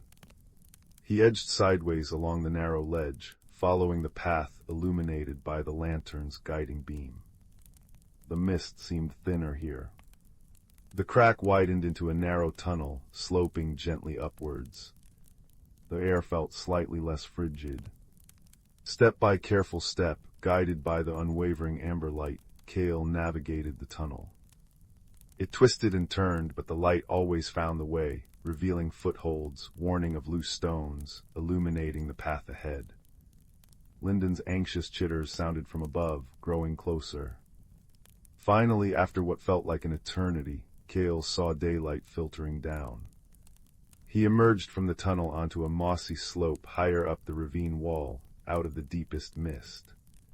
Lyndon was there in an instant, chittering with frantic relief, gently nuzzling the silver-tipped rootkin in Cale's arms. The journey back through the murmuring depths, with Lyndon scampering ahead and Cale carrying the injured rootkin, was still tense, but the oppressive fear had lifted. The lantern glowed steadily on Cale's chest, a warm beacon of calm. He felt different. Not suddenly loud or boastful, but steadier. Stronger in his quietness. He had seen the path through the mist. He had found the way. Back in the hidden clearing, as twilight painted the sky in shades of lavender and rose, Cale carefully set the injured rootkin down on the soft moss. Lyndon immediately began tending to it, using damp moss to clean the swollen leg, and finding flexible twigs to fashion a tiny splint, chattering soothingly all the while. Cale built a small, safe fire ring with stones, and using dry twigs he always carried, lit a tiny, crackling fire. He placed the ember stone lantern beside it. Its warm, amber glow mingled with the dancing flames, creating a circle of profound warmth and safety in the gathering dusk. The silver-tipped rootkin, whom Lyndon introduced with soft whistles as Fern, for the color of its eyes when it wasn't scared, watched Cale with huge, grateful eyes. It reached out a trembling hand and gently touched the lantern's cool stone. The ember stone pulsed warmly, bathing Fern's small face in light. A soft, contented sigh escaped it. Cale sat by the fire, the warmth seeping into his tired bones. He watched the two rootkin, Linden fussing over Fern with gentle chirps, Fern leaning into the comfort. He looked at the lantern, its light steady and strong, reflecting the crackling flames and the first stars pricking through the darkening sky. He understood now. The light wasn't magic he controlled, but magic that lived with him. It amplified his quiet noticing, his empathy, his courage to act on kindness. It showed him the path he could walk, not the path of a roaring hero, but the path of a quiet finder, a gentle helper. He hadn't transformed into someone else. He had simply become more fully Cale. His journey hadn't been about conquering the dark ravine, but about navigating it with the light he carried. His unexpected friendship hadn't just warmed Linden's heart, it had revealed the warmth already glowing within his own. The mystery of the lantern wasn't just what it was, but what it helped him see within himself. Its gentle glow was the quiet, steady fire of his own spirit, recognized and reflected. Weeks passed. Fern healed slowly but surely under Linden's devoted care and Cale's quiet visits, always bringing the lantern and small comforts. The hidden clearing became a sanctuary for the three of them. Cale learned more rootkin tapping songs. Linden showed him hidden springs and constellations, only visible from that specific mossy spot. Fern, gaining strength, began to weave intricate patterns from fallen leaves and spider silk, illuminated by the lantern's warm glow. Winter arrived, draping the whispering woods in a thick blanket of snow. The hidden clearing became a frosted jewel. One particularly cold, clear night, with the moon a silver disk above and the stars blazing fiercely, Cale sat with Linden and Fern in their sheltered hollow beneath the ancient oak. A small fire crackled merrily outside the entrance, its light mingling with the steady, warm amber glow of the ember stone lantern placed in the center of their huddle. Linden tapped a slow, peaceful rhythm on its stones. Fern hummed a soft, wordless tune. Cale watched them, feeling a deep sense of peace, a belonging that settled into his bones like the warmth of the fire. The loneliness that had sometimes visited him was a distant memory, replaced by the quiet joy of this shared light, this unexpected family found in the heart of the woods. He looked at the lantern. Its light burned steady and true, a constant ember in the winter night. It wasn't just showing him paths anymore. It was simply shining. Because he was shining. He understood the subtle lesson woven into his journey. True strength wasn't always loud. It could be the quiet courage to follow a fragile vine into the mist, the steady light of kindness offered without expectation, the warmth of friendship that glows gently in the darkest places. It was about trusting your own inner light, however softly it might burn, and knowing it was enough to see you through. As the fire burned low, its embers glowing like tiny echoes of the lantern's heart, Linden and Fern curled up together, their soft breathing mingling with the sigh of the wind in the snow-laden pines. Cale carefully placed the ember-stone lantern near them, its light a silent guardian. He pulled his woolen cloak tighter, the warmth of the fire, the shared companionship, and the steady glow of the lantern wrapping around him like a soft blanket. He looked up at the vast, star-strewn sky through the branches of the ancient oak. The world was big, full of shadows and misty depths, but here, in this circle of soft light and quiet friendship, he felt perfectly safe. Perfectly at peace. The journey had transformed him, not into someone new, but into someone who understood his own quiet song, his own unique light. And that understanding, warm and steady as the ember in the stone, was the most comforting thing of all. The wind whispered through the pines. The fire sighed, settling into glowing coals. The emberstone lantern pulsed softly, a heartbeat of warmth in the silent, starlit wood. Cale closed his eyes, the gentle rhythm of Linden's tapping stones and ferns soft breathing the last sounds he heard, before drifting into a deep, contented sleep, safe within the circle of their shared light, knowing that some friendships, like the glow of an ember held close, could warm the coldest night. And in that warmth, dear listeners, let your own eyes grow heavy. Feel the gentle glow of the story wrapping around you, safe and warm. Let the crackle of the fire and the sigh of the wind carry you into peaceful dreams, where quiet courage and gentle light always find a way. Sleep now. Sleep deeply. The story is told, the ember glows on. Rest. Story 16. The village of Sunhaven nestled in the valley like a contented cat, its cobbled streets warmed by the late autumn sun by day and lit by softly glowing lanterns come dusk. Tonight, however, a peculiar hush had fallen, broken only by the gentle tick-tock of the ancient clock tower in the square and the occasional sigh of the wind through the copper beech trees. Young Rowan, whose curiosity was as bright as his mop of russet hair, sat by his attic window, a worn book of star charts open on his lap. He loved the night sky, memorizing the constellations as easily as others learned nursery rhymes. But tonight something was wrong. "The silver dipper pours into the mossy stone," he murmured, tracing the familiar pattern on the page. He looked up. Above, the stars shimmered, but the silver dipper was tilted the wrong way. Instead of pouring its starry light towards the mossy stone constellation, it seemed to be drawing light away from it. Rowan blinked. Had he misremembered? He flipped the book open again. No, the illustration was clear. The stars themselves were flowing backwards. A soft plink-plink of rain began on the slate roof, a gentle counterpoint to the clock's steady rhythm. Rowan pulled his woolen blanket tighter, feeling a thrill of intrigue, not fear. Peculiar happenings weren't uncommon in Sunhaven. Flowers sometimes changed color with a passerby's mood, and the creek near the mill occasionally burbled upstream for an hour, but the stars. That was new. The next morning, the village buzzed with more strangeness.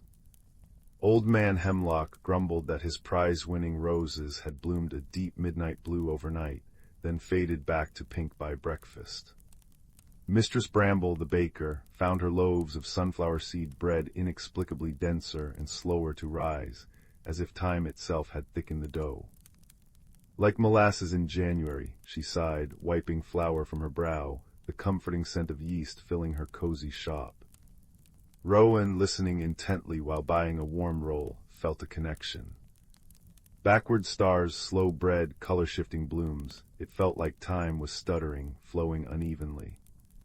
He remembered an old nursery rhyme his grandmother used to sing, her voice as soft as falling leaves. "When the clock forgets to chime, and the stars reverse their climb, seek the map the moonbeams drew, where the heart of Sunhaven's true." A map. Rowan's mind raced. He spent the afternoon in the village archives, a dusty, sunlit room smelling of parchment and beeswax. He pored over old land surveys and property deeds. One map, drawn on brittle vellum, showed Sunhaven centuries ago. It depicted not just houses and fields, but constellations drawn above specific landmarks. The Silver Dipper was positioned directly over the clock tower.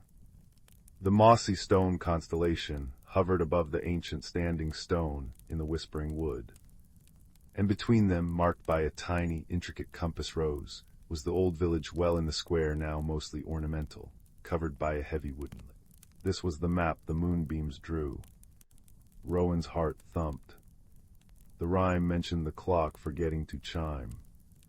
He realized he hadn't heard the clock tower's comforting bong marking the hours since the star flow changed. He hurried to the square just as twilight painted the sky in lavender and peach. The clock face seemed dimmer, its hands moving with a sluggish hesitation. Tick-tock, tick, the pause between each beat stretched longer. Following the rhyme's clue, Rowan approached the old well.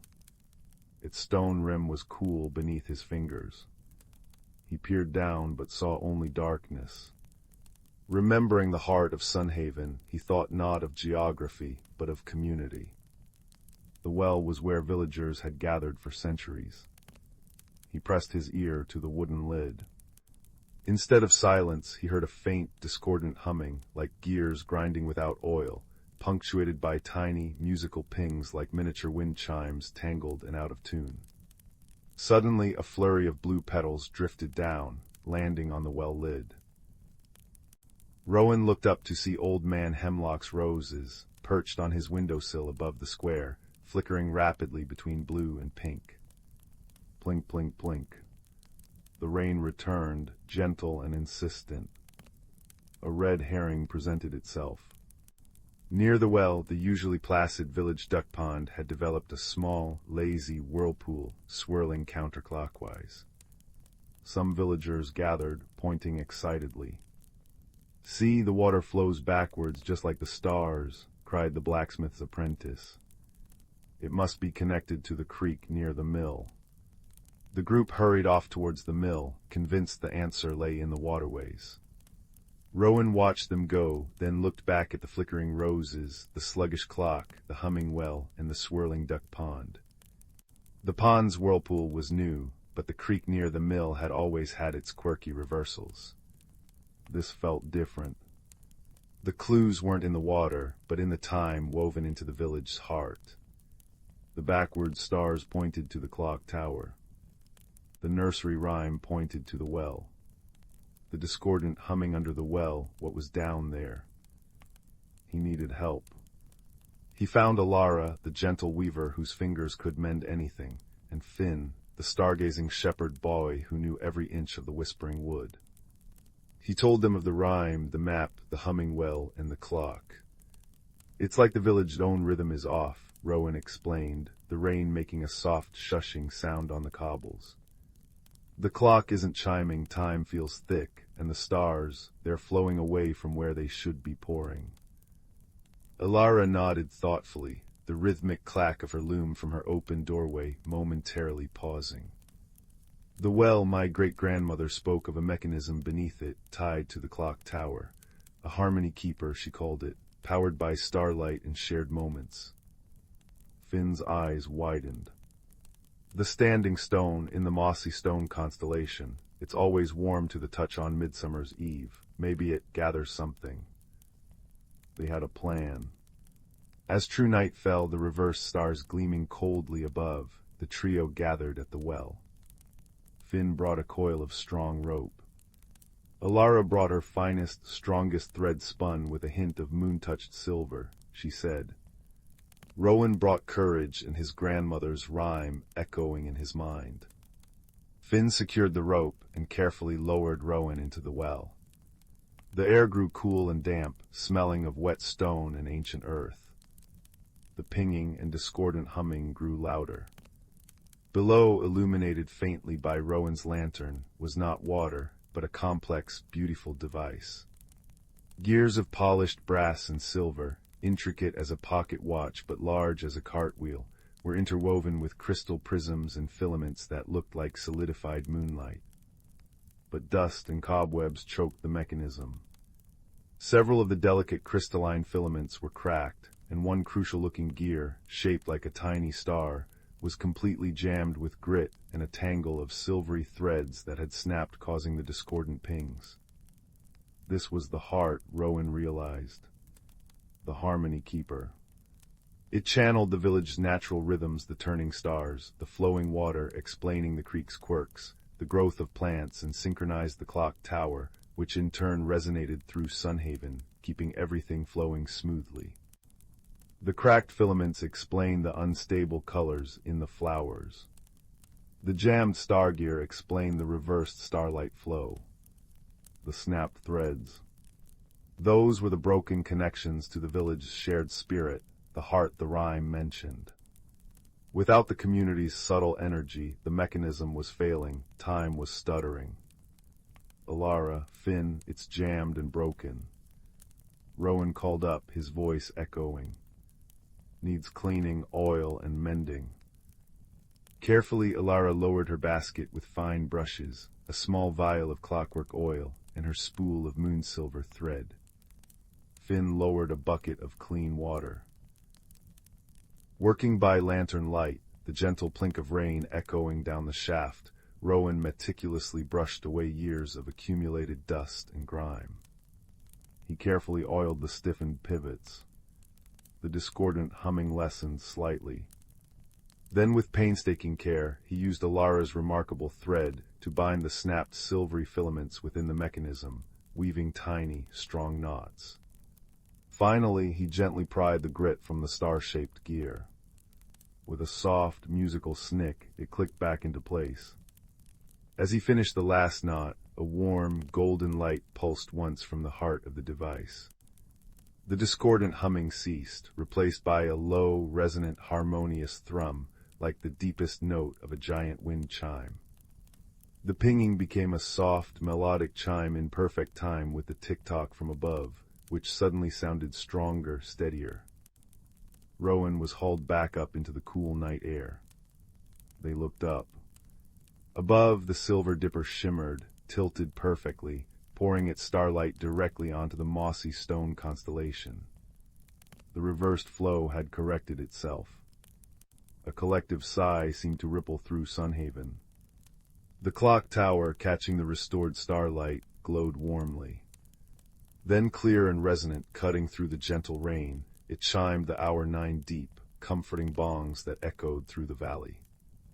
Bong, bong, bong. The sound drew villagers from their homes. They saw Rowan, Alara, and Finn by the well, saw the restored stars, heard the steady, comforting chime. Mistress Bramble emerged, holding a loaf that had risen perfectly, its crust golden. Old Man Hemlock pointed to his window. The roses were a steady, contented pink.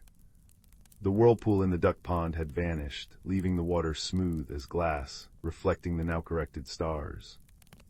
Rowan explained about the Harmony Keeper beneath their feet, powered by the village's own rhythm and the magic of Sunhaven, how it needed their shared spirit as much as starlight. The red herring of the duck pond was forgotten, replaced by wonder. The next evening, the entire village gathered in the square as dusk fell. Lanterns glowed, casting dancing shadows. A fire crackled merrily in the old brazier near the well, its warmth a counterpoint to the cool air, scented with wood smoke and Mistress Bramble's fresh bread. Alara had set delicate wind chimes tinkling softly from the eaves. Finn pointed out the constellations, now perfectly aligned. The clock tower ticked and chimed, its sound a reassuring heartbeat. Someone began humming the old nursery rhyme. Others joined in, softly at first, then stronger, weaving their voices together under the watchful, flowing stars. When the clock remembers time, and the stars resume their climb, the mended heart will brightly gleam in Sunhaven's shared, harmonious dream. Rowan sat by the crackling fire, wrapped in his blanket, listening to the gentle rain, the chimes, the steady tick-tock, and the voices of his neighbors lifted in quiet song. The mystery hadn't been solved by force, but by observation, empathy, and the gentle strength of friendship. The peculiar happenings had led them not to danger, but to a deeper understanding of their home and each other. As the last notes of the song faded into the starlit night, replaced by the comfortable murmur of conversation and the fire's gentle hiss, a profound sense of peace settled over Sunhaven, warm and complete as a well-told story's ending, promising restful dreams beneath the watchful, rightly flowing stars. Story 17. The attic above young Ben's bedroom smelled of cedarwood and forgotten summers, dust motes dancing in slanted beams of afternoon light. He'd climbed up to find spare quilts for Grandma, whose bones ached with autumn's chill.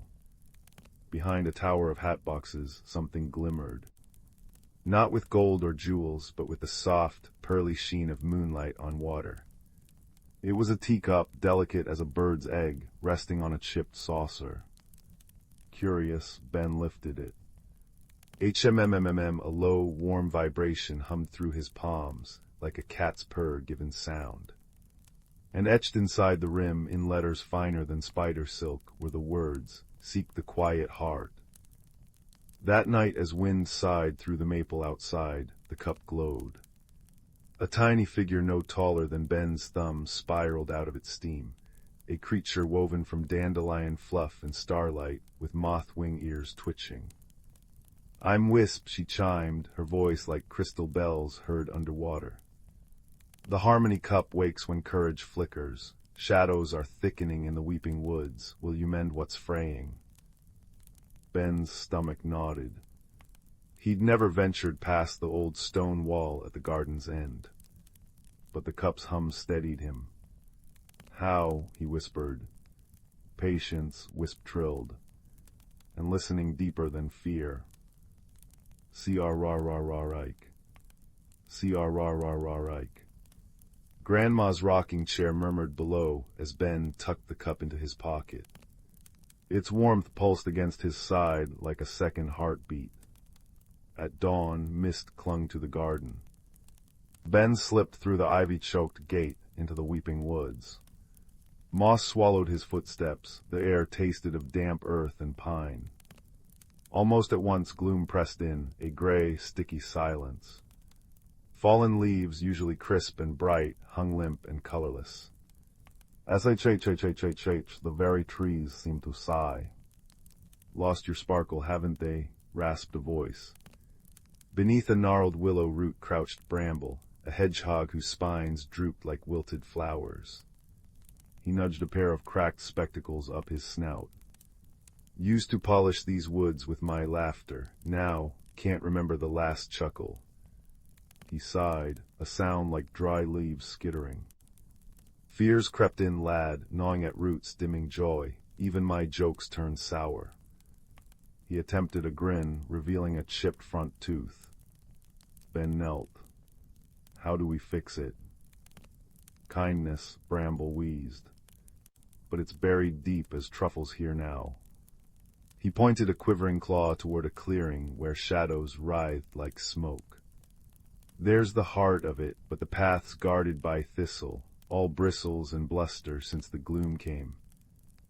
Woo-oh, a mournful wind stirred the branches. The clearing felt colder. In its center stood Thistle, a badger twice Ben's size, fur matted, eyes narrowed to slits. "Back," he growled, claws gouging the earth. "No light allowed, gloom keeps us safe." His voice cracked. Safe from forgetting how to hope. Ben's hands trembled. Courage, Wisp had said, wasn't about being unafraid. It was about choosing gentleness anyway. He remembered Grandma rubbing lavender oil into her sore wrists, the slow, patient circles. Breathe in. Breathe out. Instead of stepping back, Ben sat cross-legged on a cushion of moss. He pulled out the harmony cup. Its soft HMMM filled the silence. Thistle flinched but didn't attack. Ben poured a trickle of water from his flask into the cup. The vibration deepened, resonating in Ben's bones. He held it out, not speaking, letting the cup's calm radiate. Thistle's growl faltered. He shuffled closer, sniffing. "Warm," he mumbled. Like sun on stone." A tear cut through the grime on his cheek. "I'm tired of guarding shadows, but what if letting light in hurts more?" Wisp fluttered down, landing on Ben's shoulder. "Courage isn't a roar," she chimed softly. "It's a whisper that says try again." Bramble waddled forward, nudging Thistle's paw with his nose. "Remember the berry bash of '98. You juggled acorns till we cried laughing." A wheezy chuckle escaped him. "Heh heh heh." Like pebbles tumbling in a tin. Thistle's shoulders slumped. I dropped them all. Embarrassing." "But we laughed," Bramble insisted. "Didn't care about the drops, did we?" A faint, rusty sound rumbled in Thistle's chest. Almost a chuckle. The writhing shadows in the clearing stilled. Ben lifted the cup higher. "The quiet heart isn't about no fear," he said, echoing Wisp. "It's about holding kindness with the fear, like holding this warm cup on a cold day." Duong, a distant church bell tolled noon, clear and golden through the trees. Thistle took a shuddering breath. All right. He stepped aside, revealing a small, dark hollow in the oldest oak, the source of the creeping gloom. Inside pulsed a knot of shadow, cold and silent. But tangled within it, like roots in frozen soil, were threads of faded color, memories of blue skies, dappled sunlight, Bramble's laughter. "Mending takes patience," Wisp sang. "Unravel the shadows thread by thread, show them what they've forgotten." Ben sat before the hollow. He didn't reach in. Instead he hummed, the lullaby Grandma sang when storms raged outside. Hum-HMMMHMMMM, matching the cup's vibration. Bramble joined in, humming off-key but earnest. Thistle closed his eyes and began a low, rhythmic thumping of his paw on the earth, a heartbeat sound. Thump, thump. Thump, thump. Slowly, gently, Ben pictured sun-warmed ferns. The crackle pop of Grandma's fireplace. Mittens the cat purring in his lap. Pia-ra-ra-ra-ra-ra-ra, pia-ra-ra-ra-ra-ra. He poured these thoughts into his humming, weaving them with the cup's resonance. A single shadow thread quivered. Then, like frost melting under a lamp, it dissolved. A wisp of emerald green unfurled, the memory of new ferns uncurling in spring. Encouraged, Ben hummed louder, pouring in the scent of baking apple pie, the tick-tock of the grandfather clock at home, the feel of thick socks on chilly toes. Bramble recalled the tang of wild strawberries, Thistle, the weight of a friendly paw on his shoulder. Wisp chimed like raindrops on petals. Ping, ping, ping. Thread by thread the shadows softened, unraveling into forgotten joys. Color flooded back, amber sunlight, sapphire shadows, ruby maple leaves. The knot shrank, revealing a smooth, pale stone at its core, pulsing with soft light. The quiet heart. Sigh the woods exhaled. Leaves rustled, crisp and bright.